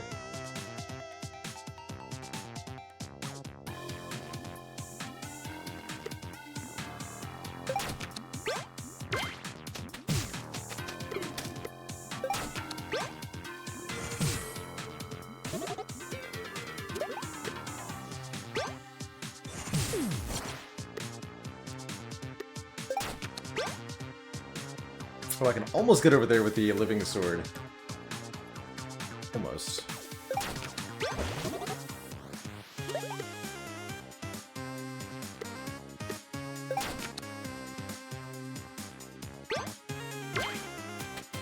So the health restoration that we have constantly is pretty good.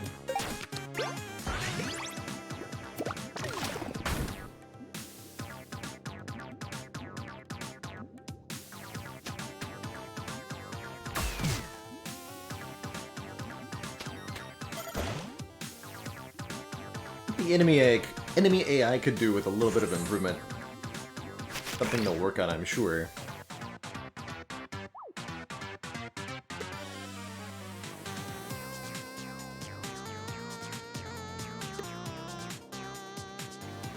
I guess I'll buff the commander? One movement, good.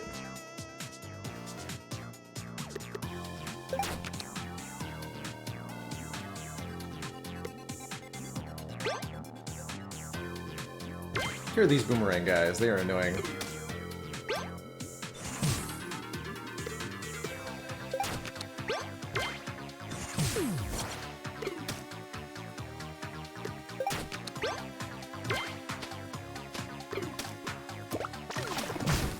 You take 1 damage, but we'll heal at the end of the turn. From Vera's passive.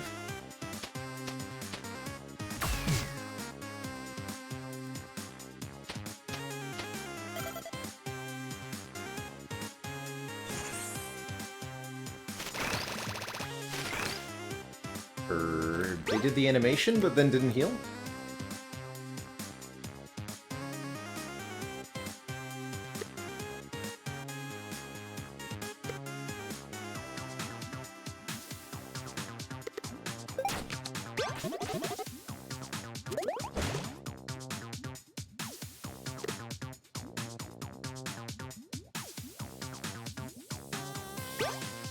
Stats, sir. 2 attack, an area of attack.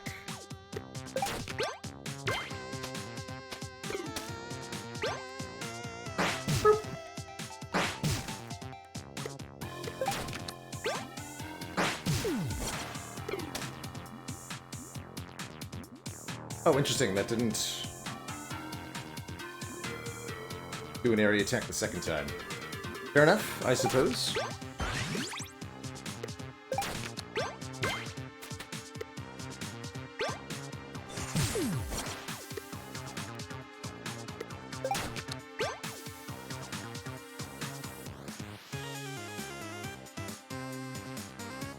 Get dunked if I move over here, because this guy has attack base.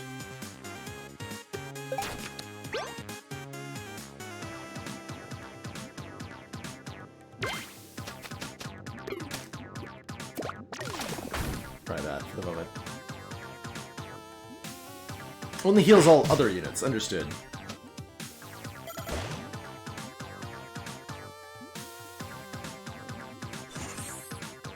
Yes, other units. Fair enough.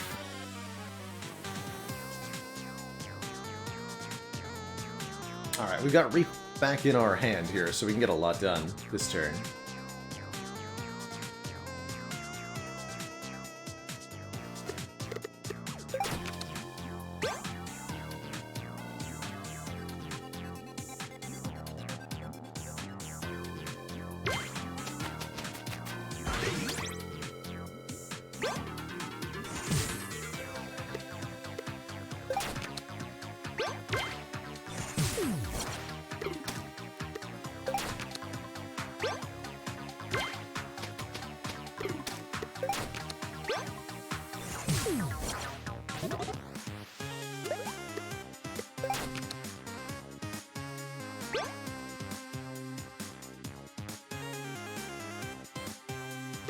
Oh, I gotta move Barrel Cactus or he'll die. I can just attack the big boy here.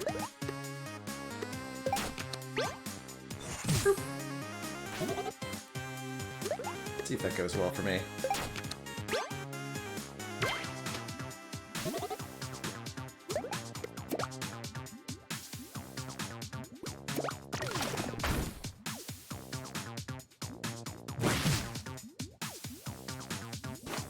Oh, that's what the upgrade does. Makes her heal all. Got it. Uh-oh. So got myself dunked. Wait, I lose, right? Yes, I lose. I didn't realize all three of them would attack me there. Let's try that again.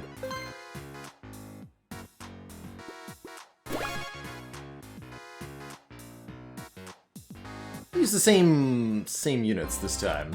I think we could have done that pretty easily. I thought about my turn a little more.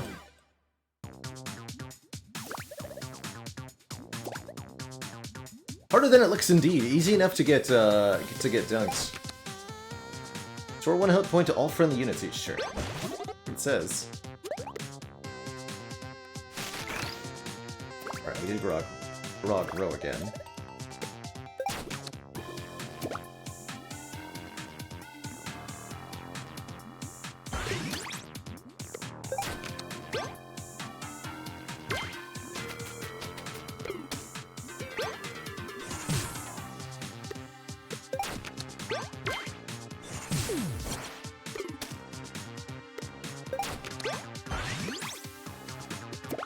My base speed will help her quite a bit too.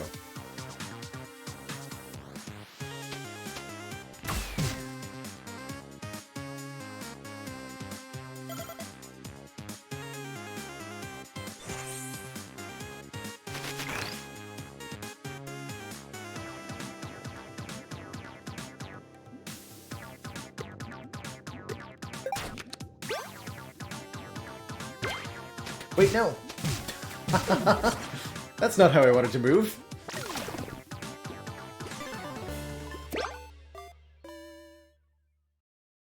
That's definitely not what I meant to do there. I thought I was gonna go through the enemy. Alright, try 3.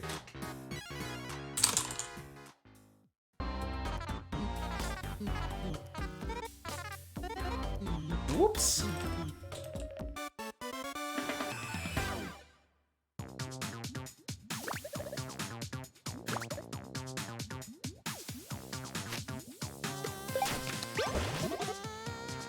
A little bit of love never hurt anybody.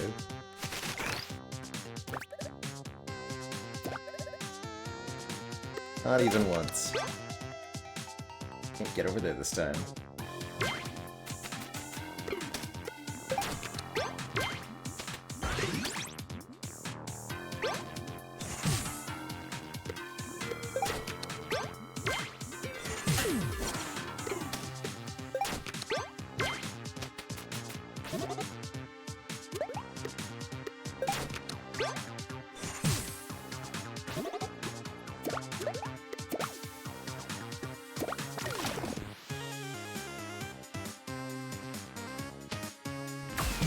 guys with their dinky attacks aren't too bad.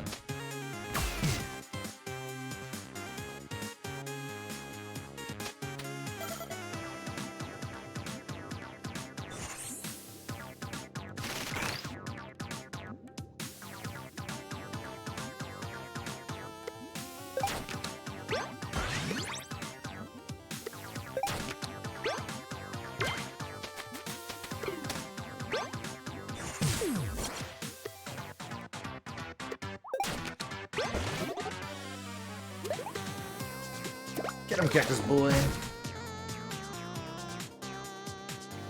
Taking a little bit of a look at Neoverse. Sure smokes a lot. I don't think it's not really my style, but I like the mechanics it plays with, and the Spire-like design of it. So if you're into Spire-likes and you like the aesthetic that it uses, then I think it's a cool game indeed.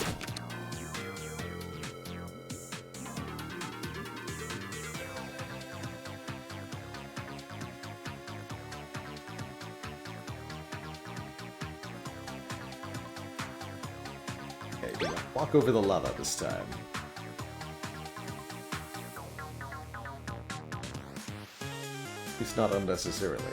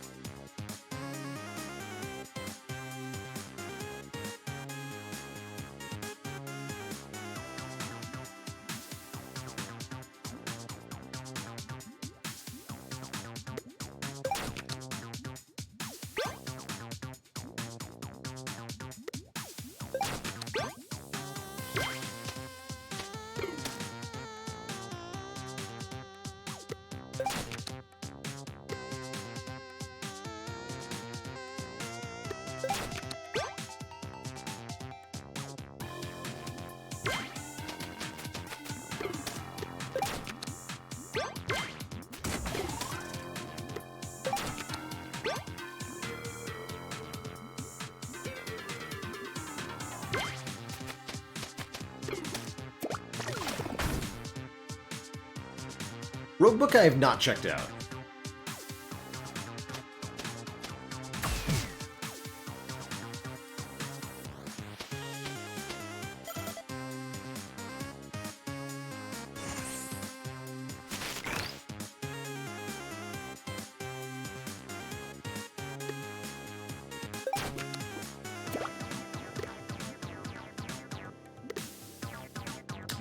Physical Rock 2. Feedback. And 1 cost. If I upgrade a unit... Oh wow, he goes to 8 health. A chunky boy.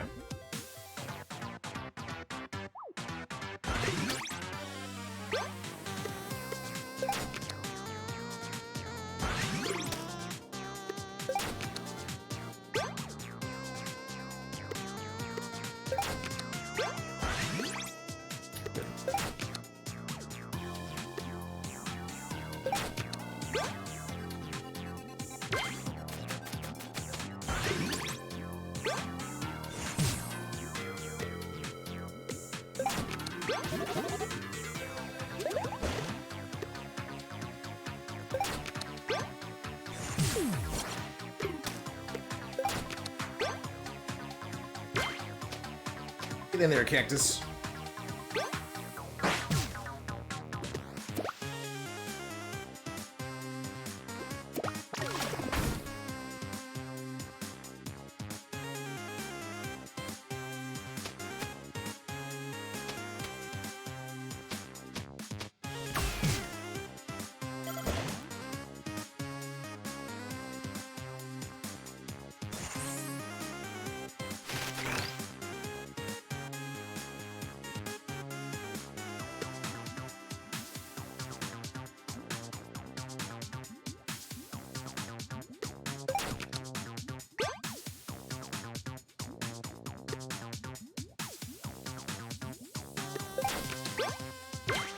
Stinky Boomerang Mans.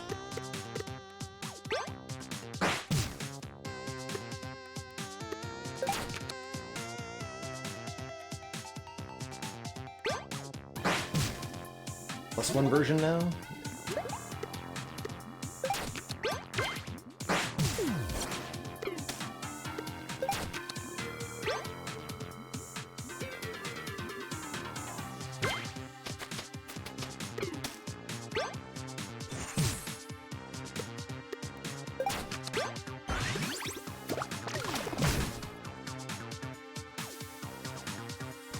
Here.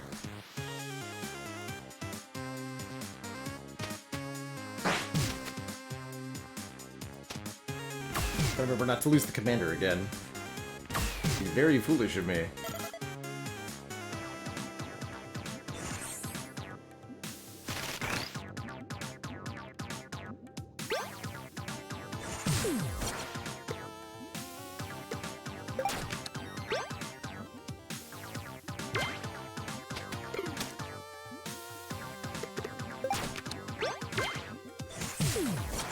We'll take care of those guys. Just heal everybody.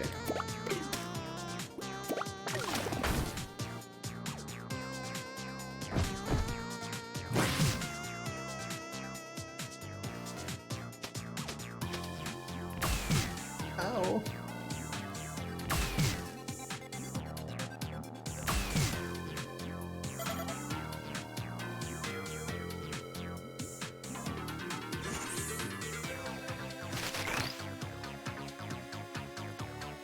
Hey, and we got Grow and Sow. Perfect. So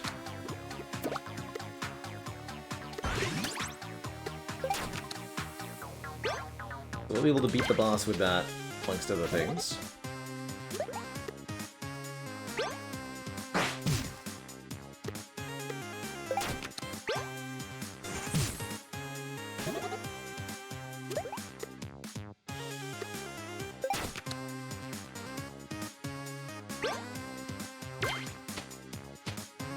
Each one of our 1 energies can be used on Reap.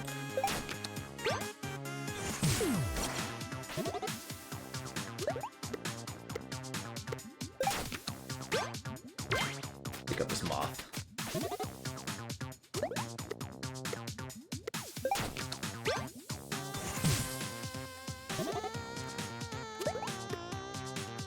Sure you can't get to anywhere that can hit me. Yes, you can.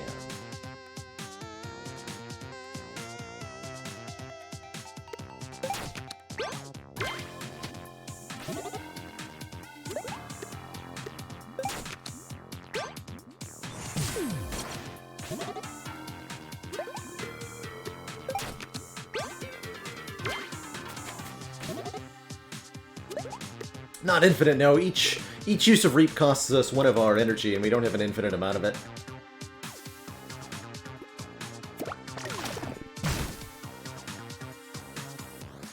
We'll lose our Barrel Boy, though.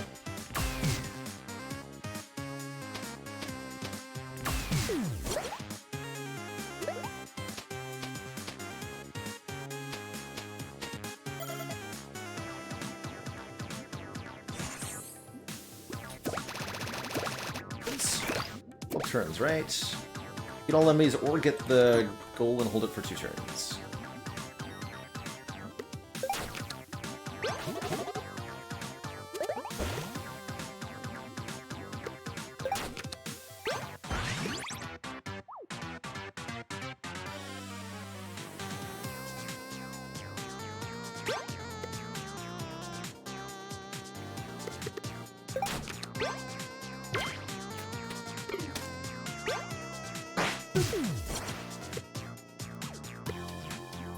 These are 4 health enemies. Let's give her 1 Strongitude.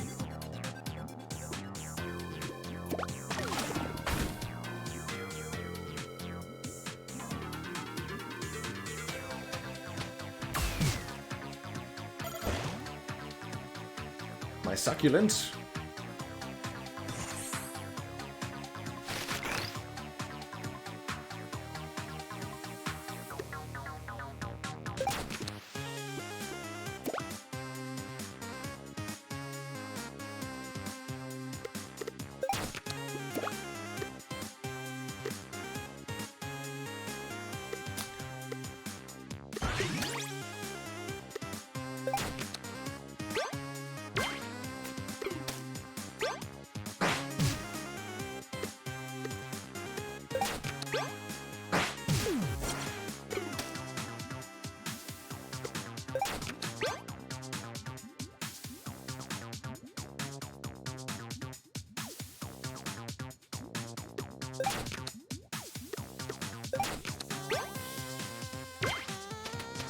cause our...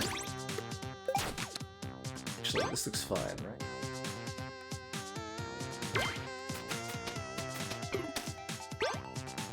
Four attack, right? Go for the kill-all objective here, I guess. So we're very close to that.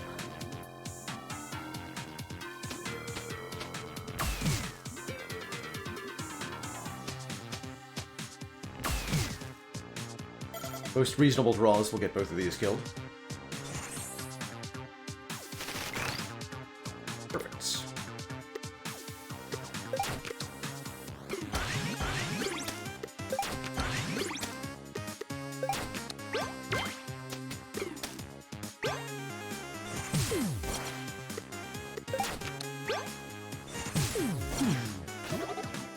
There we go. First try. Smiley face. Get some more cards that we've already had. Hey, KDA Warwick. Feeling cozy today. Defeat a lava giant. 5 or more behemoths. Let's get our bazooka man back. Although I think I'll keep the barrel cactus. Succulent kicker doesn't seem that good.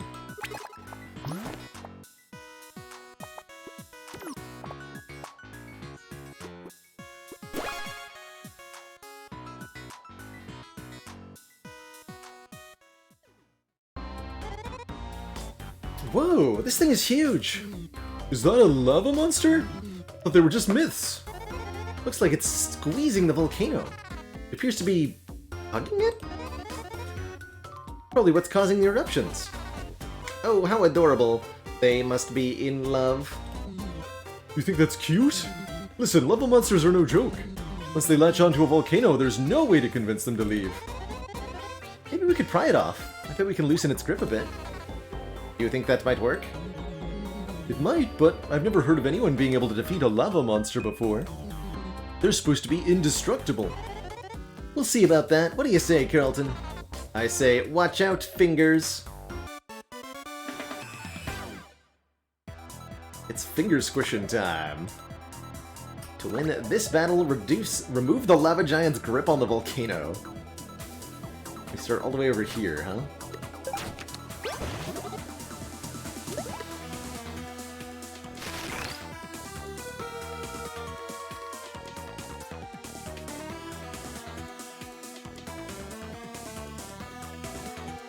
Music sounds oddly familiar.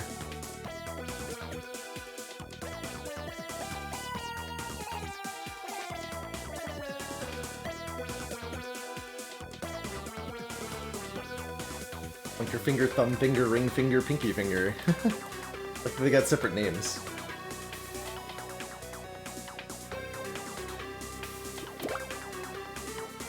Okay, so we have a long time for this one.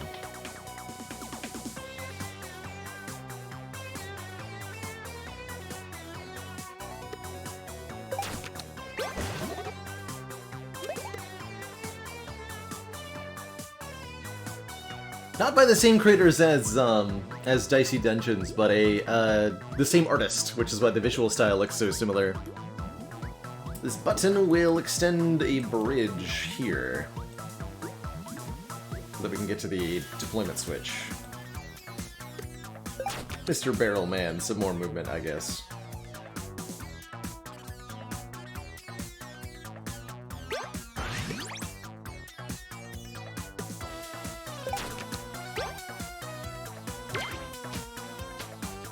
We'll walk the old-fashioned way.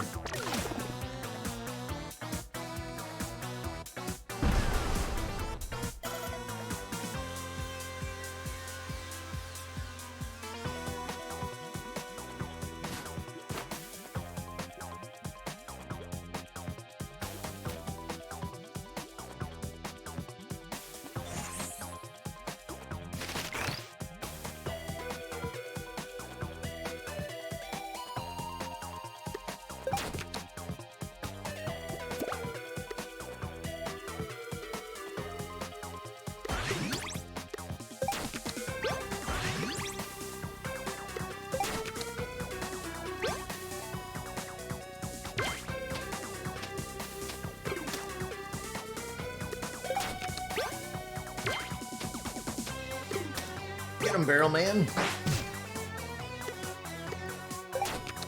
Probably getting my Barrel Cactus killed doing this, but here we are.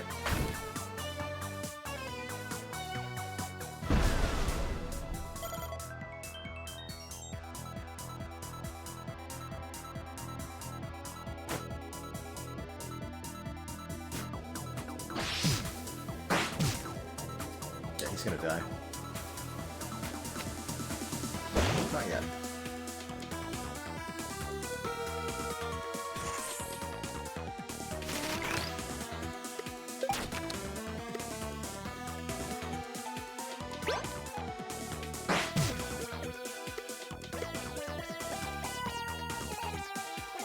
Hits to knock this fool down.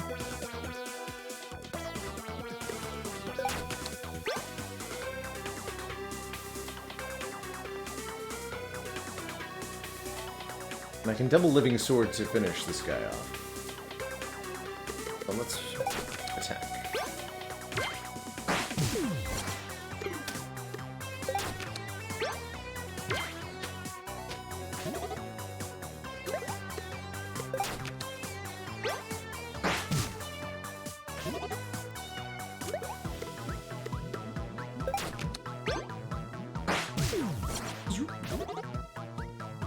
Good job, Barrel Man. Healing at the start of my turn or the end of the turn? Because the moth will kill my Barrel Cactus if it's the end of turn.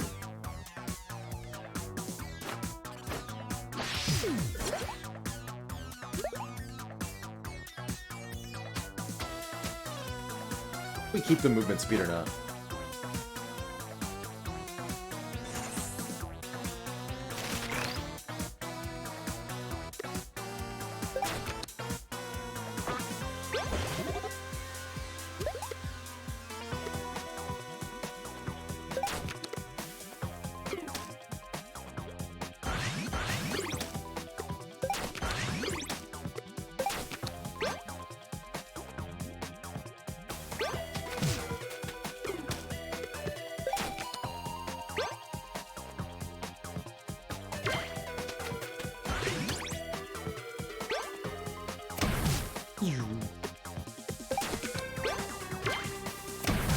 Could have used the Living Sword there, but I couldn't.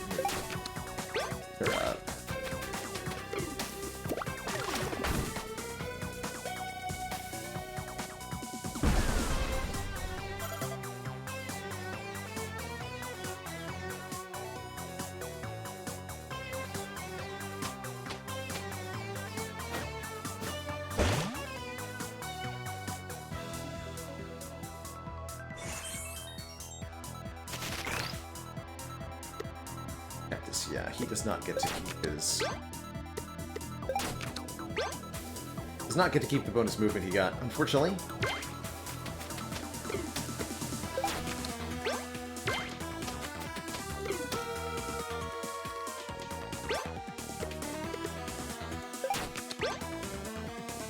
Can't attack spaces without enemies, so I can't play the Reap to get the Sow, interestingly. So we'll just put Barrel Man down here.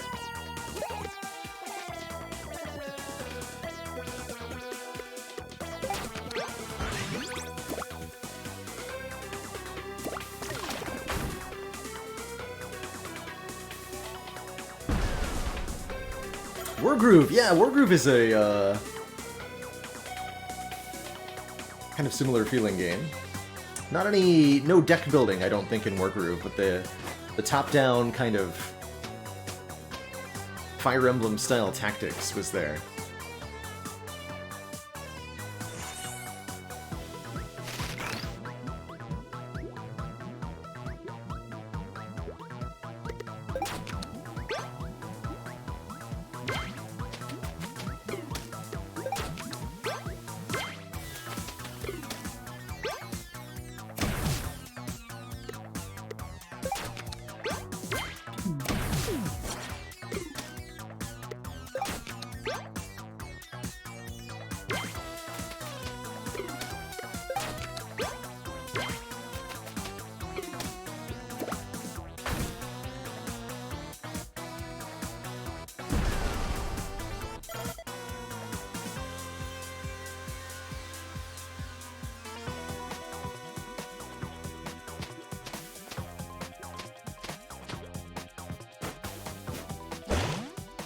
Oh, that's so many enemies.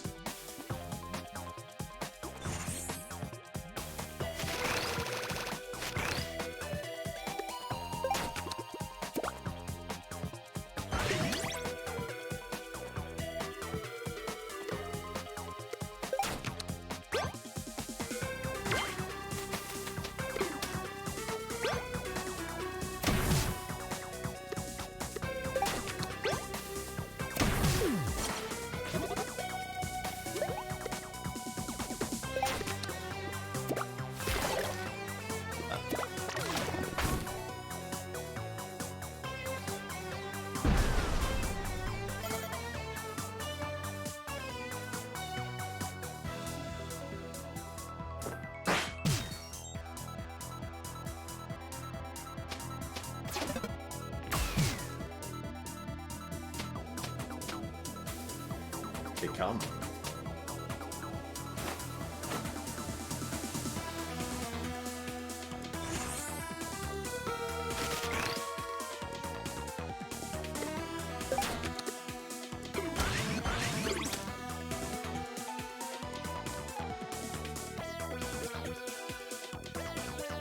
there any tile that can shoot both of these from distance 3? I don't think so.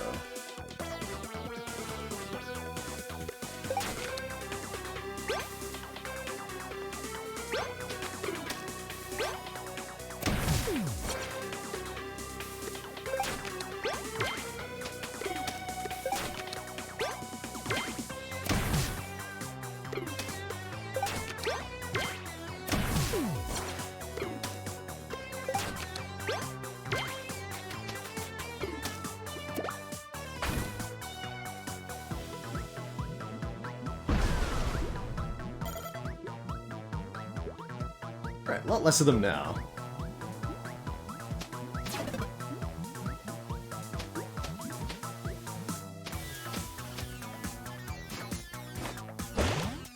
And those two enemies conveniently moved in such a way that I can attack them both. Stuff.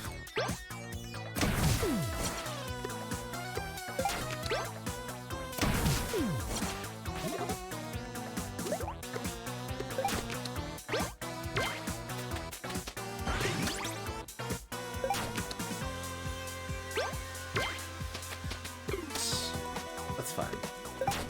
Actually not what I meant to do, but I'll take it.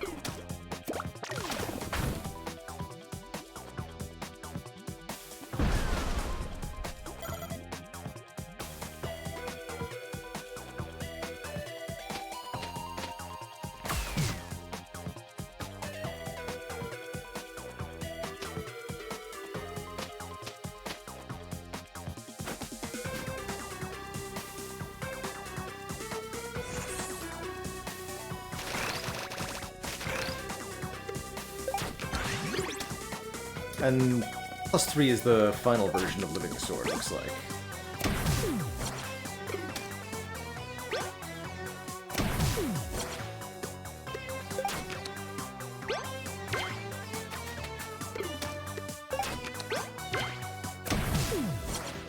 Bazooka seems real good.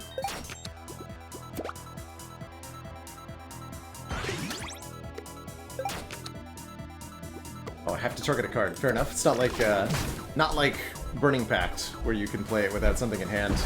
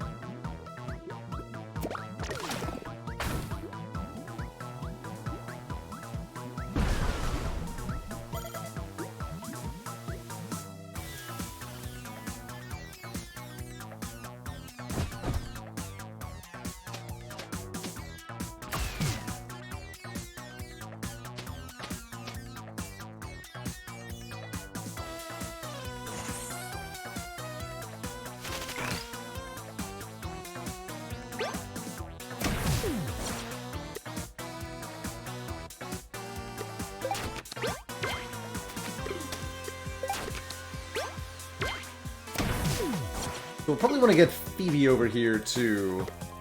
Phoebe. Farah. To block one of the spawners, at least.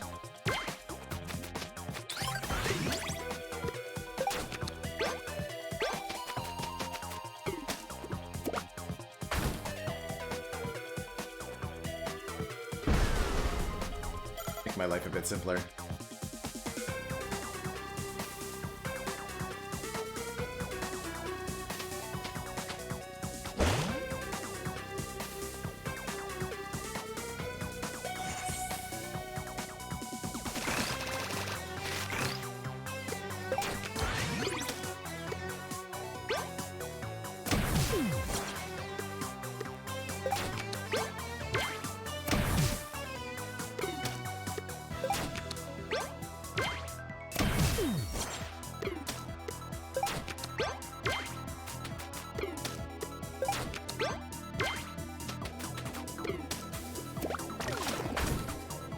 Howdy, fast-ass panda.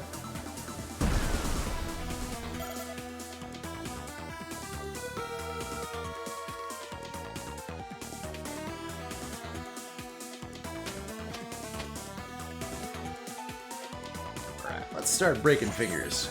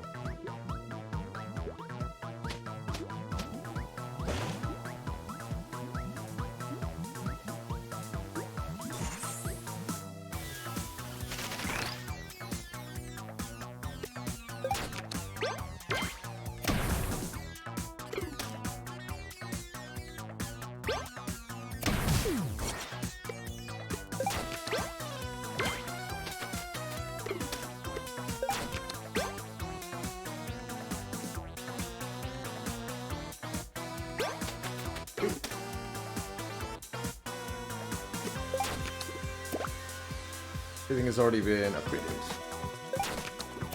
With this? Yes. Good old armaments.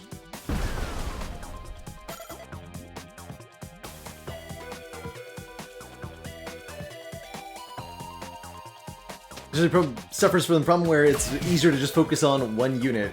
Yes! The kind of poor mechanic, right, where your actions are limited by cards, and cards can be used on any unit. By the nature of that interaction, it's going to be most efficient to just use your cards on whatever your statistically best unit is most of the time. There might be exceptions to that. I don't know what they look like.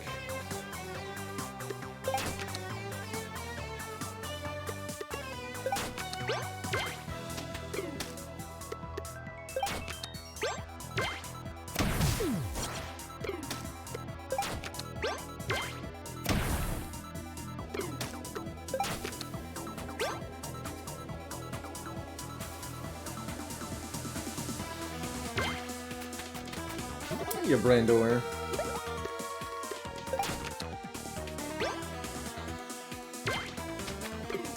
Oh, we can bazooka the final two fingers from that position.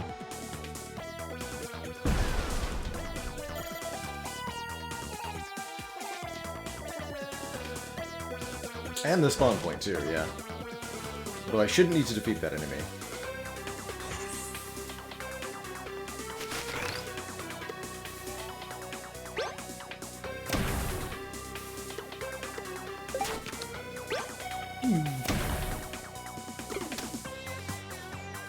Oh, and they said something about... There's a chance you won't trigger the win condition after you beat the last finger. Simply click end turn.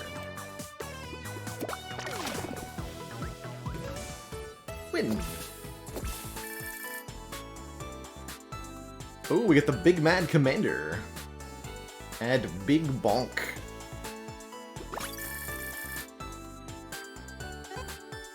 We did it! Oof, that was a tough one. Can't believe it, we're finally free of this endless torment. These eruptions shouldn't be bothering you anymore. Phoebe, Carlton, thank you both. I won't have to move to the beach with all those terrible tsunamis. Aw, just part of the job. Haha, Phoebe, you are blushing. She is not accustomed to being the hero, you know. Carlton, probably just severe heat stroke. Or eyeball-bursting sweat. We're happy to help. Besides, now this means we can go back to the science fair. Just let us know if any more lava monsters pop up, okay? We can even give you a discount for the next one. We are now the world's leading experts on dispatching lava monsters.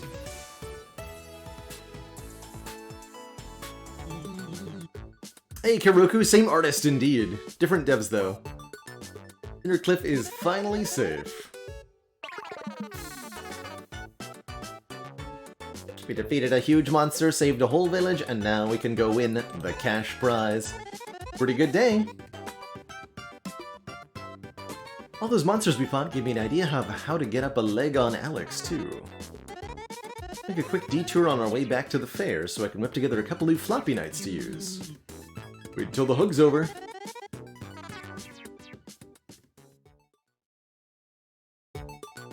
Thanks for playing. So that's the end of the VIP demo, just the first 2 stages of the game. Looks like they're planning on having 6 to 8 different areas, at least.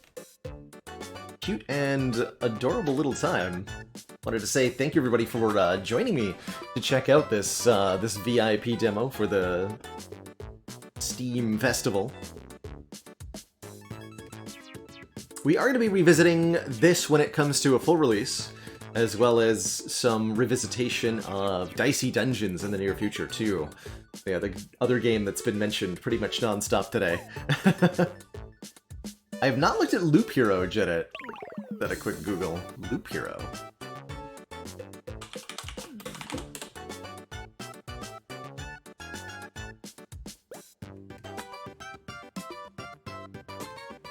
Oliver Digital, huh?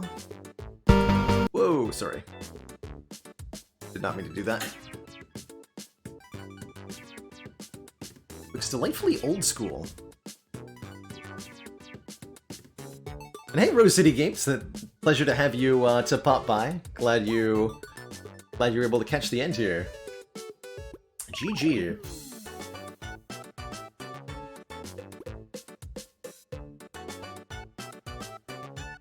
I'm gonna do a Hades run to round out the evening. But yeah, thanks Rose City Games for your work on this and for, again, the connection to check this out early.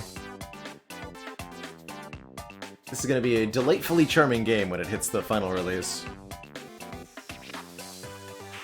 Like a deck builder, except the deck you build is the map your hero fights through. Well, Carcassonne is a board game that kind of does that. It's instantly the game that comes to mind when you say that. GG. Alright, let's update the title and kick it on over to a run of Hades to round out the night.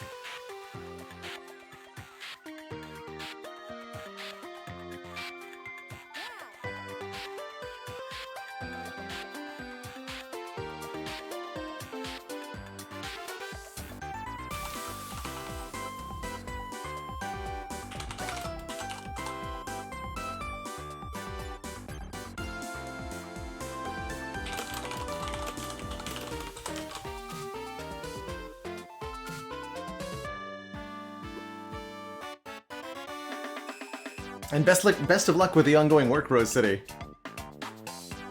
Gee.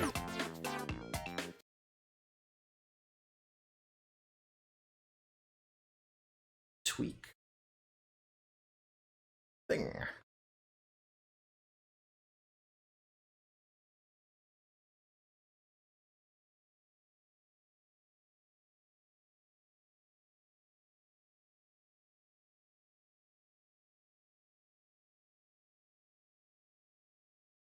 So the big DLC you're going to want for XCOM 2 is called War of the Chosen Katootsa. That one's a full expansion pack with...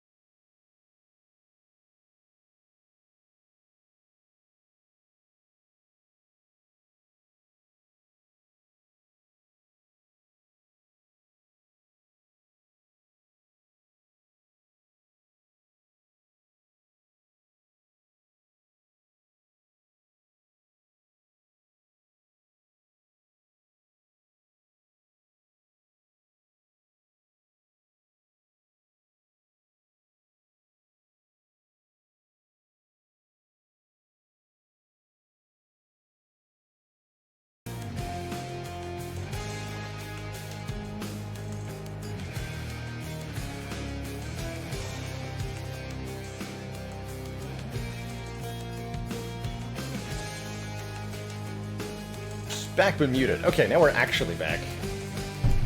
Huzzah!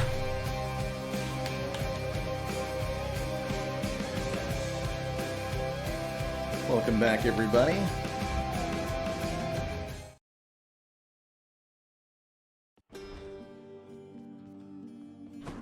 Now, where were we?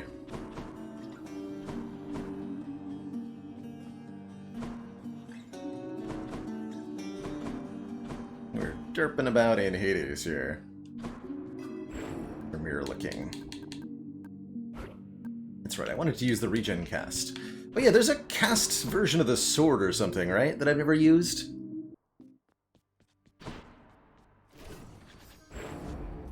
Stygius. This is aspect. Bonus critical chance after special or aspect of Poseidon. Your special dislodges bloodstones from foes. And bonus cast damage. Recover your ancient wow, strength. A lot of bonus cast damage. I've never used the Poseidon aspect. Let's max it out here. I need 5 Titan Blood for that. We can find that. And yeah, if we're gonna end, because there's a dislodge, we want to use the Infernal Soul for this one, I'm sure of it, right?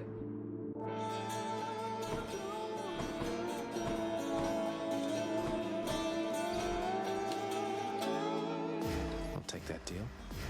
Could use that Titan blood.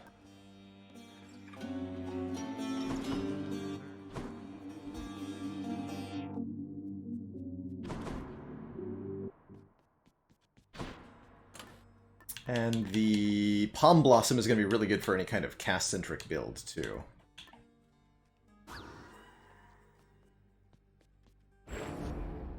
What infernal forge created you? Let's try this. So we do bonus cast damage, and whenever we special, our bloodstones are dislodged from foes, allowing us to cast again. Sweet release. That's right. Yes, try not picking up boons that aren't the cast. Indeed, we can do some pretty ridiculous stuff with that. And I think we're just going to keep the current heat settings. I'm not going to mess with them. The pact is sealed. Onwards. All right, so those who might be... Am I never proud of you? Don't take it personally, boy. I'm never proud of anything. Pride is perhaps our family's worst trait. See how many mortals are with us because of it. True.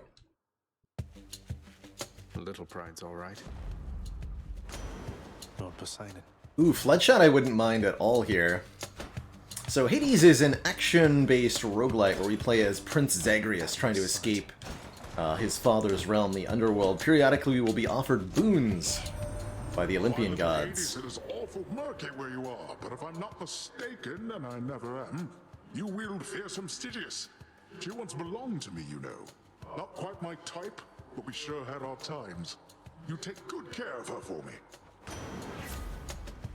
He does offer Flood Shot, although it's really low rarity Flood Shot compared to Epic Rarity Tempest Special. We want to use our Special anyway. Oh yeah, and the other type of reroll is probably better for this kind of build, but whatever. I'll take Epic Rarity Tempest Flourish here. Every time a god appears for us, they'll offer us 3 boons that affect our different abilities in certain ways. So we have our basic attack, done with the X button. We have a powerful shockwave we can unleash with the Y button. That is what knocks the cast bloodstones out of foes and what is currently doing a huge amount of bonus damage. And then our cast. Different boons will affect these in different ways.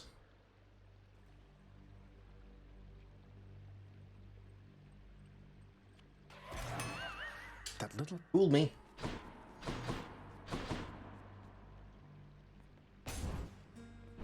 Every time we advance to a new room, the room will show us the reward we'll get for completing it.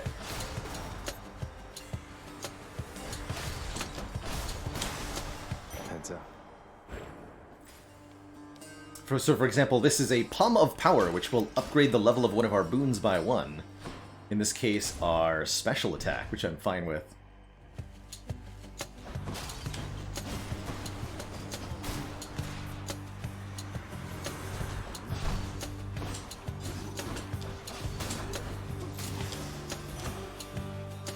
Delicious. From 132% to 160% damage on that. And it'll only go up more. Dio would be an excellent lad to get a cast modifier from, as Dio's Trippy Shot does quite a bit of damage. Got Speedy Boys.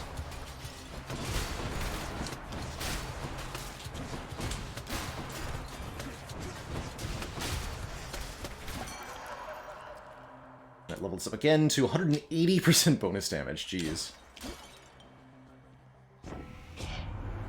You got this, man. I so believe in you. It's almost like the Greeks believe in me, and they believe in me an awful lot, you know. And there's Trippy Shot.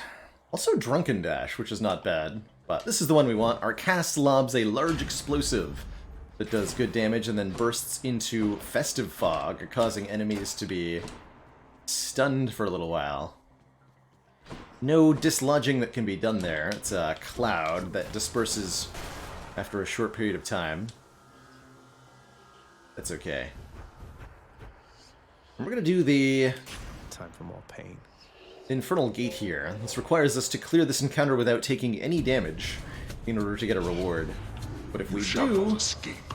gonna be a big reward. Let's give it a go.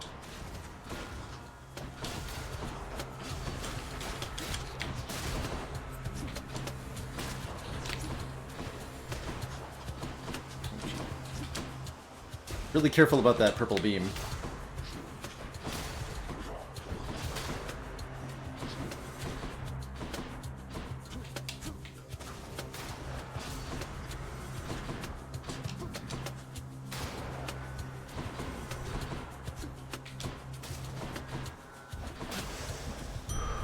Look what I How found. fortunate for you.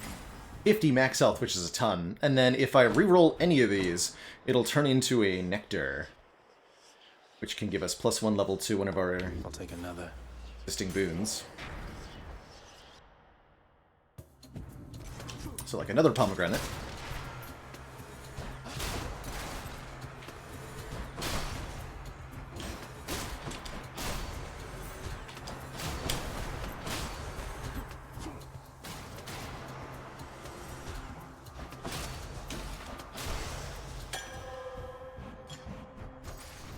Shot leveled up. So level 2 is 160, way more damage than it was before. We can take either a shop or a boon from Zeus. I don't want a boon from Zeus necessarily. We'll see what he has.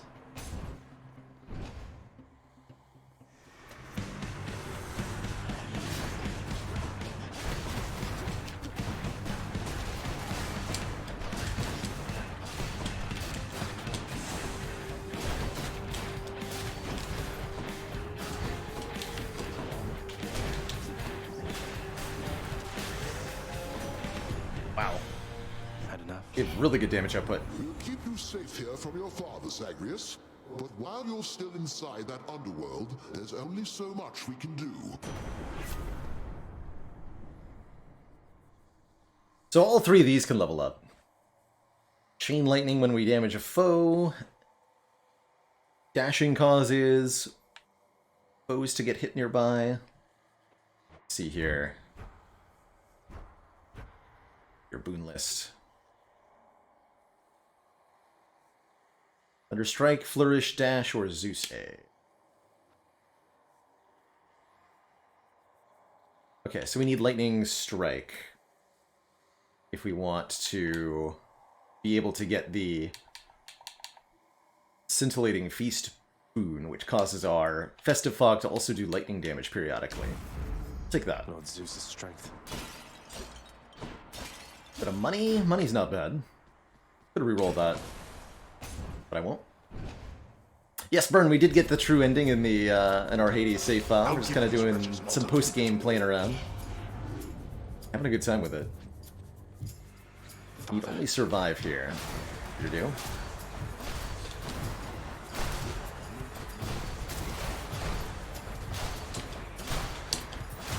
you don't.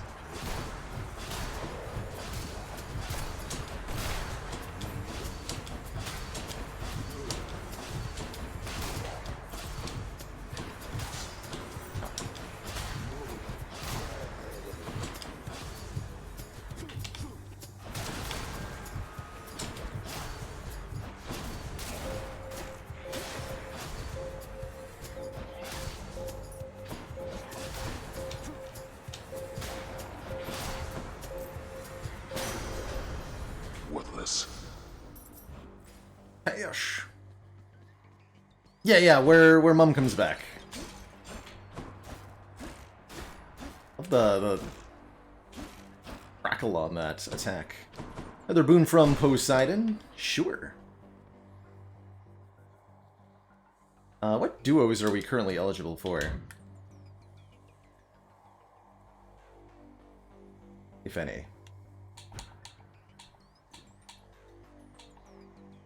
Sea Storm.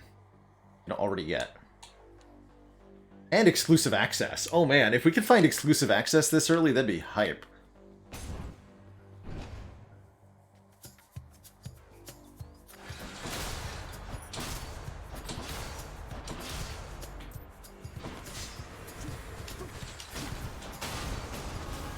So we're already at 333 damage from the Trippy shot as well, which is frankly absurd for a cast this early in the game.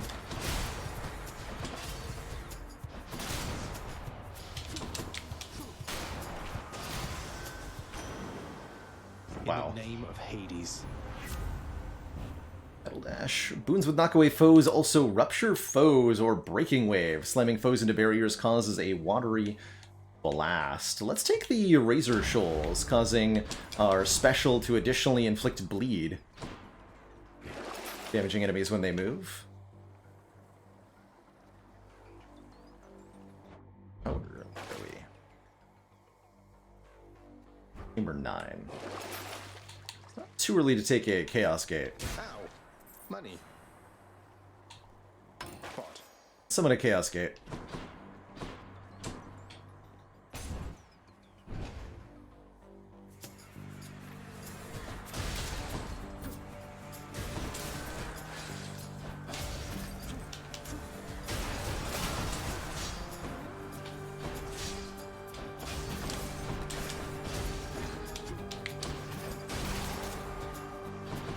How many now?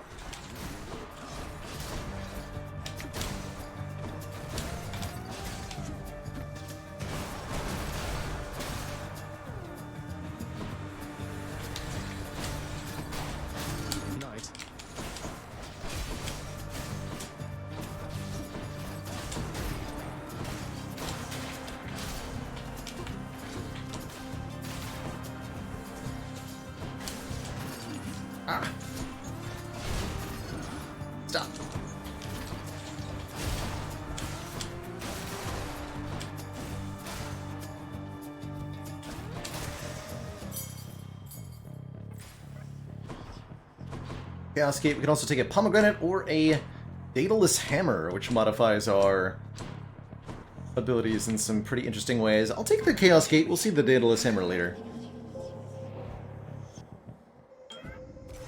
You have returned. I see that you are here, and so am I. Hey.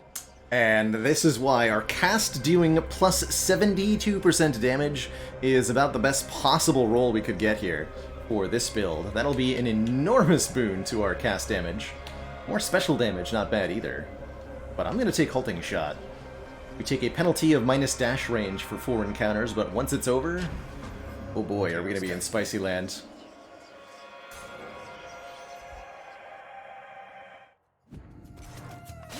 I'll take some more max HP.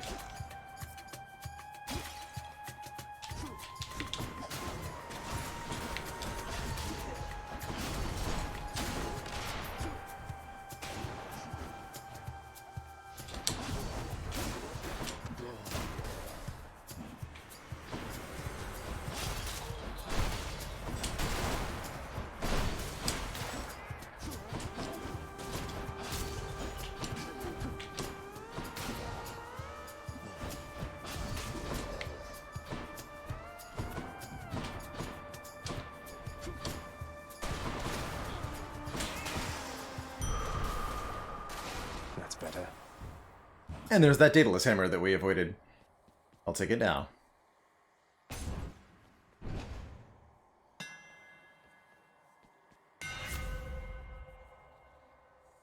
Hold attack to strike rapidly.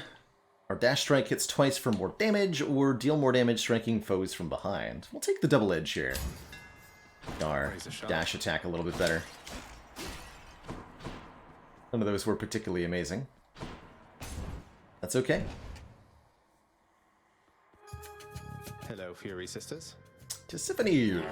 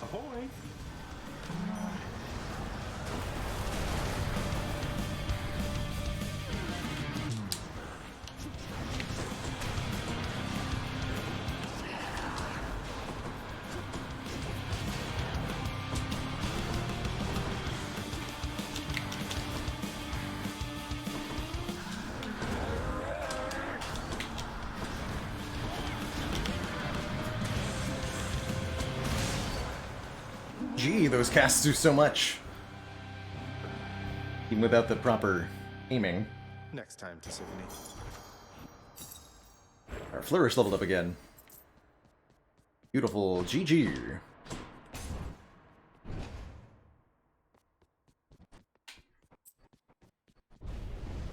Tartarus has proved unable to contain you. Off to Asphodel.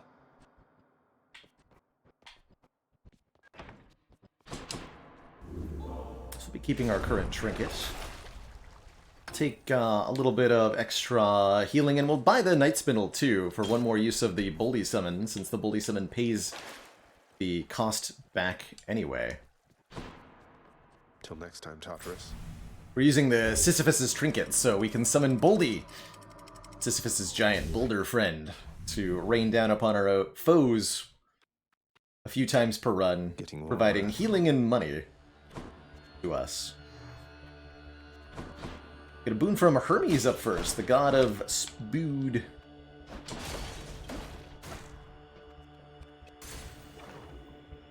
And I will happily take a Spood boon.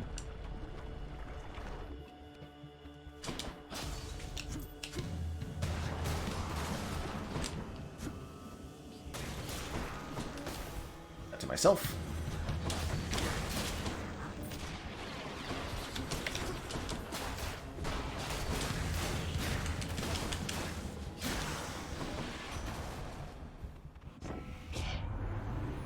thing I ever want to do is slow you down, boss. So enough chit-chat, now pick and go.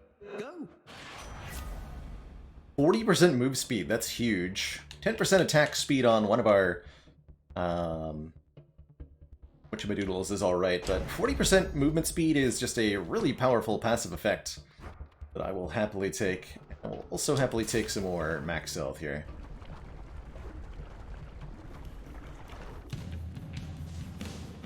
Dodging Hades' attacks in particular is a lot easier with this much move speed.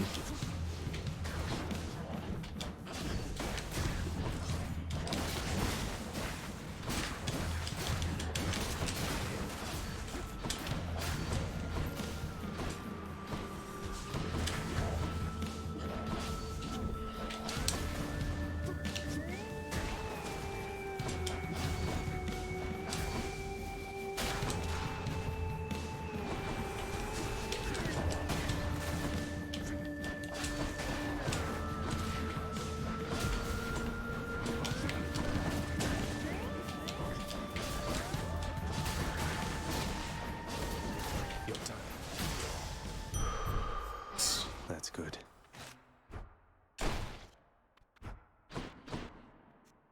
Boon from Zeus. Ooh, boon from Eurydice. She can upgrade the rarity of our boons, or the level of our boons.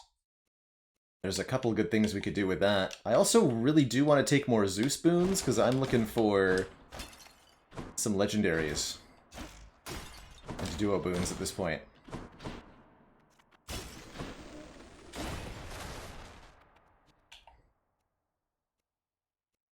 $194%. Take a boon from Zeus. On to the next one. Oh, kind of, J-Merc. There's definitely, much like Spire, there's a difficult decision-making between what you need right now to survive and what you're going to need for the endgame challenges.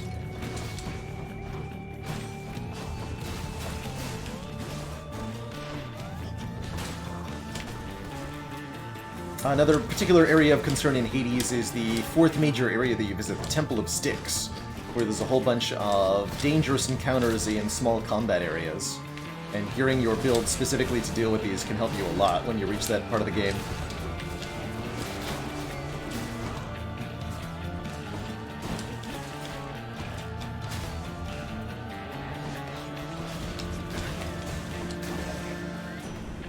Olympus, I accept this message. Okay, we'll take the Zeus call. Gives us a god gauge, which shows up below our health bar here. Take what's mine. Builds up slowly when we deal damage, and we can unleash it to send out a series of lightning bolts. Lord Zeus.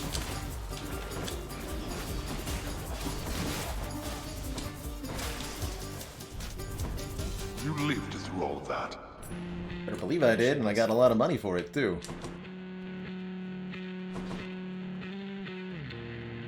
Another boon from Zeus or a boon from Artemis, the goddess of do damage. More boons from Zeus. Should be the Barge of Death, right? Oh, this one.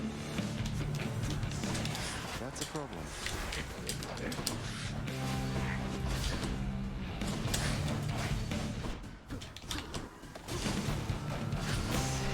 Wow, never mind.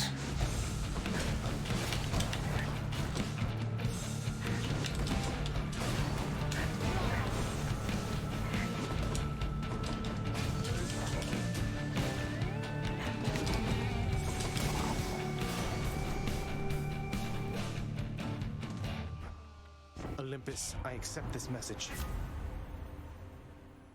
Lightning damage also makes foes jolted, causing them to take 80 damage the next time they attack. That'll be good. I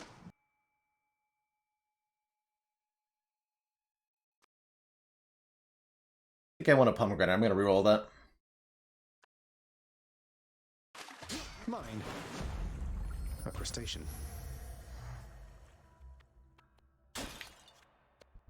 Something else.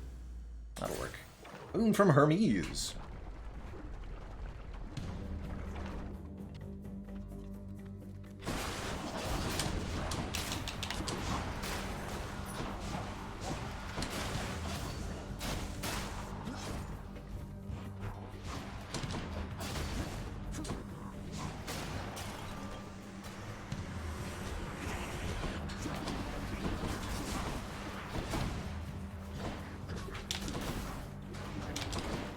Our cast does 500 damage off common rarity. Seems insane.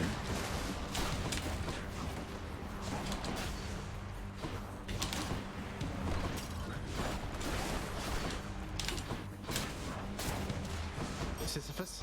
Coming through. Good.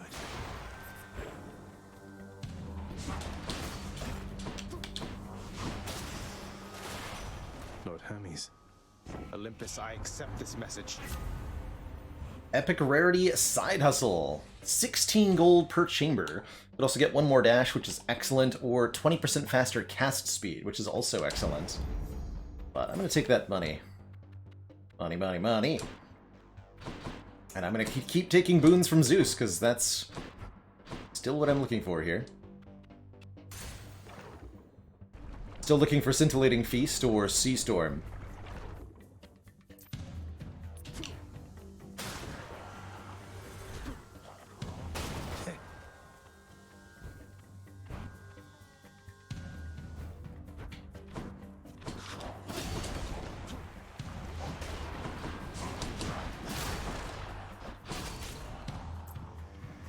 Think you can stop me?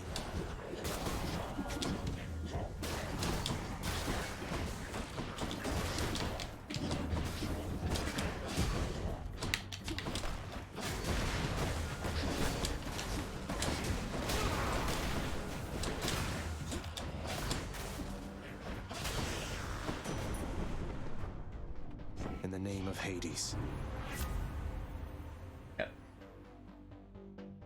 Dash causes a lightning bolt to strike nearby foes, I suppose. And there's a shop. With 733 gold, we'll go to a store here.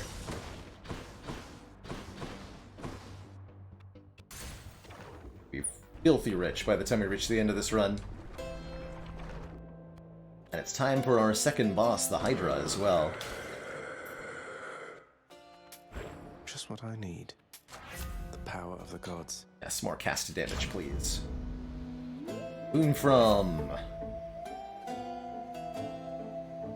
Ooh. Boon from Ares. Urge to Kill just makes all of our stuff do 10% more damage. That's fine. We could replace our basic attack with Doom. 125 Doom damage is fine. Or Epic Rarity Battle Rage. After slaying a foe, our next attack or special will do more. I'm gonna take the Urge to Kill. It also gives us another different deity. Since we're playing with Family Favorite, every deity we have a boon from is 5% global damage. So we got 15% global damage from that boon pick there. I can't imagine the Hydra heads are going to fare very well against our casts. Good day, Lenny. And now, prepare to die.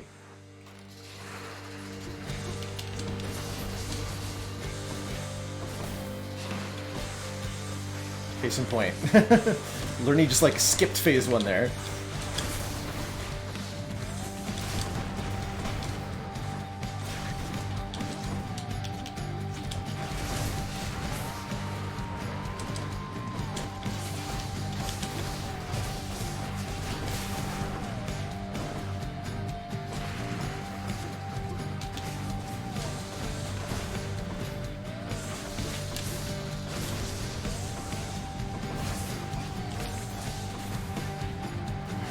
Sisyphus, we got you, Highness.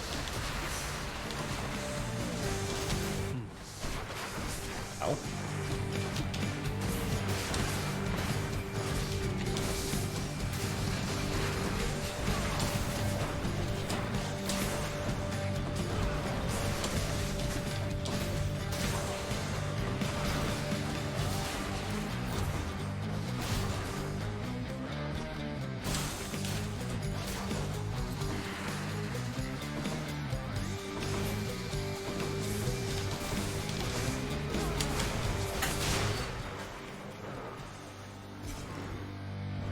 Wow. Back to wherever your neck went.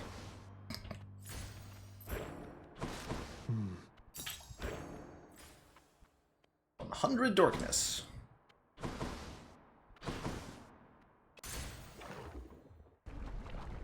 Onwards.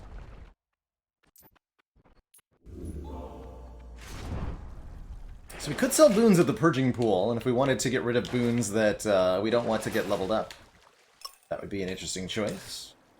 I'm gonna bother with... not bother Onward. with that. Onwards and upwards to Elysium.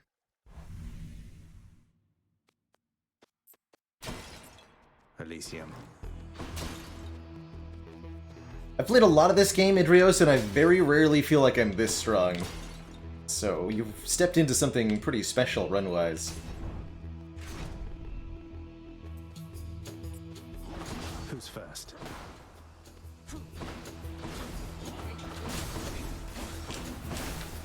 Idiot. These enemies have to be killed twice. They leave behind these weird little eyeball creatures when they die. And if you don't kill that in the requisite time frame, they'll respawn.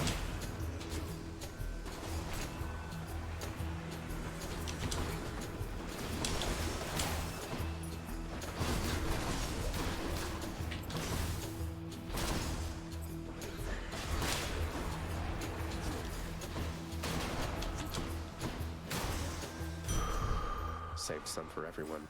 Urge to kill could level up? Didn't realize that could level. We got our second Daedalus hammer, which I will happily take. Although I generally don't like the hammer upgrades that much for the sword. Sure, there's a decent one here. How come I used Fated Authority instead of Fated Persuasion? That one's an easy one to answer, because Fated Authority costs half as much darkness, so you get twice as many rerolls with any given amount of darkness. I, despite over 100 runs in this save file, don't have enough darkness to max either of them out.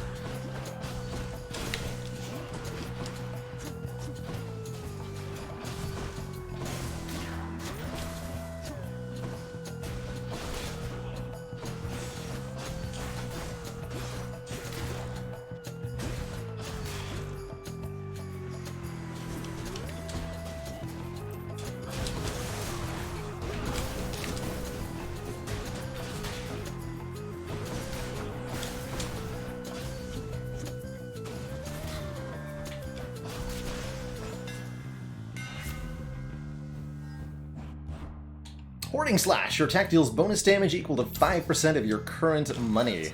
And we have a lot of money. Let's see. The Yarn of Ariadne. Upgrade the rarity of our next boon, and I'll try the Elysium thingy. Sure. Let me in. This might not work. Another area where you have to clear without taking any damage at all. Good luck to me. I have a challenge for you, boy.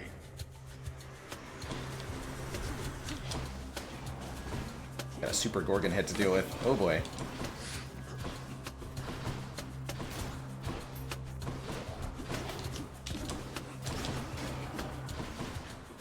God.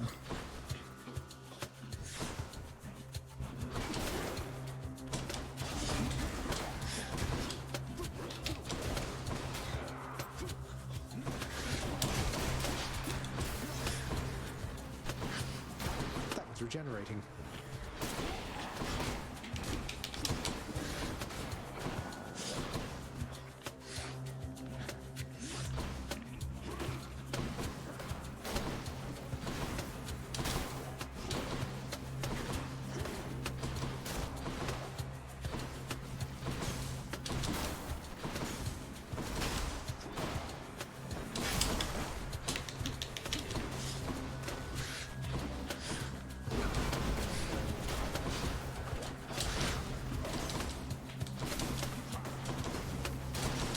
Great.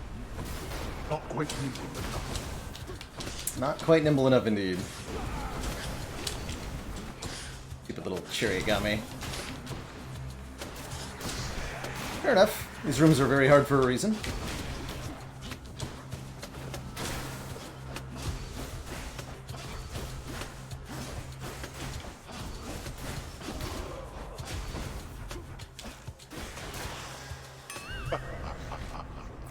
Vicious onion. Hope no one saw that. Take 2 boons for the price of 1. We can't get Scintillating Feast here, though. Since you can't get a duo boon between the two gods that offer you choices in a blessing of a trial of the gods, whatever it's called. Cheers, I'll take it, man. Too late for premium vintage to be good. My tolerance not bad either. Let's take premium vintage. Get 30 max health and +1 boon to a random, +1 level to a random boon. To you? It isn't one that I appreciate. And 30 more max health if we pick up another nectar anywhere. Leveled up my trippy shot, so it does even more damage now. Ow. Please no.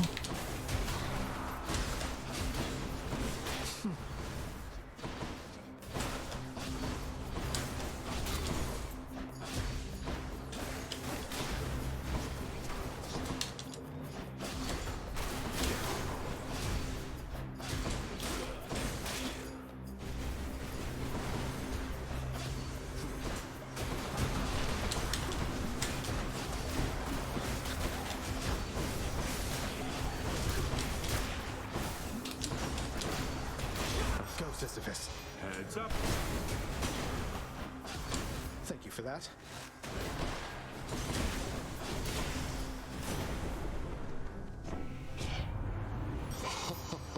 That is quite enough. That's quite enough, I say.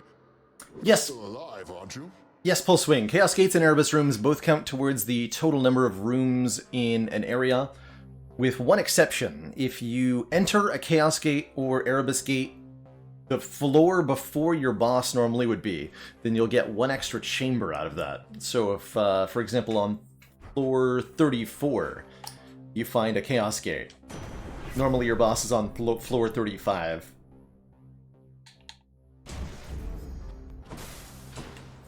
But it would be pushed back to 36 in that instance. Haven't done anything higher than 32 heat, but I also haven't tried anything higher than 32 heat. Azoth? Just been enjoying the casual kind of 20 heat runs. Been thoroughly enjoyable. What's up, Asterius? A worthy challenger returns. Let's see you defeat me again. Oh, don't ask for things you don't want to find out about.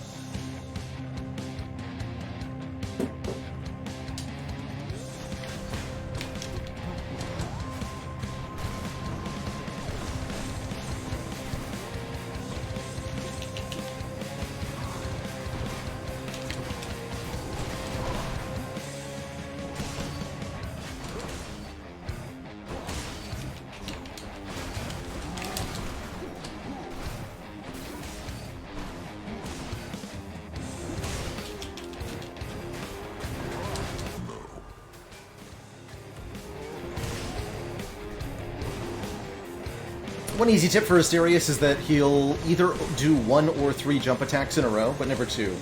So if he goes for 2, you know there's a third coming.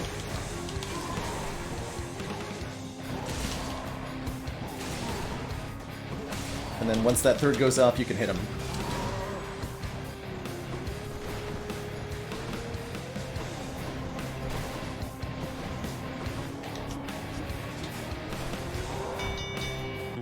Enough, you win. Got you, Bullman. Got him. Uncle Poseidon. In the name of Hades. Boons with knockaway effects do 40% more damage to bosses is pretty cool. Faster God Gauge charge is also good. Let's take the wave pounding, though. That'll at least make our special do more damage to bosses. And I don't want palms. I want... Max health is good. Long spears.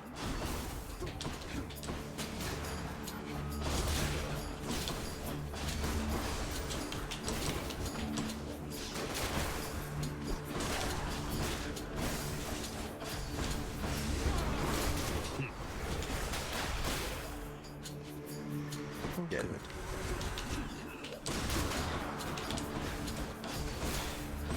Don't do that.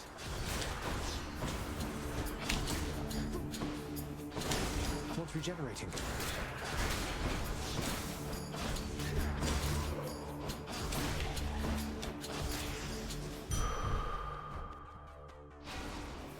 crushing everything. Check the old well. 8 encounters of more move speed will give us more move speed for our boss, which is great. Take the healing out of this. Remain exactly where you are. No time to lose.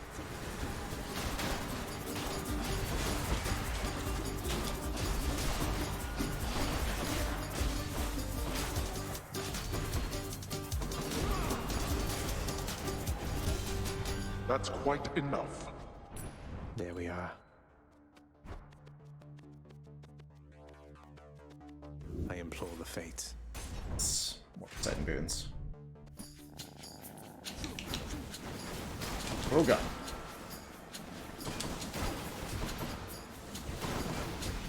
You can get these enemies to die just by dodging them for a moment and they'll self-destruct. So sometimes it's better to just do the dodgy dodge.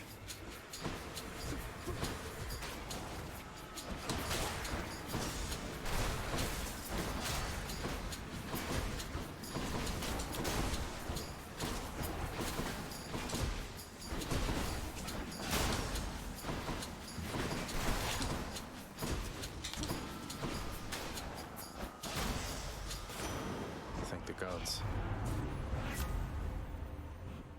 We'll definitely take Breaking Wave. Slamming foes into barriers creates a watery blast in the area. That's one of the boons that'll help us against that Styx area that I mentioned, where you face a bunch of enemies in close combats.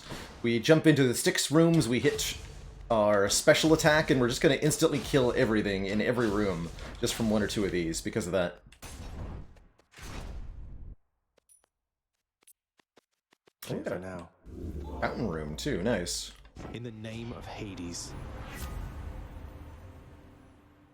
Hydraulic Might at epic rarity. Our attack and special do 75% more damage for the first 10 seconds of each encounter. Sounds pretty fun. Come to me, fishies.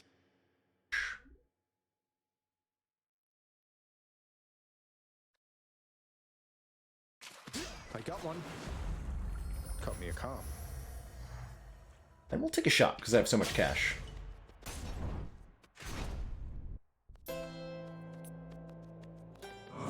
More boons from Poseidon. Spend it all in one place, mate. Typhoon's Fury, more slam damage. Guess I'll buy a pomegranate as well. The gods. Yeah, let's up 8 pounding, I suppose. Quite found the stuff I was really hoping to get. None of the duos or legendaries, but overall, this is pretty good.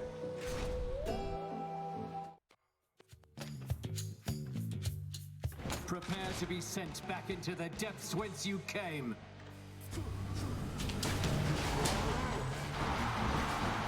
Such fervor coming from Oh this god. crowd. Did that to myself, don't get hit by grenades. Oh, Blaggard! Now your spirit must be quivering inside. Gonna go for Asterius first here. He starts at lower health because we damaged him in the earlier encounter, and he's, generally speaking, the easier one to go for first in these battles.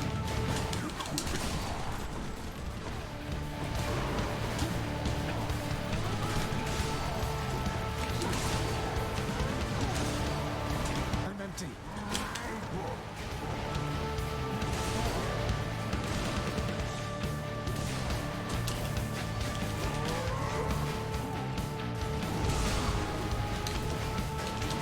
Now it is abundantly apparent that you are beneath me, fiend. Asterius! You and me, King. You monster! Important not to run in front of the chariot, because that will damage you. Like, ow, like that, yeah, like that. Oh, don't do that, or you'll die. Actually got more movement speed than I'm used to. Kind of, messing with me here.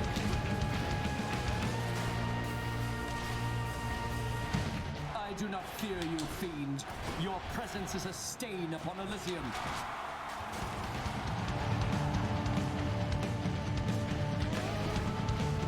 Stay a safe distance behind him.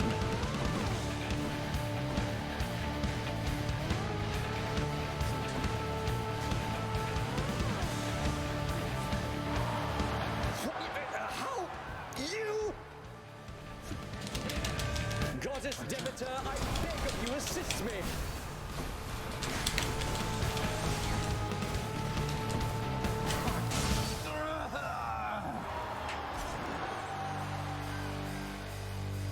That'll teach him. Hope you enjoyed the show, my good shade. My good shade. Hope you enjoyed the show. Duck with Muscles, thank you so much for the 8 months. Greetings to Germany. Thanks for hanging out. Should come in useful. Onwards. I'm almost out of here.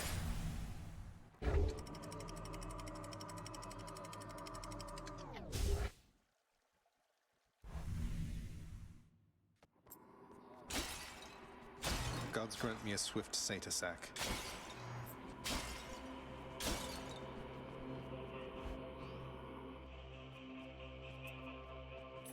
Wounds from Poseidon, 2 random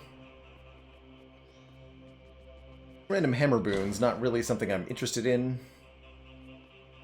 That upgraded rarity Zeus boon, though. Always time to fish.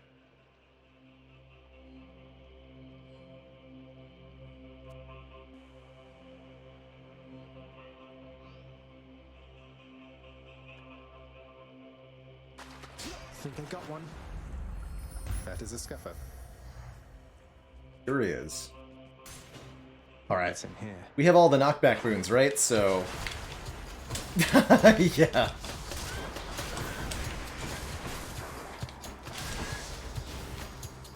Murder everything.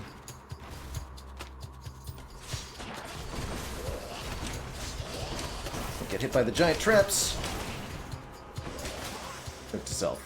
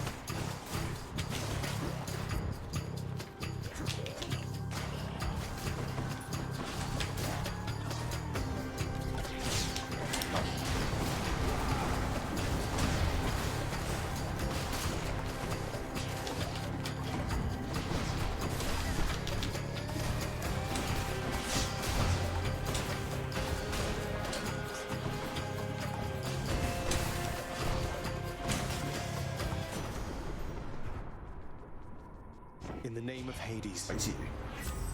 There it is, Scintillating Feast. Our festive fog effects also deal lightning damage periodically, doing 60%, or 60, excuse me. Although enemies have to be inverted appearance-wise. Lucky find. That's a Let's great just go find. down this satyr hole. That used up my Yarn of Ariadne, so let's take the Poseidon boon next. So I'll just take a Sunken Treasure. Much. Delicious. Upgrade our aid. Not too late for exclusive access, I suppose. Any boons we find are more potent. Epic rarity on all boons. Sure.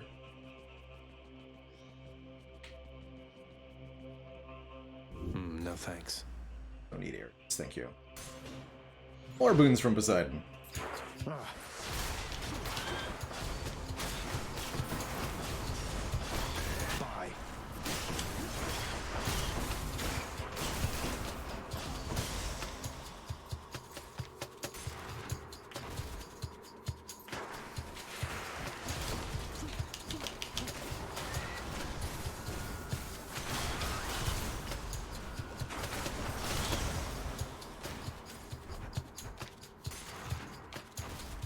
Dash boon is Zeus, that's right.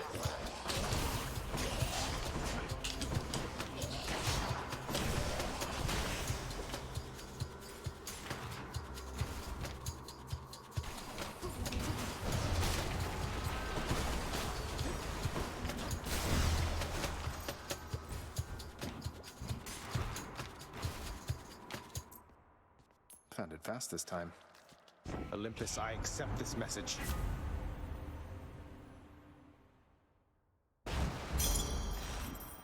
Keep taking the sunken treasure.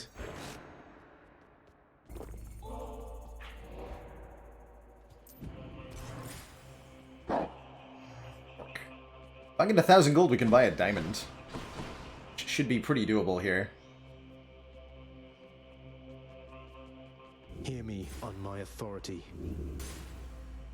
More boons from Poseidon. Let's go.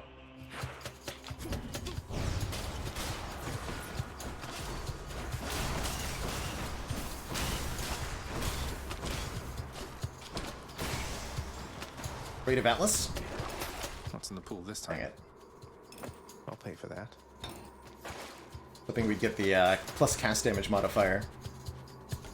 That diamond is basically an unlock currency. It lets us buy more stuff between runs in the House of Hades from the House Contractor.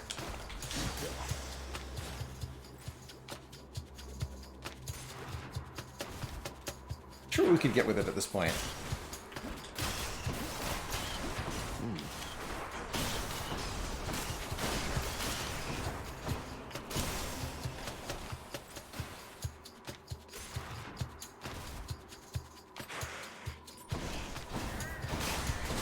This will be the last game I play for the night, Duck.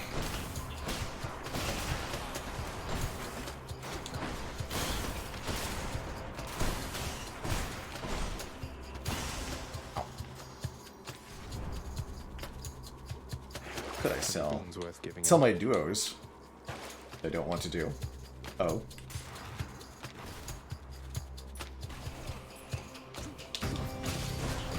Hey, get back here.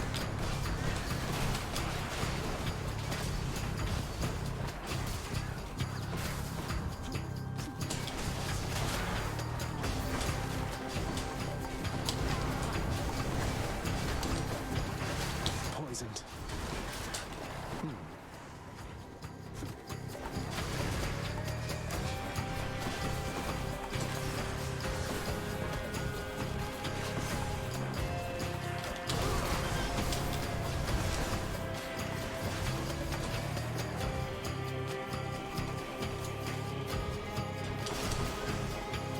Olympus, I accept this message. Or sunken treasure? Now let's get boiling point.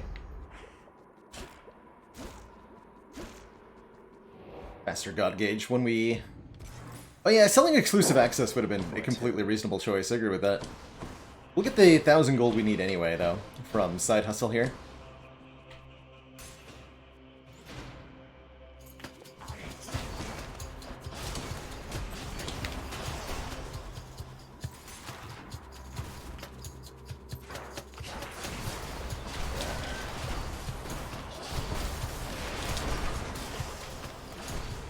Again, just destroying everything with all our knockback synergies.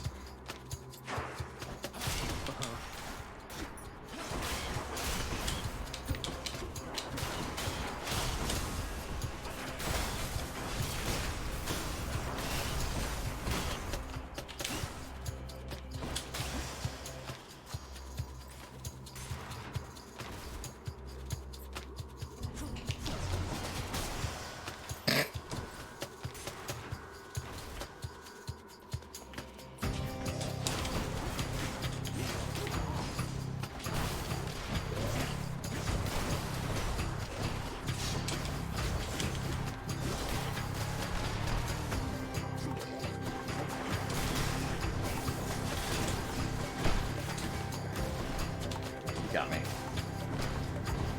More of you, huh?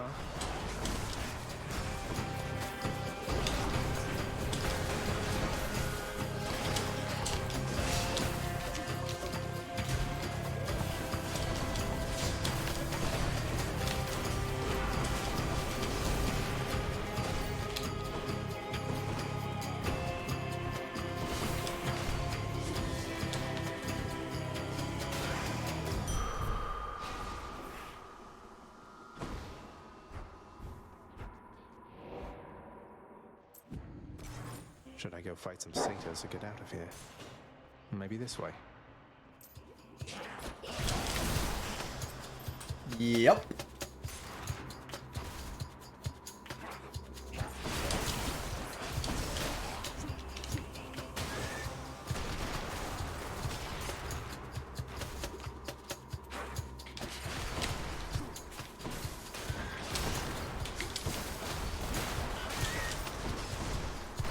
What is this stuff?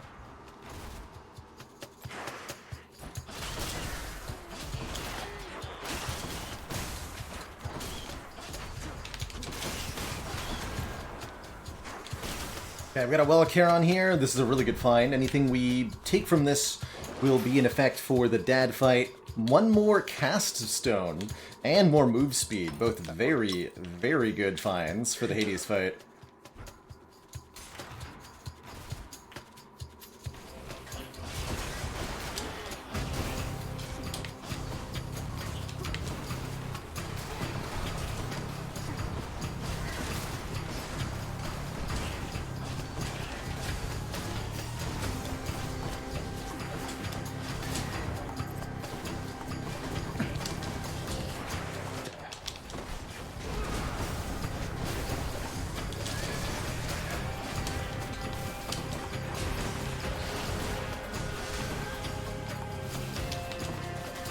Did some serious damage to myself in this room.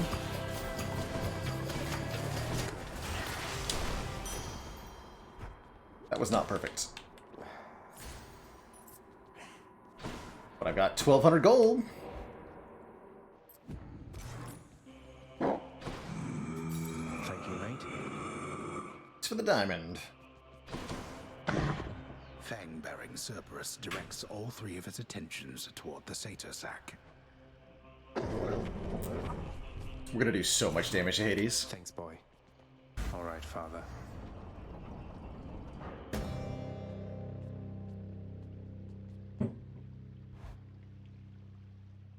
And yes, Steve French, we're playing with Extreme Measures 4, so this is the superpowered version One last bit of of a business to take dad. care of, then.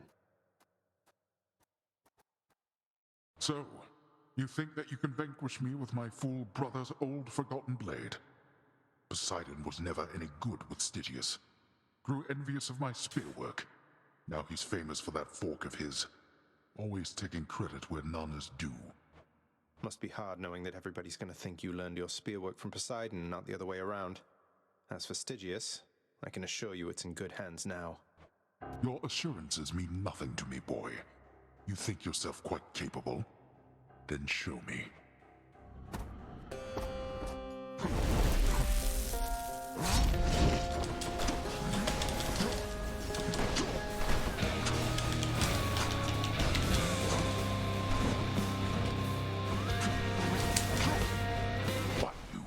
So very notably, Dad's got double spin attacks in this version of the fight.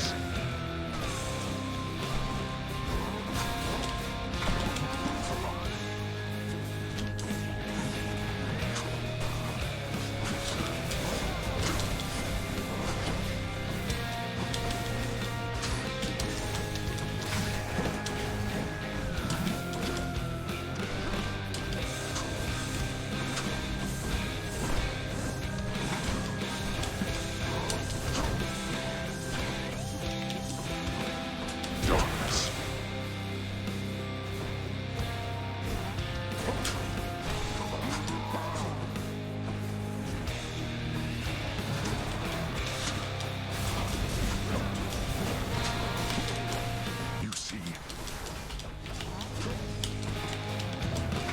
Darkness.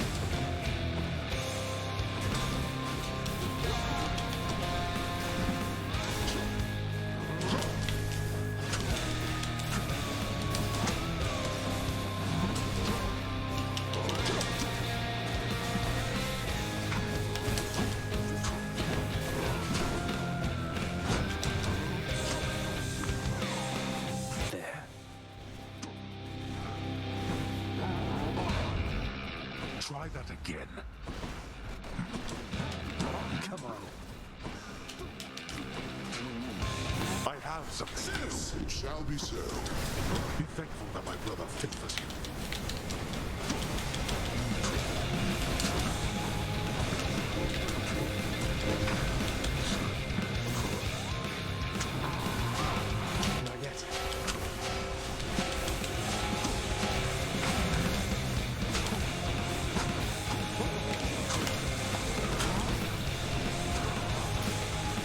Oh, he's already below half.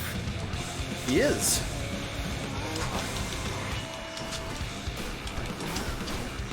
Now. Oof.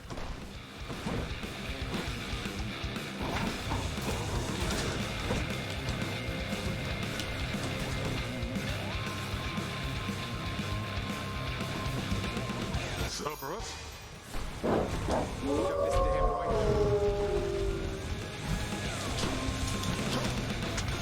Fair enough. Ow. Oh, damn Don't it. hold my sin.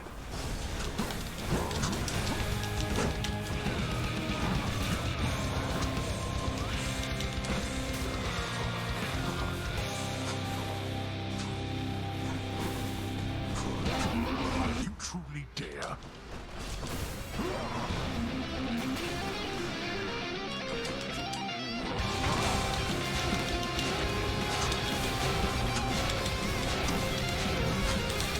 Darkness.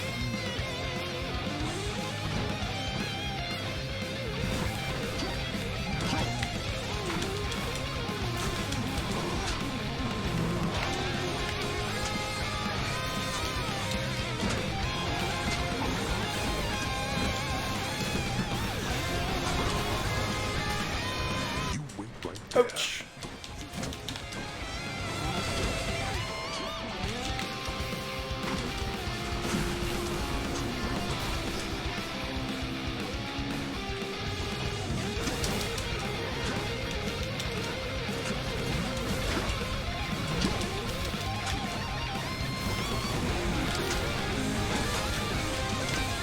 Die!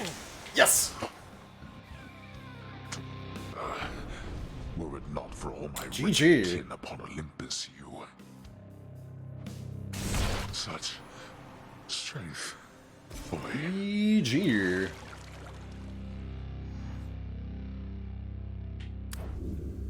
I did it.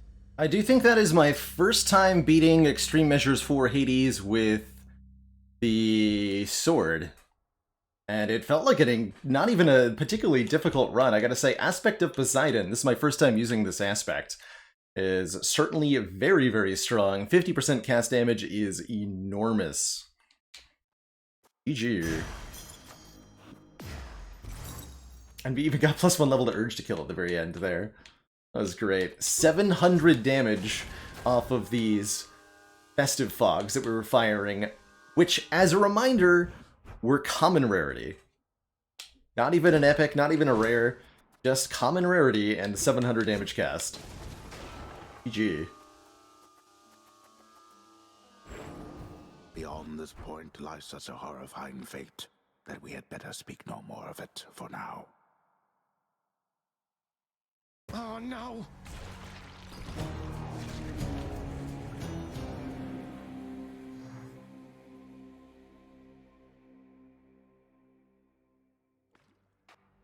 Wonder if I can get out even faster. No, Steve, the Scintillating Feast's base damage was 60, and I think we were seeing the bolts hit for 75, which means that I think only our family favorite modifier was applying. But definitely not our huge plus cast damage. I've had the opportunity to use your aspect of Varatha, sir. So you once wielded it yourself. It fills me with a hunger for battle even more so than usual. A bit of your fighting spirit, perhaps. Be very wary of that spirit, lad. It was what brought me here before my time. Although that spear indeed once served me well. A parting gift from my old master Chiron. He cautioned me as I'm cautioning you. Though may you be a better listener. I can't imagine you weren't always a good listener, Achilles. Thought I had you there. Almost. Say, father, back when you drew lots with your brothers and wound up with the underworld, rather than the heavens or the seas, which would you have claimed, if the choice was yours? I do not deal in hypotheticals, boy. Each realm has its host of unenviable problems. You have never experienced the cold and sobbing sea, or the blinding heights of Olympus. I have, and I assure you, you're not missing much. Just think everywhere is miserable. Didn't you try to leave the underworld yourself at some point? You once gave me that impression. I always thought it was because you hated it here. I hate not having any choice. Enjoy the freedoms that you have. As you grow along in years, you gain more burdens and responsibilities until they bind you. Can't wait. You let them. They will. Enough of this, boy. Even mortals know better. I don't want your nectar or ambrosia or whichever offerings. You owe me no such thing, and I shall not accept it any longer. In fact, here. You shall take all of it back. Why? It's just nectar, Father. Lighten up. I get that you're surly about everything, but please at least try toward decency with me. If not for me, then for Mother. How dare you lecture me? I mean... Look, as you told me yourself, there's no changing what already transpired. And our memories are warnings. When you have lived as long as I have, you come to understand your weaknesses. What are you getting at? You're just going to give up, stick with what's comfortable for you instead of making any real effort at making peace with your son. Listen to me. My attempts at making peace are going to be rather subtle for your tastes. I cannot change the past, and there is only so much I can do about the future. I tell you this because I shall not lie to you again. That much I swear. That's a good start. All right. Well, it's a start. Mom? It's my great pleasure to make your acquaintance. Call me Dusa, please. I'm your house custodian, and I am at your service. Anything you need, just call, okay? Dusa, wonderful to know you. This house is immaculate. Night and day difference from before.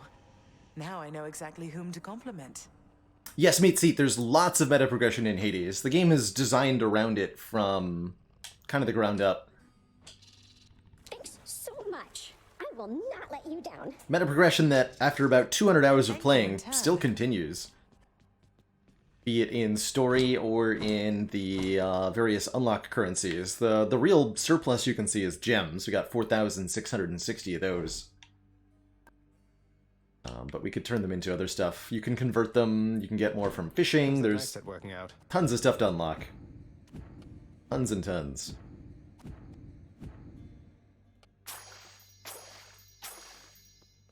Fair market value. You reached the surface. And yeah, plenty left to spend the gems on, too. Oh, And spend them on decorations. Very expensive themes. Theme Infinite. 2,500 darkness. Yeah, you can buy lots of decorative stuff for increasingly inflated pricing. So wish.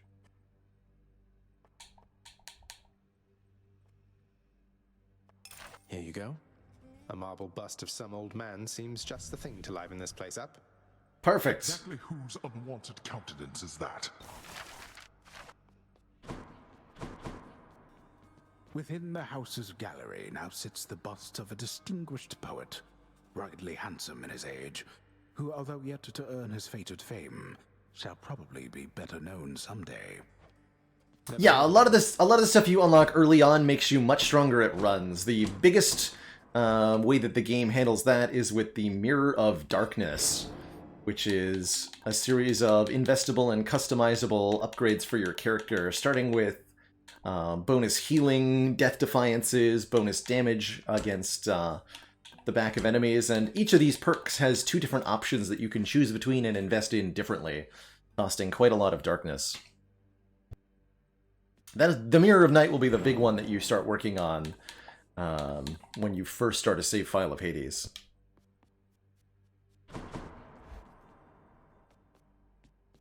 So Nick's other mom. Meant to ask. Charon was there to take Mother and me home the one time. So has he been working for you? All part of some elaborate plan or something? Charon serves only this realm, child. And he is very trustworthy. I suppose that it is also possible he has some affection for the Queen. If not for you. Elaborate plan then. Got it. And the other big meta progression thing that you'll get in Hades is using Titan Blood to unlock and upgrade the different aspects of each weapon. You'll know me a Every weapon has 4 different aspects, and each of those are upgraded separately with Titan Blood, giving them various bonuses. Transform. Poseidon. For example, bonus attack speed and move speed on the base aspect of Zagreus, or bonus cast damage on the aspect of Poseidon. Somebody was asking my favorite weapon. I think it's got to be overall the Adamant Rail here, for its ability to be a sweet gun. And mostly the rocket synergies you can get for it. Still trying to get those harp skills up. It takes a lot of practice. Gotta really pling-plong.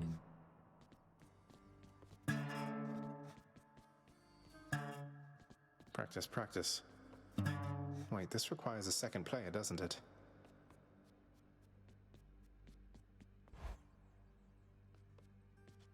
The Chiron bow is also heckin' sweet.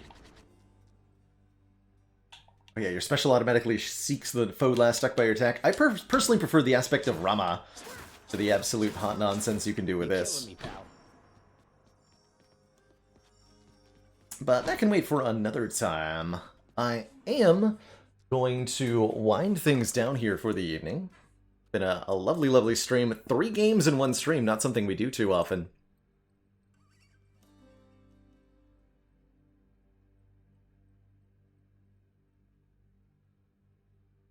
When next we return, tomorrow, we'll be playing some more Slay the Spire, and then maybe something else afterwards. But I'm going to throw a raid on over to Chronometrics, resident modder in Slay the Spire, because 1, it's Chrono's birthday, and 2, Chrono is showing off something that I think is extremely cool, which is a mod that he just made for Slay the Spire, which adds multiplayer functioning to Slay the Spire, which I'm super excited for. So I'm going to throw you on over to a raid to Chronometrics. Easier to show you what I mean rather than tell you. But check out Chrono with me. Check out some experimental bug testing in the Slay the Spire multiplayer mod, which I'm hoping will be on the Steam Workshop pretty soon. And say happy birthday for me to Chrono. So thanks for watching, everybody. Ta-ta for now, and I'll see y'all next time. Toodaloo, everybody.